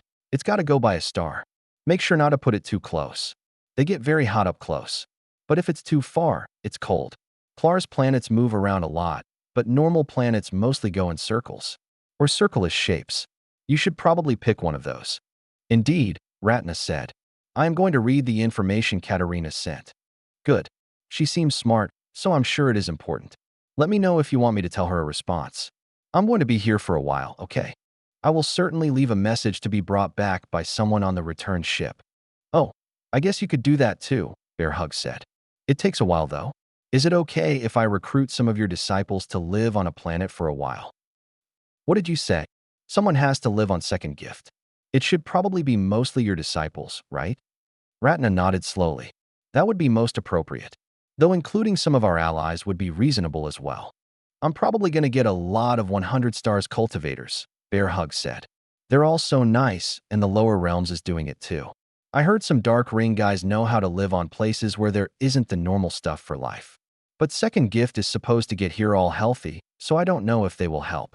And they're probably sad because I heard their sect head died. People get sad about that, right? They do. The loss of important or close humans makes others sad. Most of the people I know haven't died yet, Bear Hug said. But I think I will be sad even if they die far away. But they might also be close at the same time. Bear Hug was getting good at speech, but sounds were still hard. They often found themselves using the energy language at the same time, which was neat because it meant they had better control over their own energy. They were still growing, which was good because they'd need more Bear Hug in the upper realms, especially if some of them had to be near stars. Chapter 1246. Second gift was better than it had been before. At first, people had filled it out with a balanced ecosystem, planning to let it grow naturally.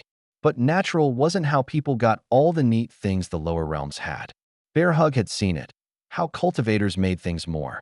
They were doing it too, Now, a few dozen things at a time. Giving up natural energy to make something else strong was the sort of thing some people didn't understand, but Bear Hug got it. Both the first part, which was doing it just so that something or someone else could benefit, and the second, which was doing it for future gain. It was still good to support someone or something even if you would benefit later. Some people thought that watching plants grow was boring. Bear Hug didn't agree. Moment by moment, day by day, watching a tree grow big and tall was an amazing thing. Grass grew even faster, sometimes fast enough you could see it. When they grew big, everything had a way to make more of itself. Fruits with seeds, or directly available seeds for various grains. Bear Hug didn't eat any of those things, but it was possible to absorb the energy in them to get back more than what was spent, and still have enough left to create a new generation that was stronger than before. Animals weren't always as cooperative, but creating strong plants made healthy herbivores, which in turn created strong carnivores. As long as it happened a little at a time, it maintained a balance. And there were so many places to work that it was easy enough to not get overly focused on a single spot. Bear Hug was scattered all over the planet, but barely even ran into a single other individual. Yet there were many of them helping every day for years and years. They were all working to make Second Gift the best it could be. Then, when it was ready, it would be moved. That was the hard part. Or rather, moving it was easy enough, but keeping the planet alive afterwards was tough. The day Paradise arrived, Bear Hug knew that the time had come. Someone probably could have told them. People seemed pretty good about keeping track of those things. But Bear Hug hadn't been using their communicator much because they were focused on being tiny little stars. As it turned out, a few more Bear Hugs was not even close to enough to cover the entire surface of Second Gift with sunlight. Good thing they had many other friends who could help. And Bear Hug had some other ideas besides just making sunlight as well. Lots of people had shown up. And many ships as well. On them were people Bear Hug knew, and some they didn't. That was the way of things. Actually, knowing everyone seemed pretty impossible. There had to be at least hundreds of people. Maybe more than that. Bear Hug still wasn't good at numbers, because it didn't really matter. They could only do what they could do, and knowing the numbers just made humans unwilling to try. Thus, there was no point in putting in more effort to learn numbers. For some reason, Bear Hug had thought Anton might not show up. But there he was, speaking to everyone. And at the same time, Bear Hug specifically. "Hello there. How are you doing? I thought you couldn't be Second Gift Star. Aren't you busy?" Anton's response was simple. "I can't do it all the time, or even most of the time. But I can be here at the start to cheer you and everyone else on. Plus, to give the planet a little push." Bear Hug nodded. "I think it needs a big push." Well, that's what Paradise is going to do. There was a lot of sound as Anton and various other people spoke. A few mentioned Bear Hug and some big project that people were working on. But eventually, people got back to focusing on Second Gift, and then Paradise pushed it. Bear Hug wondered if their water control could ever get that good to move all of the planet's oceans. They rarely did much more than a lake themselves, though if they combined all their parts, maybe they could do a small ocean. But Bear Hug had it on good authority that planets were heavy, heavier than mountains, because they had mountains on them and also other things. It was actually quite a long time before Second Gift was too far from its star to receive sunlight. During that time, many things were done to prepare. First, Bear Hug set approximately half of themselves up around various stars in the lower realms. They were already there, but now they were focused. These cells would absorb sunlight to be released elsewhere. Bear Hug called upon a bunch of ice cultivators next. They were quite excited to be part of a big project. At first, it seemed silly to bring ice cultivators when they didn't want to freeze the planet. That was the entire thing they were trying to avoid, after all. And yet, they were going to do it anyway. On purpose. Humans talked about some cryogenics things. Bear Hug didn't understand that, but it was okay because everyone agreed it wouldn't work. Maybe not for the right reasons, because obviously freezing all the life would kill it. But humans just thought there would be problems warming them up, as if the actual problem wouldn't be everything being dead. Humans were so weird. Anyway, they were only going to freeze the outside of the planet, just beyond the atmosphere. A big shell of ice that would hold all the heat in. Hopefully. Nobody had gotten to try it, but Bear Hug had it on good authority from scientists that it would work. They would still lose some heat, and sunlight would still be necessary to stimulate plant life. But there could be a little less heat involved. Something about tens. And if 10 less people had to work, That would be great. Freezing a shell of ice around the planet was really cool. It was funny how human words worked, where some of them meant the same thing and other words meant multiple different things. Bear Hug didn't like the cold, so they hadn't been good at making ice. But some nice cultivator lady had told them that if they didn't like cold, then it made sense to be able to control it and to put it somewhere else. That all made sense, so Bear Hug was much better at it now. While the shell was being put up, people had to hold it in place. As it turned out, water was heavy and ice was also heavy. But once it was in place, it should be held up by the air. Partly. And also various cultivators. They made some ice pillars connected to various oceans too. Bear Hug wouldn't have thought of that. There were also a few trees tall enough that some of the ice could rest on them. Some cultivators had made very tall trees in the time they had. Bear Hug liked them. Bear Hug knew how long decades was, because they had worked on making Second Gift as good as it could be during that time. But even so, they had slightly underestimated how much time it was that they would have to make sunlight. It turned out that you had to do it all day. Bear Hug floated low, because that way the sunlight wasn't wasted on things it didn't need to be.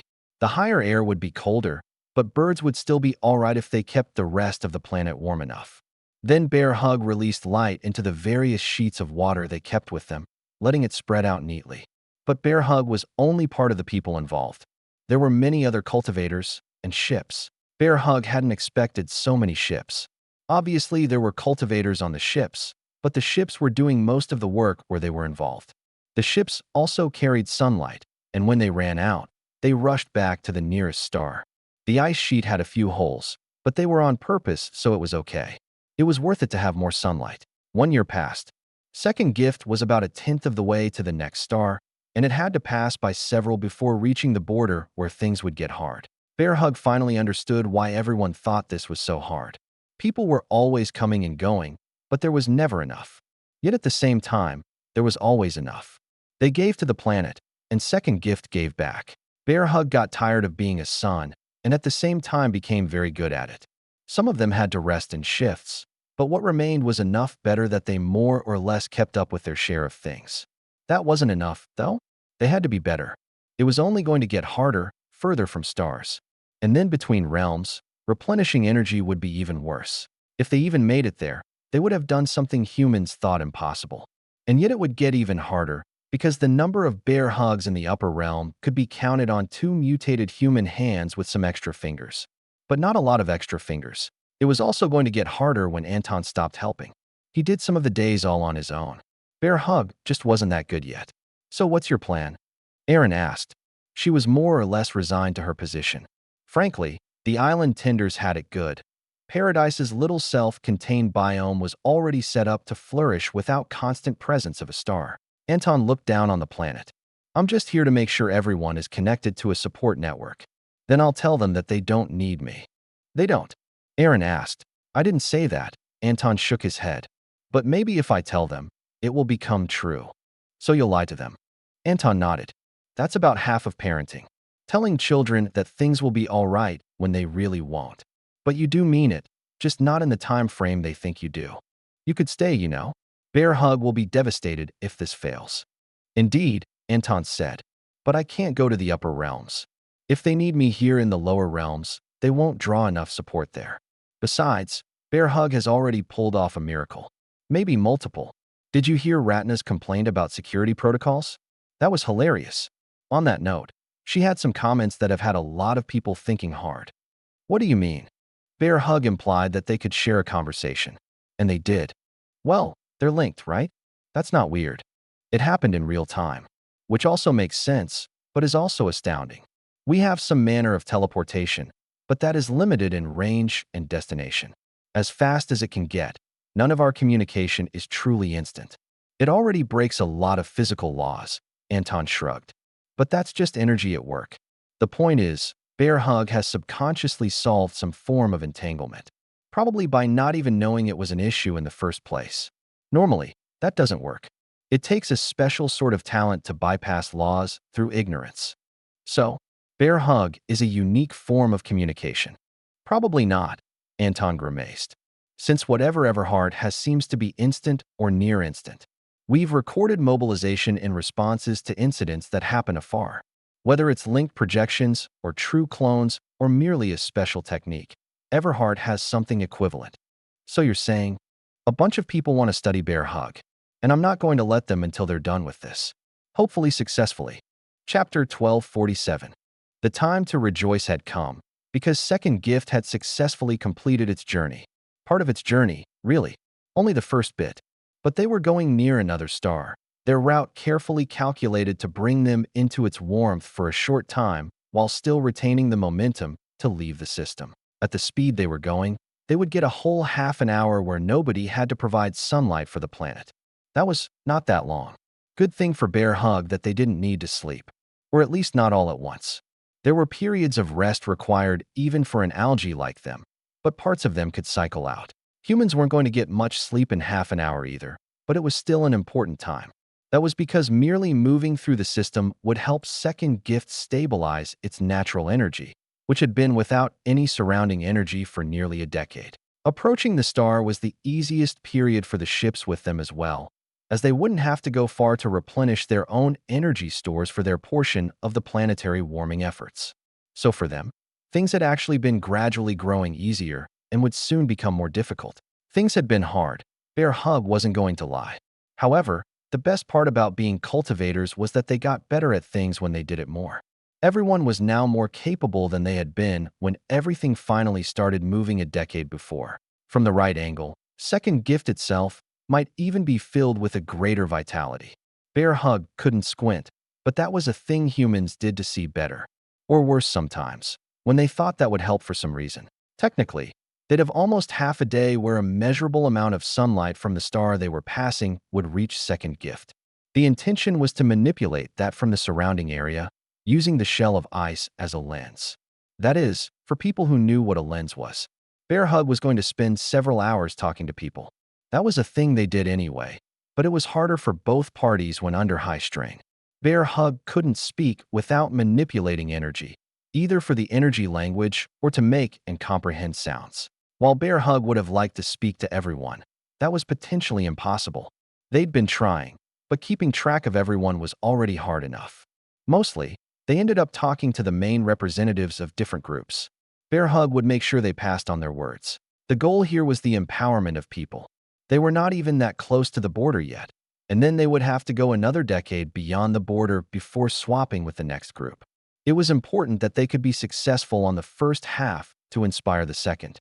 Good job, more than 100 stars. Bear Hug said to people of the order. 100 was a lot, but there were far more people than that.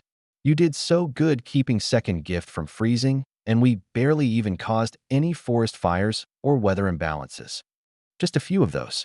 Some people had tried too hard to evenly heat the planet, which sounded correct. However, they needed to allow some leeway for the poles to retain their relative level of heat. That was how the planet operated. But it was fine because they'd fixed that issue within the first year and most of the species had survived. People and ships were harder to get to, but Bear Hug got Aaron to broadcast their words to everyone. Thanks for scooping up lots of sunlight. We couldn't bring it all in ourselves. The good news is we've improved the leakiness of the ice shell. Though we'll need to redo some of it after this, probably. Lots of people had nice things to say in return. Bear Hug wasn't sure if nice words actually made them more powerful, but it felt like it, which was all that mattered. Bear Hug was going to stay invigorated for this whole journey, because everyone was so nice. People from Bounty, isn't moving planets cool? Bear Hug didn't really know what else to say. Thank you for your expertise. Also, thank you to the Acrisians, and Meep in particular. Your fungal expertise really helped us balance ecosystems. Lots of Acrisians burrowed. More than humans, anyway. That let them work on different layers of things. Who else was there? The grasping willows, of course. Thank you for making big trees. Bear Hug said. They're mostly very happy. There were a lot of other groups. The strangest ones were the people from Apra. They seemed the least concerned about the possibility of the planet freezing over. Not that they weren't working hard to prevent it, but their expertise was provided with a sort of grim sincerity. Like they thought the planet was going to freeze and that they could help run things from there. It would certainly be better if at least some underground species, fungus, algae, mosses, and all sorts of other things survived.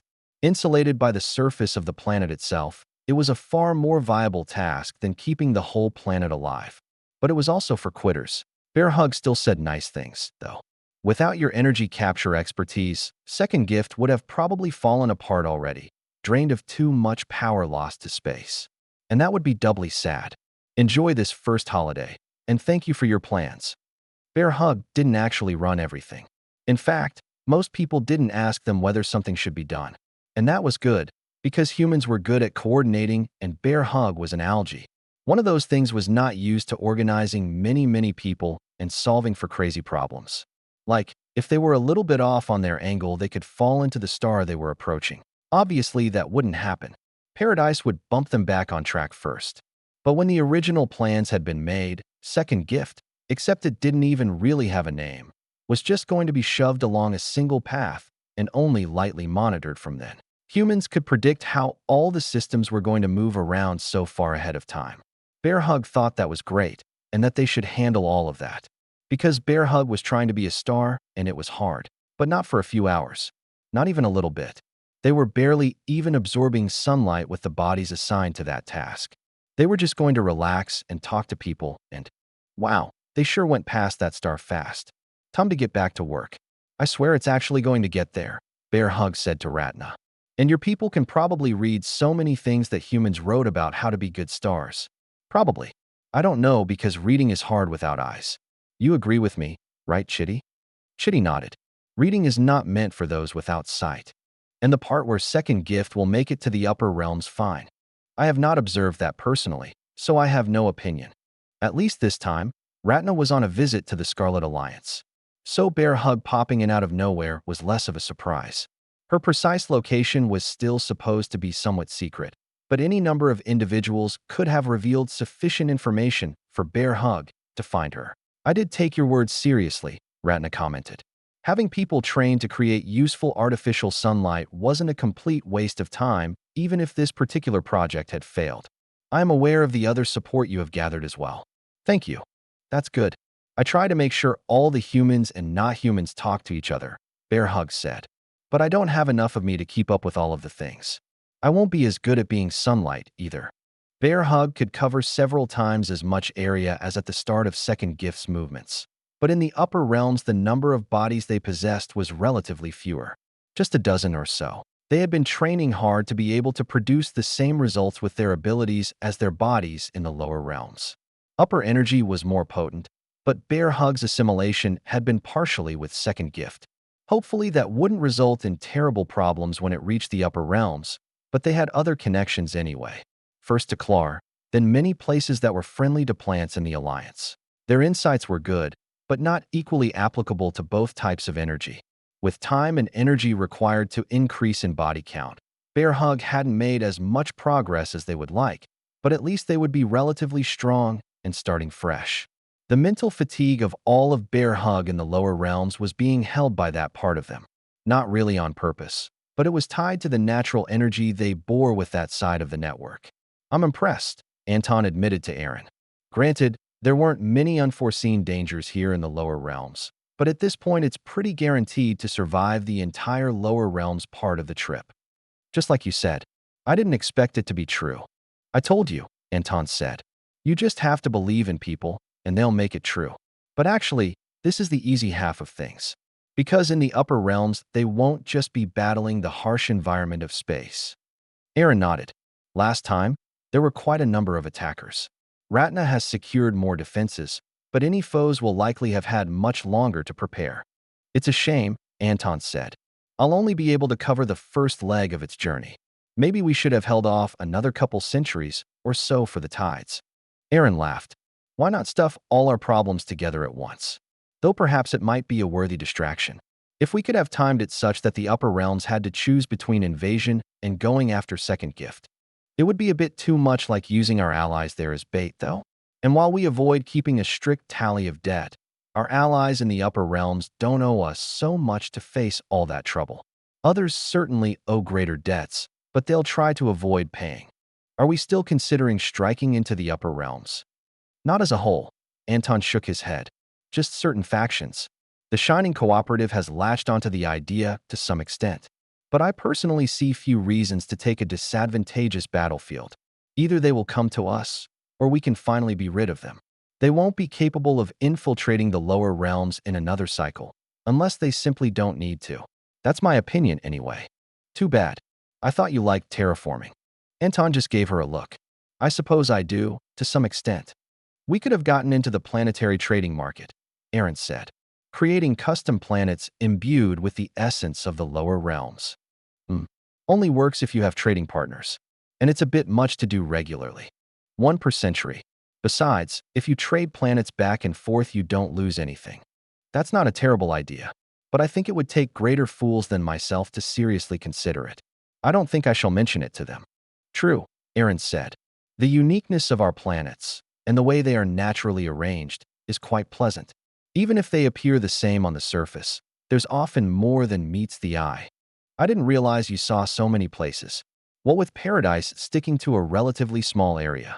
Even a few systems is a sufficient breadth to come to those conclusions. Besides, he doesn't need me there most of the time. I do at least a little traveling on my own. The sect does just fine.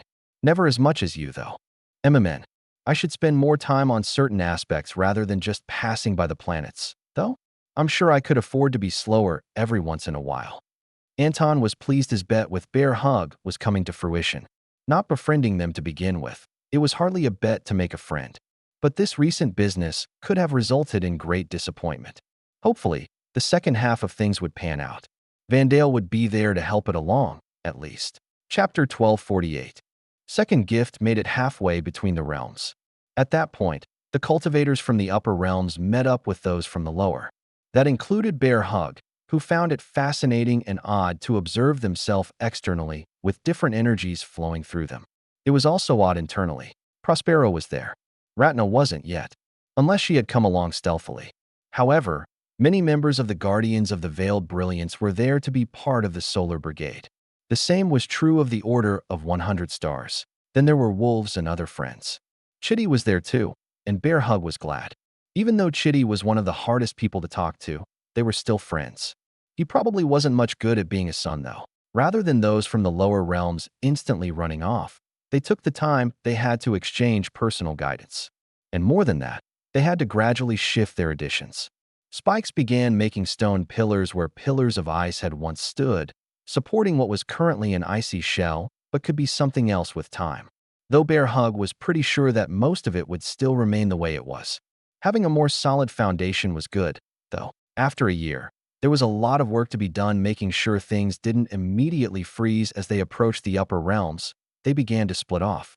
Some lower realms cultivators remained for a while, keeping up their duties. But the closer they got to the energy of the upper realms, the less effective they grew. All of the Bear Hugs rode back with Paradise, who was among the last to go.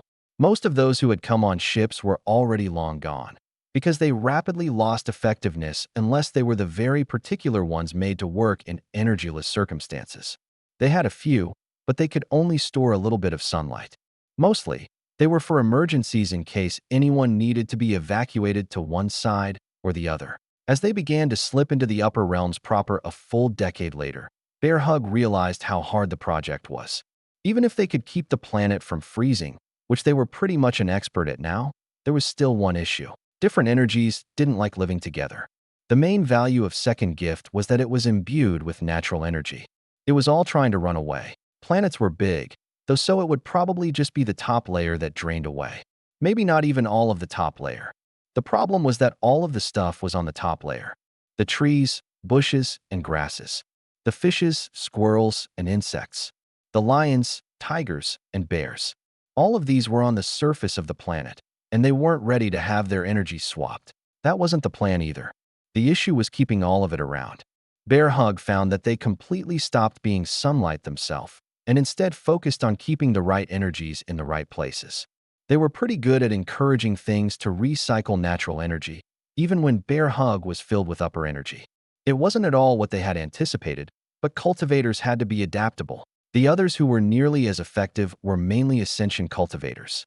Integration cultivators who had otherwise practiced with natural energy did nearly as well, but there was something about living in a world that was a certain way for a century versus training for a while, even a long while, but not entirely bathed in natural energy. Bear Hug currently had both in different parts of them, very distantly removed parts. so they were keeping constant practice. Except for all the parts of them that would be sleeping for the next century or so. Maybe less, but they sure felt tired enough to do that. Moving planets was exhausting business. Just as they crossed the border proper, they were attacked by a massive fleet of swirling swarm cultivators. There were so many, Bear Hug couldn't even count how many there were. Though, that wasn't that abnormal. The first thing that happened was that Prospero tossed a falling star at them from about halfway across a system, exploding in their middle. Huge numbers of them died, but they kept coming. Bear Hug found themselves fighting countless cultivators atop the icy shell, defending Second Gift. It was probably the first time they killed a person. But none of these were friends, and Bear Hug wasn't completely sure they were people. They seemed more like beasts that were human-shaped. Sure, they wielded weapons and used energy attacks, but those were minor details. Either way, they weren't friends. A lake full of water surrounded Bear Hug, channeling around several of their bodies. It covered the masses of cultivators. They were crushed into each other, drowned, or both. None of them fled, except for those who broke through and stole some materials from the surface, scouring trees of bark or tearing apart animals. Like a plague of omnivorous locusts, but bigger. Bear Hug didn't like them at all. Nobody else did either. It was sad that humans had only one body. Specifically, the ones Bear Hug liked. Because some of them died. Was a planet worth the lives of people? Apparently yes. And Bear Hug couldn't argue. Because it was not only their own dreams poured into this, but also the blood, sweat, and tears of humans. Bear Hug didn't have any of those, so it was mostly dreams and natural energy so far.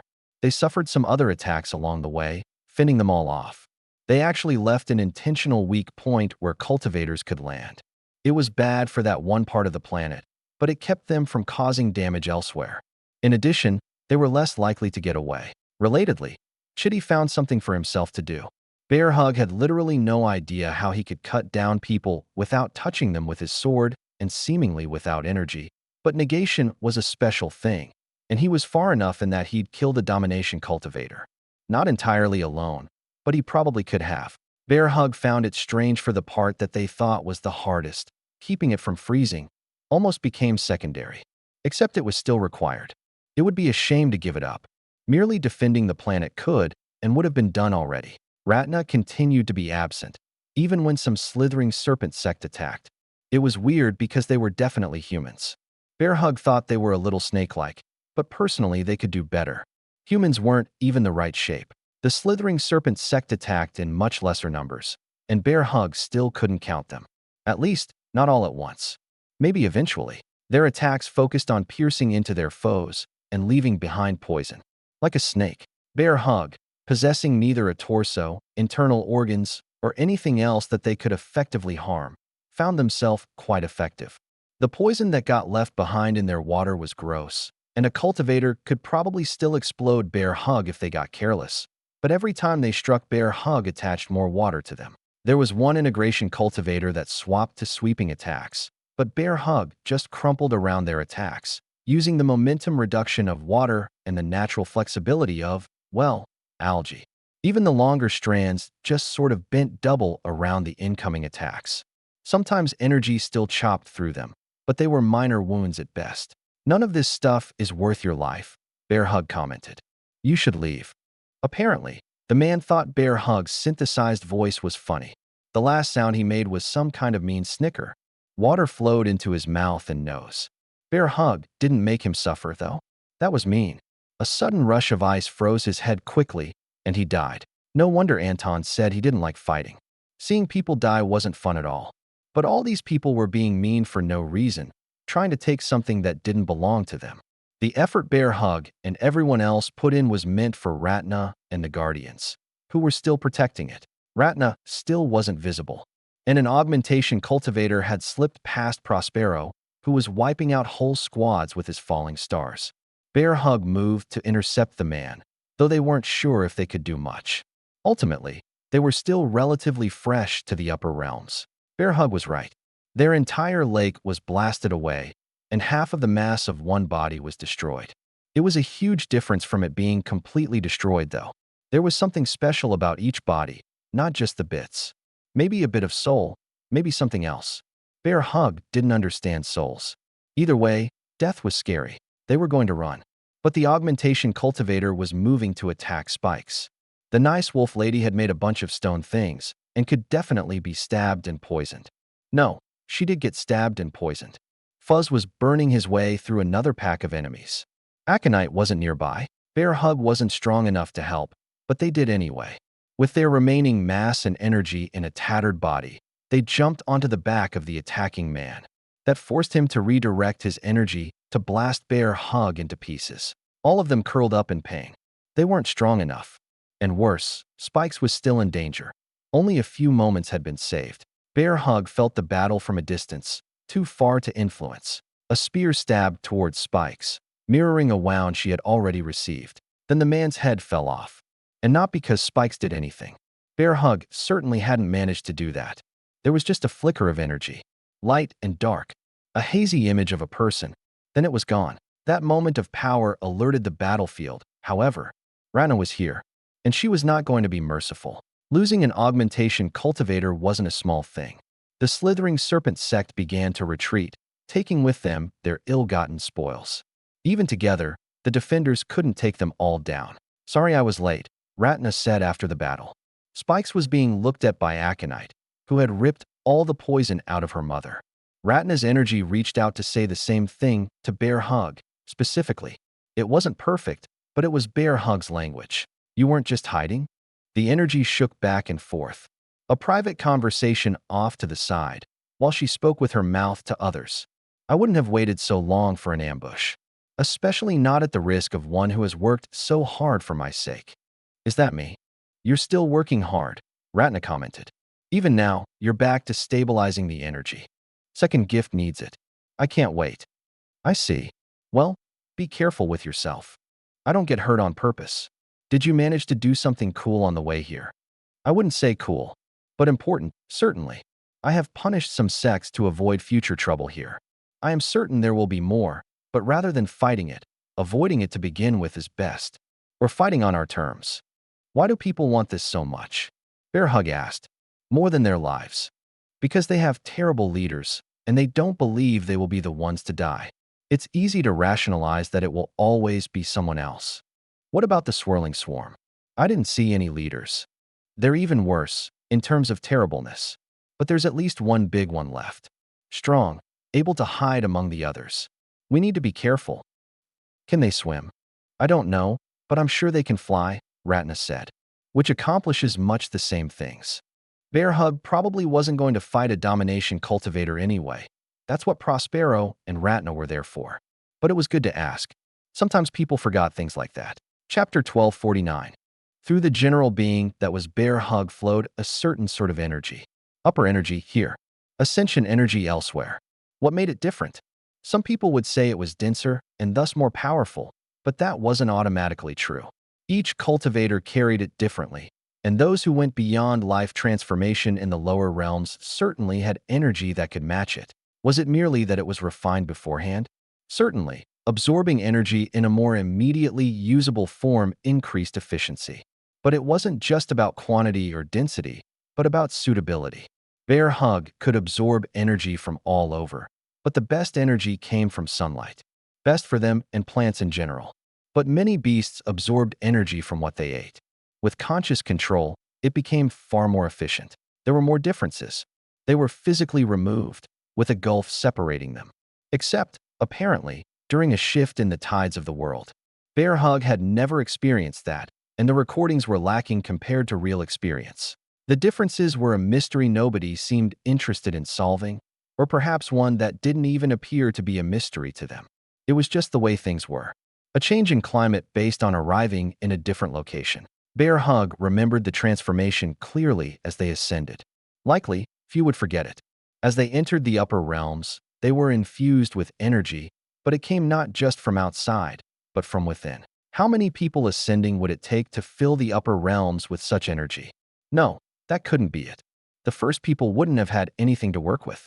There had to be more, but it didn't matter. What did matter was the energy in front of them. If energy could be transformed in one direction, surely it could go in the other direction.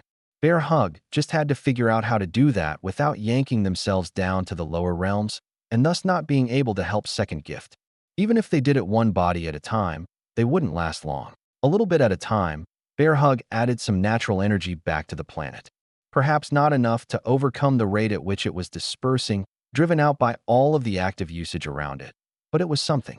Now, if they could just stop being attacked for a few decades, they could put this planet where it belonged and find a proper balance.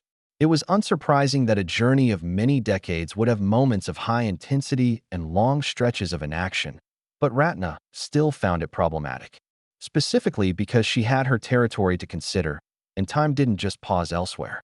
Year by year, they were drawing closer to her territory, but the territory of the Guardians of the Veiled Brilliance was still weeks away at rapid subspace speeds.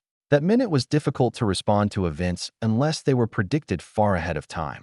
They had scouts, of course, and the route had been planned to minimize time in problematic regions, but not all of the trouble could be timed.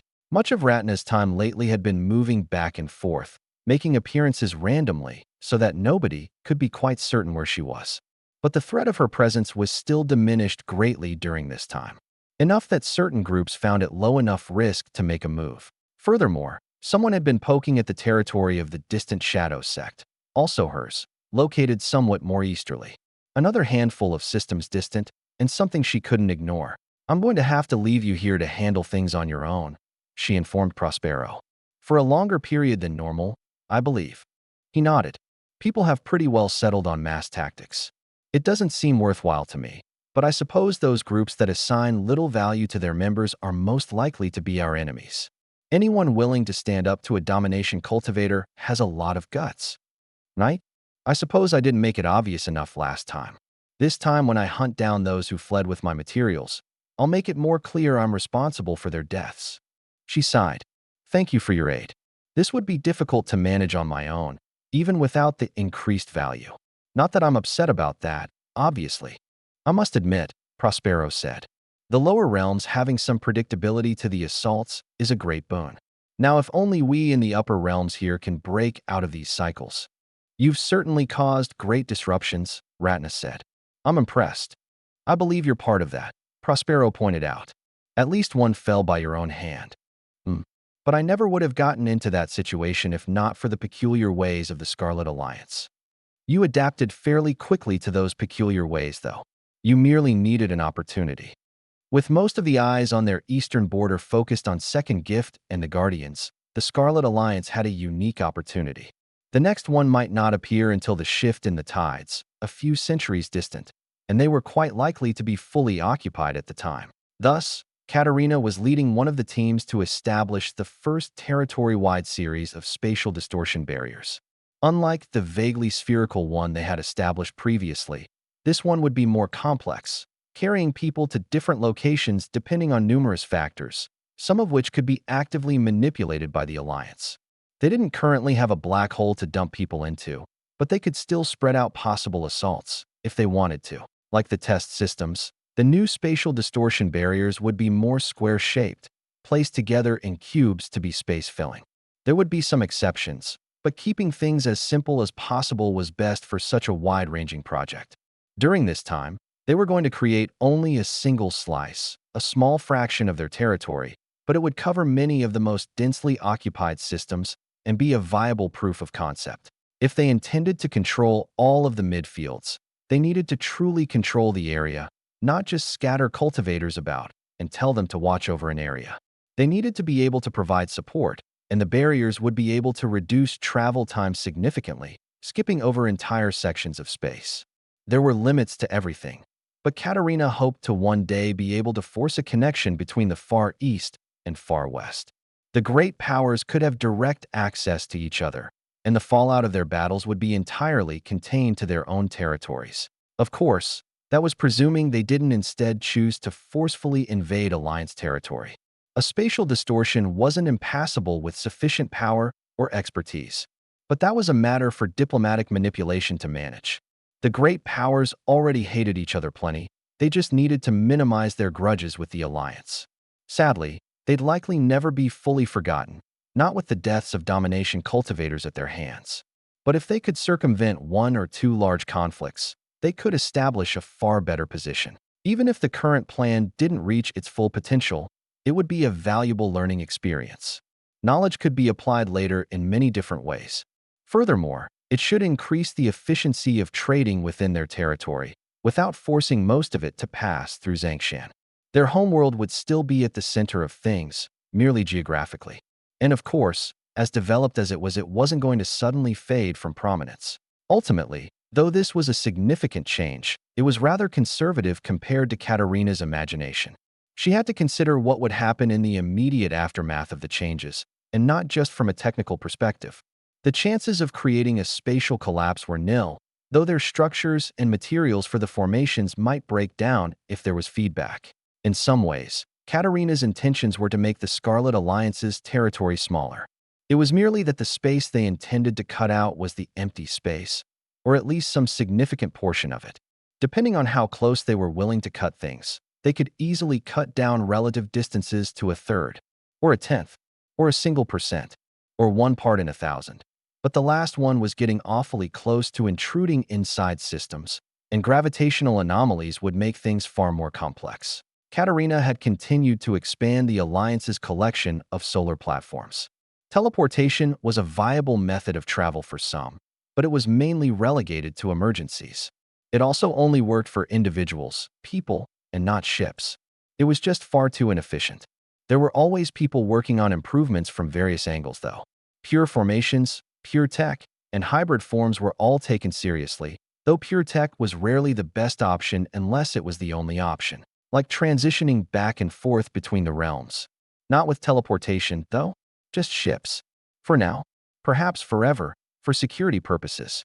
Then again, forever was a long time. The Scarlet Alliance would have to survive the next few centuries for that to matter. Layer by layer, block by block, Katerina helped establish the new boundaries of systems. Though they were on a tight schedule, they couldn't afford to really rush.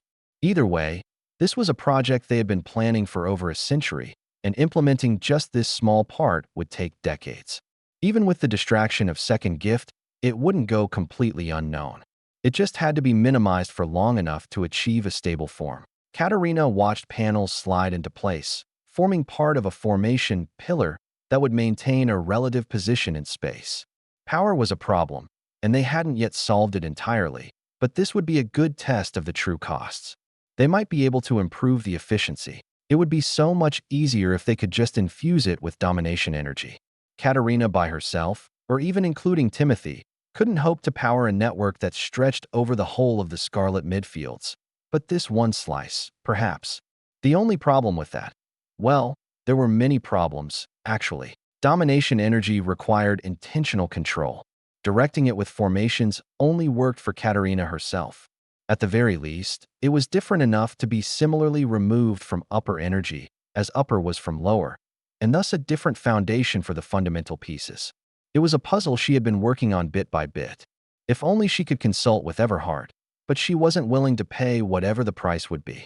Regardless of what it would include risk to the Alliance. Katerina watched the workers putting everything together. Nothing could be fully activated until the entire formation was in place. That would be a carefully timed project to minimize any sort of energy ripples. That also meant most of the people involved wouldn't be around to see it happen. They would need to record it. One part from a learning angle, the other more theatrical. Even if she was one of the leaders on the project, Katerina couldn't do everything herself. That was simply arrogant. She might gain a bit of extra devotion and thus power by taking all the credit, but some amount of resentment would build up. Unlike certain individuals, active resentment wasn't part of her core cultivation. Plus, it wasn't nice. That was a thing powerful people tended to forget, which was basic human decency. Katerina was glad she'd come from a humble background. Even if she'd been quite fortunate early on, she'd still experienced the world starting from the lower end. That was one thing the members of the Scarlet Alliance might miss out on, but human interaction was not one of them. Nobody was encouraged to sit isolated for centuries, presuming everything would be the same afterwards. Everyone was connected, and soon, they might be a bit more connected. Chapter 1250. It was a good thing there were so many bear hugs, because people had lots of questions about transforming upper energy into lower energy. Or perhaps it would be most correct to say local energy into what Second Gift needed. Bear Hug did their very best to explain whatever way people could understand. Most of them needed sounds, but a more direct method was available. They could just watch, because Bear Hug was constantly doing it. Planets were big, so there was never enough. It was nice to be good at things. Even when humans started teaching each other, some still came to Bear Hug. It was a good thing each demonstration was practical, otherwise Bear Hug might not get anything done. They were even transforming some of the energy within the sunlight they absorbed. Not all of it, because immediately letting it flow through was easier, but the plants really did better when it was pre-transformed. And when the plants were healthier, everything else was. Because everything was a plant, 8 plants, or 8 things that ate plants. Some were in multiple categories, like carnivorous plants. There weren't any herbivorous plants here, except maybe a few parasites. But they were part of a balanced ecosystem, unlike Briar who just wanted to eat everything, but fortunately didn't. At this very moment, Briar was taking a break. Bear Hug knew that, because the parts of them in the lower realms could see it. Most of them were meditating on the idea of energy control. Some were doing the inverse of the process, just so that Bear Hug could get the tiniest bit better at conversion. Because there was no way they were going to give up on second gift now. It was so close to its destination, where they could make stable long-term adjustments. That would be so great. If only people weren't constantly trying to kill them and take all the stuff they were working so hard to keep healthy. The swirling swarm came back. The one good thing about them is that they weren't subtle. Everything else was bad, because even with prior warning, it was pretty much impossible to prepare for them. They were going to be everywhere. Death was inevitable, either for them or for local cultivators, plants, animals, and all the lovely life of second gift. Maybe some of Bear Hug too, but they would be working doubly hard to remain safe with the recent damage they suffered. Safe, but at the same time doing nothing was worse than possible death. It would be giving up on all the effort of so many people. Bear Hug gathered together what portion of them would fight. The rest would be responsible for keeping second gift together. It was a good thing they weren't supposed to be responsible for most of the fighting, though. They just weren't strong enough for that. The swirling swarm was a menace, now that they had chosen to roam so far west of their territory, usually to cause trouble for the Scarlet Alliance. This was no different, in Prospero's opinion. Ratna was part of the Alliance, though they didn't share borders currently. Perhaps someday, if Ratna's western stretch was successful, picking out targets among the swirling swarm was an exercise in futility. Prospero simply launched attacks through the center of mass, falling stars obliterating everything in their path. If strong individuals revealed themselves, he would focus on them.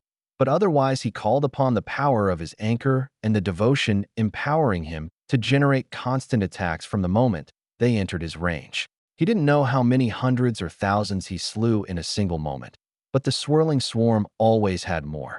Enough to properly assault a planet. Billions, at least, with ships to carry them. Those were the most valuable targets, in Prospero's assessment, but they were difficult to pick out of the swarms of self-mobile cultivators. Prospero watched their approach, wondering if it would be possible to obliterate them in a single assault. Perhaps, if they all moved together, as long as they didn't have any properly strong cultivators. If they were all integration and below, he really might have been successful. Sadly, they swarmed in from different directions, perhaps aware of such possibilities. It wasn't a secret that he, a domination cultivator, was protecting second gift. Ratna might not have been much help against them as a swarm, but she would have been able to pick out some number of individuals, augmentation cultivators, and the like. Maybe the domination cultivator, if they were in there. Prospero felt the pressure as their assault swarmed the planet, including his position. The sun shield made of ice and stone cracked in many places. Any foes that got near Prospero himself were consumed by an aura of fire around him, sufficient to kill weak cultivators, at least. And when you were in domination, most cultivators were weak. He couldn't think about protecting individual people, though, not against such chaos. He just trusted them to defend themselves, making certain his attacks took out the most enemies possible, without harming allies, of course.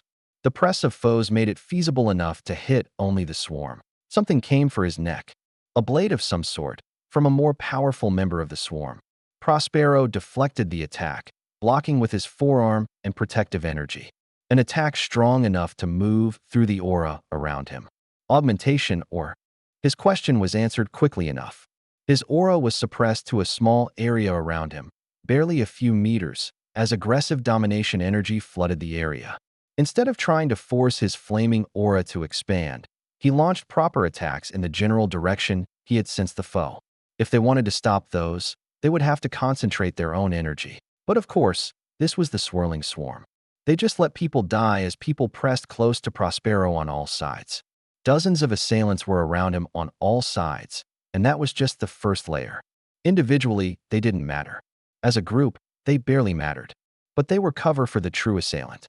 Had the remaining swirling swarm domination cultivator used slashing attacks? Perhaps there had simply been more to begin with. It was unexpected, but that would be better than the other possibility. Prospero tried to pick out two individuals. His current assailant was most important, but he also wanted to track Chitty's path. Had he sensed someone wielding a blade? Prospero had no doubts that Chitty would be far more effective against this particular opponent. Or any domination cultivator. The mass of cultivators might be a problem, though. Chitty had to do something with all the energy fluctuations in the area. He'd moved from his last location. That was all Prospero was certain of. Furthermore, Chitty wasn't advertising his position with a wide area of negation, so Prospero would have to trust he was moving towards an important objective. Prospero did his best to continue taking out masses of enemies while still defending himself. He couldn't commit too much to his attacks, but at least his foe made no effort to protect their allies. If their forces were overwhelmed, it would hardly matter if Prospero won his personal battle. Obviously, he wasn't going to be careless with his own life, but launching counterattacks into clumps of enemies wasn't a waste. He didn't seem likely to strike his actual target in the near future, especially since building up momentum with his falling stars was difficult, but he might familiarize himself with their energy flow. Prospero was doing just fine holding his own until a mountain was swung at his head. It wasn't a true mountain most likely, but a blunt weight crashed towards him, shattering one of his arms as he found himself unable to dodge. Better than his ribcage, though. Two attacks came simultaneously. One blade towards his spine, and the same blunt attack meant to crush him. Two domination cultivators. He couldn't take them both. He launched a burst of flame towards the incoming club or hammer. He couldn't tell even as it pushed through the final layers of people. He launched himself away from the attacks as much as possible, but he had to face one nearly head-on. The other, Prospero suddenly felt nothing behind him. Just for a moment, but there was no longer an attack incoming after that. Hopefully, Chitty did alright surrounded by so many foes. Relatedly, Prospero resolved to keep his energy predictable, specifically by Chitty. He was vulnerable against so many foes, to some extent, because Prospero noticed a kilometer-deep gash that passed through hundreds of enemies. It still wasn't the optimal place for Chitty to fight. Prospero drifted towards the planet. He didn't want to cause damage to the ice shell, but that would minimize the number of directions foes could easily attack from. Prospero already had his next half-dozen attacks lined up, building up momentum outside the mass of assaulting cultivators. Unlike normal, he would never have a situation where he missed and circled his attack around to build up momentum. His attack would be used up no matter what. It was unfortunate how much his attack weakened by the time it got anywhere close to his true foe, but Prospero thought he managed a glancing blow or two, his energy clashing with other domination power. Enough to slow the incoming assaults. He just had to assume Chitty was winning.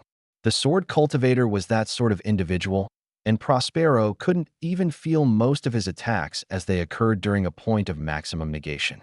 As they weren't aimed at him, the killing intent was less clear. Prospero focused his thoughts on his anchor. A single instant crashing to the ground. It was far too early for his time to end. He had to live, because Hoyt had died.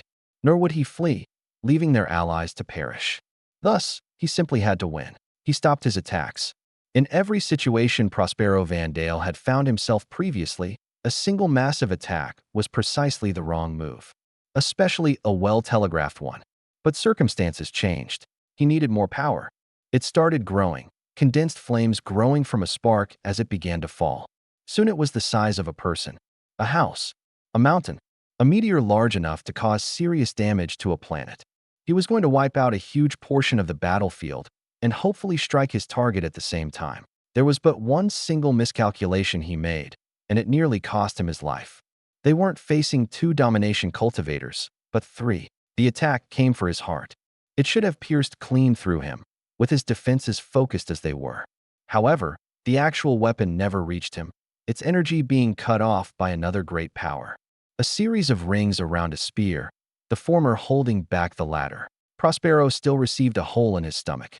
That was going to be a mess later, but at least his whole torso wasn't annihilated, and his dantian was intact. His attack took out perhaps a third of the swirling swarm gathered near him, exploding unequally, not in all directions, but according to his will. And he wasn't dead. Couldn't you boys have waited to get attacked a little bit further on? Maybe he had died, because he was seeing a dead woman. On the other hand, there was no reason to let that stop him. Wasn't our choice, Prospero grunted. If he was dead, he was going to continue fighting. If he wasn't dead, he had questions for Zazel, but those could wait. Ring blades spun and expanded, clearing out a large area around Prospero, and even revealing a glimpse of Chitty. He was bleeding from countless small wounds, attacks from his domination foe, or others. Prospero couldn't tell. 3 domination cultivators. Is this their limit, or do they have so many to spare? Zazel wondered aloud. Her blades slashed in all directions around them, creating an expanding vortex. If I catch one, can you kill them? Depends on the timing, Prospero said.